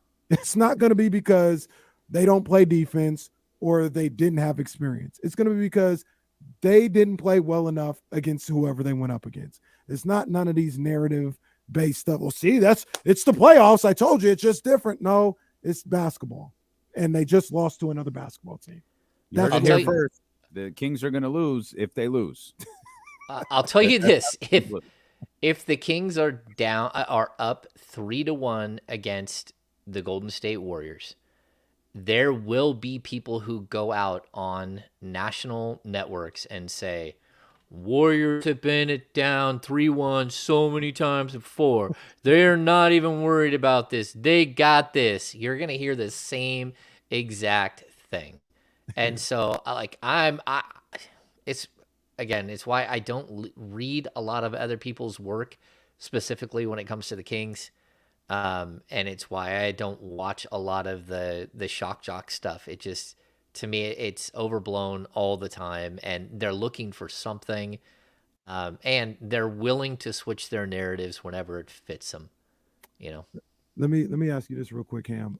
You think that the players, I don't want to say affected, but you think, obviously, I think they hear it, but does that weigh on them? Does it motivate them? How do you think they take all of that?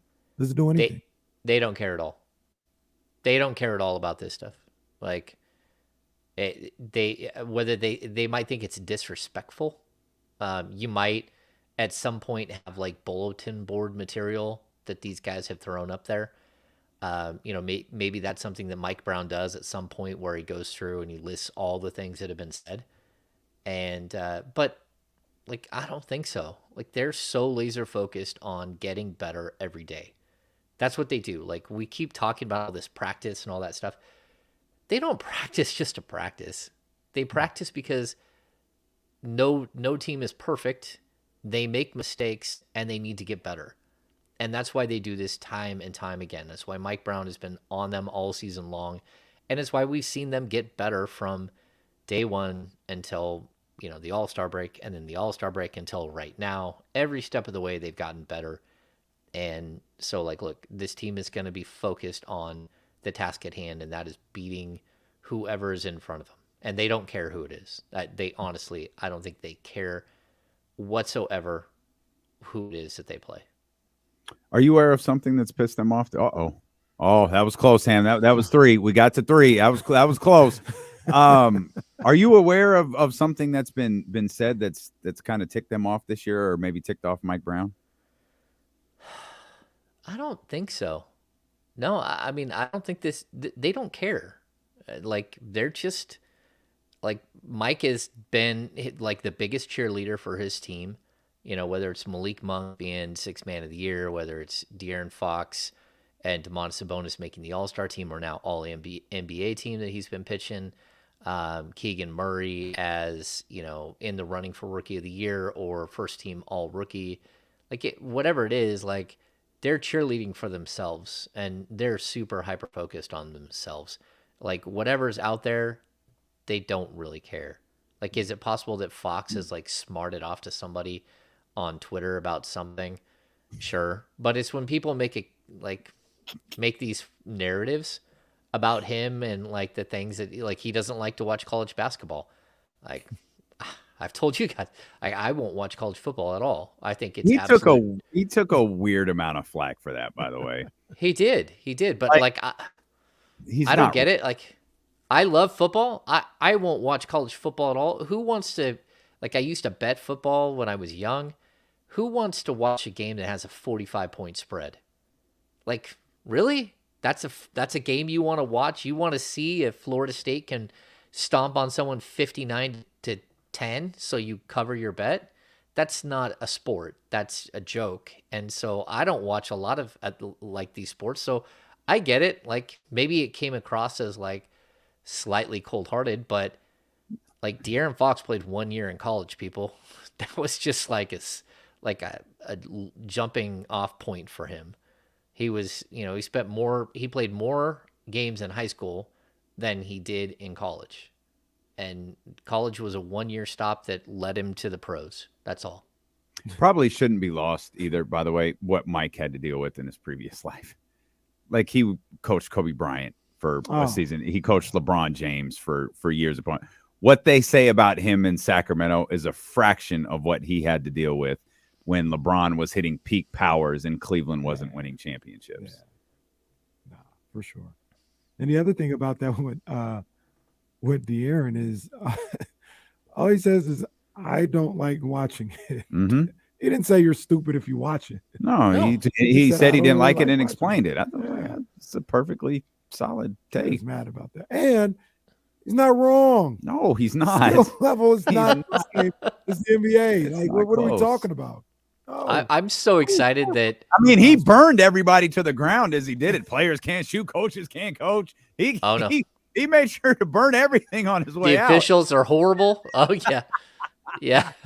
He was like Oprah, like handing out cars. He was just dissing everybody. You get dissed and you get dissed. Like, all right. I enjoy college basketball, college sports in general, but I don't know what it is. Think it's the pros. Yeah. It's not. I'm really excited that I have not had to write one mock draft to this point. I have spent the last 12 years writing one mock draft after another, and I haven't even jumped in and started to study these guys like I normally would. And it's because you don't have to. Like, this team their draft pick is going to be in the 20s. I caught wind of one today, actually, and it has nothing to do with Sacramento, but it got my attention because you may have already heard something like this on D-Lo and KC. What is it? It's Sam Vecini, the Athletic. Is it? He had some things to say about Alabama and Brandon Miller. Oh, and Scoot Henderson. And he stopped short of a not so fast, my friend. But you can see something. With Brandon Miller being ahead of Scoot. Mm-hmm. You can see something starting to develop in that conversation where there was, there was a distraction away from his game over the last few months, and we've talked about that at length. Yeah. But if you could put that out of your head and go watch his game, boy is bad. Brandon looked like Paul George. That boy is bad, and it'll be interesting to see what happens over the course of the next couple of months if he does overtake Scoop for that number 2 spot, because it's been Victor Scoop for like a year now. Mm-hmm. Well, that might be changing. Yeah, that's going to be really, really difficult to do, because that right there is just a first contract. It's like a $60 million contract over the first 4 years. That's a big, big risk to take. Maybe $52 million, whatever. But so basically, what's a risk? Why is it a risk? It's a risk because if you talk to anyone around that Ignite team, they will tell you that Scoot not only is one of the hardest workers you're ever going to run into, one of the best dudes you're ever going to run into. It is spotless. He is a really, really good kid from everything that I've heard, and he's incredible at basketball. Brandon Miller is very, very good at basketball, and of course they play a different position, so it's hard to kind of compare them and who they're going to be at the next level. But the off the court stuff, man, that's tough. And it's a gigantic red flag. And you have to, if you're going to make a decision in the top 3, we already know Victor's going number 1. But if you're trying to these are both potential franchise players. And one of them is looked at so glowingly, and the other one has this situation that clearly mistakes were made. You're going to have a tough time making that selection. Maybe it will happen, but I don't know. I think that's risky. I will reserve judgment on Brandon Miller after some of the things the more I heard about that. Yeah. If we're talking about the top, if we're looking at like the difference between taking these two guys at number 5 or number 6, and you're starting to weigh these things, that's different. But James, he's not going past 3. No. I don't think Brandon Miller's going past 3. I don't think so either. Yeah, the GM said after in the height of all of it, doesn't affect a thing. Yeah, we did right. Right. Yeah, that's one GM that wouldn't go on the record. That was like 5 of them. That was an Adam Schefter, it's open season for Deshaun Watson level type remark from that anonymous general manager. Yeah. There's a lot to that story. Kenny and I spent a lot of time on it, studying it and learning about it just before the tournament started. But the point being, he's a hell of a ball player, and this is the first time we've seen. And again, he didn't say, "Oh, he's clearly the number 2," but he didn't say anything like that. Mm-hmm. It's just you're starting to see a shift in the way Brandon Miller has talked about in relation to Scoot Henderson. It'll be interesting to see how that plays out on draft night. I'm sure people will have fun with it in their mock drafts, and the hot take will be putting Brandon at number 2, or the first guy who puts Brandon at number 2 and puts Scoots at number 3. It's all about clicks, James, as so many are well aware of. Is James Ham had Jaden Ivey. All of a sudden, draft day, it drops. And who does he have at number 4 for Sacramento? Keegan Murray. Keegan Murray. Well, that's because that's who they were taking. I've got nothing on tonight's game. The Kings got to go out there and get a win. Like, don't have a letdown game against the Portland, whatever they are, the G League team. Yeah. Don't have a letdown against them. Go get the job done. Get this over with. And Memphis and Knicks, I don't know. That's fine too. Memphis Clippers tips off at 5. So the game will be nearing a conclusion, probably in the first quarter of the Kings game. So, that'll live out there again, but just go beat, regardless of what happens in Memphis, go beat Portland tonight. Beat Portland tonight. Beat them again on Friday. Yep. In fact, win the next 3. That's where we're at right now. Win the next 3 games. Absolutely. Kingsbeat.com. That's where you can find more content. From our man, James Ham. Poll closed at 56 to 44%. Anyone surprised by that? Do you want to see a Warriors-Kings series? Anyone surprised by 56 to 44? Yes. 56, yes. 44, no. I am. I thought it'd be a little bit more. We want to see the Warriors. I don't know. Do you think it'll change? If the Warriors win on the last day of the season and that gets them to the 6th spot versus the play-in, and maybe the flip side is Minnesota, do you think it changes? Steph Curry always gonna make people nervous, so it might not. Like, Steph Curry is the great equalizer in this situation, the greatest, ultimate X factor. Yeah, he's gonna always make people say, "I don't want to play those guys." So there's that. But I'm coming around. I think it'll be a lot of fun. I do. Okay. And remember that the Warriors and Kings have never made the playoffs in the same year in the 38 years Sacramento Kings have been here. Amazing. Right. Yeah, absolutely amazing. Kingsbeat.com for more James Ham content. Become a premium subscriber if you know what's good for you. It's your best content that you could get from the Sacramento Kings, from James Ham, who's there every single night, virtually every single day, to cover this basketball team. We appreciate you so much for being with us. We've got NBA action on the way. We've got the Mavericks and the Philadelphia 76ers coming up, and we got the T-Wolves and the Suns immediately after that, a doubleheader right here on Sacramento Sports Leader. We'll see you here tomorrow. Stilo and KC, brought to you by Sky River Casino on ESPN 1320. Go Kings! Yeah, so... I almost pulled a Kenny and threw it to a break like 2 minutes early. I was like, oh, boy. I know you're wrapping up a little early. I was like, oh, we threw it a couple minutes. Uh-oh. So this was Big Lucci brings this up again, and I know we heard this up, but I was like, that can't be. And I don't think it is. Because I'm looking at Christmas Day right now. Christmas Day averaged 4.27 million viewers. So that's like, when Trista said that, I was like, that doesn't compute. Yeah. Iowa Louisville was like 2.1. Yeah, it was 2.1. Like Trista said that, and I was immediately like, that can't possibly be right. But there has to be some caveat. Yeah, maybe. But I don't know what the caveat is. Yeah. Maybe a primetime NBA game. Maybe a third. So. I don't know. Maybe so. I don't know. That just does not compute at all. Let me see. Celtics and Bucks had There's a 5 p.m. matchup between Celtics and the Bucks drew the largest average audience of the day with about 6 million total viewers. Viewership peaked from 7:30 to 7:45 to 6.8 million. Lakers Mavericks averaged 4.3 million. Warriors Grizzlies 4.7 million. 2.1 for that game is really good. It's true. It's tremendous, but it's tremendous by itself, not with the caveat that it did better than an NBA game, because I don't think it did.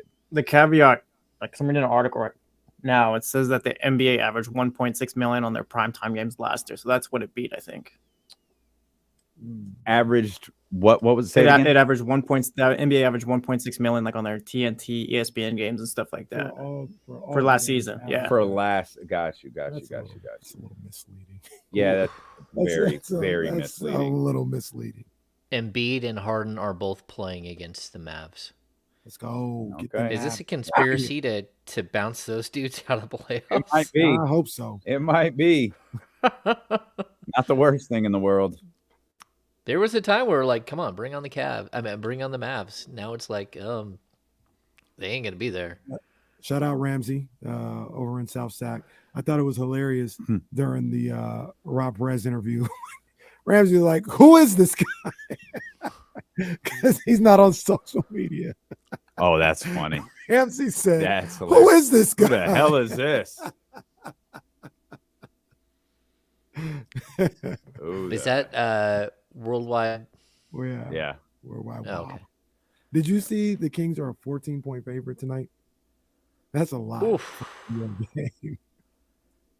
Yeah, I'm gonna have to do my price picks, and I'm like, how in the world am I gonna manage these price picks? Because you just don't know who's gonna be in for how long and all that stuff. Yeah. Tyler keeps saying, I heard him say it a little while earlier. It says Kawhi's out. I haven't looked at that anywhere else, but yeah, he is out. Yeah, I saw Kawhi's that. out. That's Wow. who? Memphis? Yeah. Desmond Bane is questionable. Ja was out last game. I don't know if he's coming back, but they play. Yeah. Are the Clippers and Warriors gonna have like a loose fest to see who can get the 6 seed to play the Kings? They watch them. According to Windhurst. Watch them fools mess around and fall out of the top 6 period. Yeah, like at Minnesota sitting there like, oh yeah, you go ahead and lose. You go ahead and try for 6. We'll go up and steal that. Yeah. I don't know. Guys, we're going to shut it down because I just realized Squints is here. So I'm guessing DJ he might Squints. need the studio. So we appreciate you guys. Hit the thumbs up before you go. Thanks for all the love. As always, New Corners of the Culture drops in the morning. We'll see you guys tomorrow. Hopefully celebrating. Yeah, man.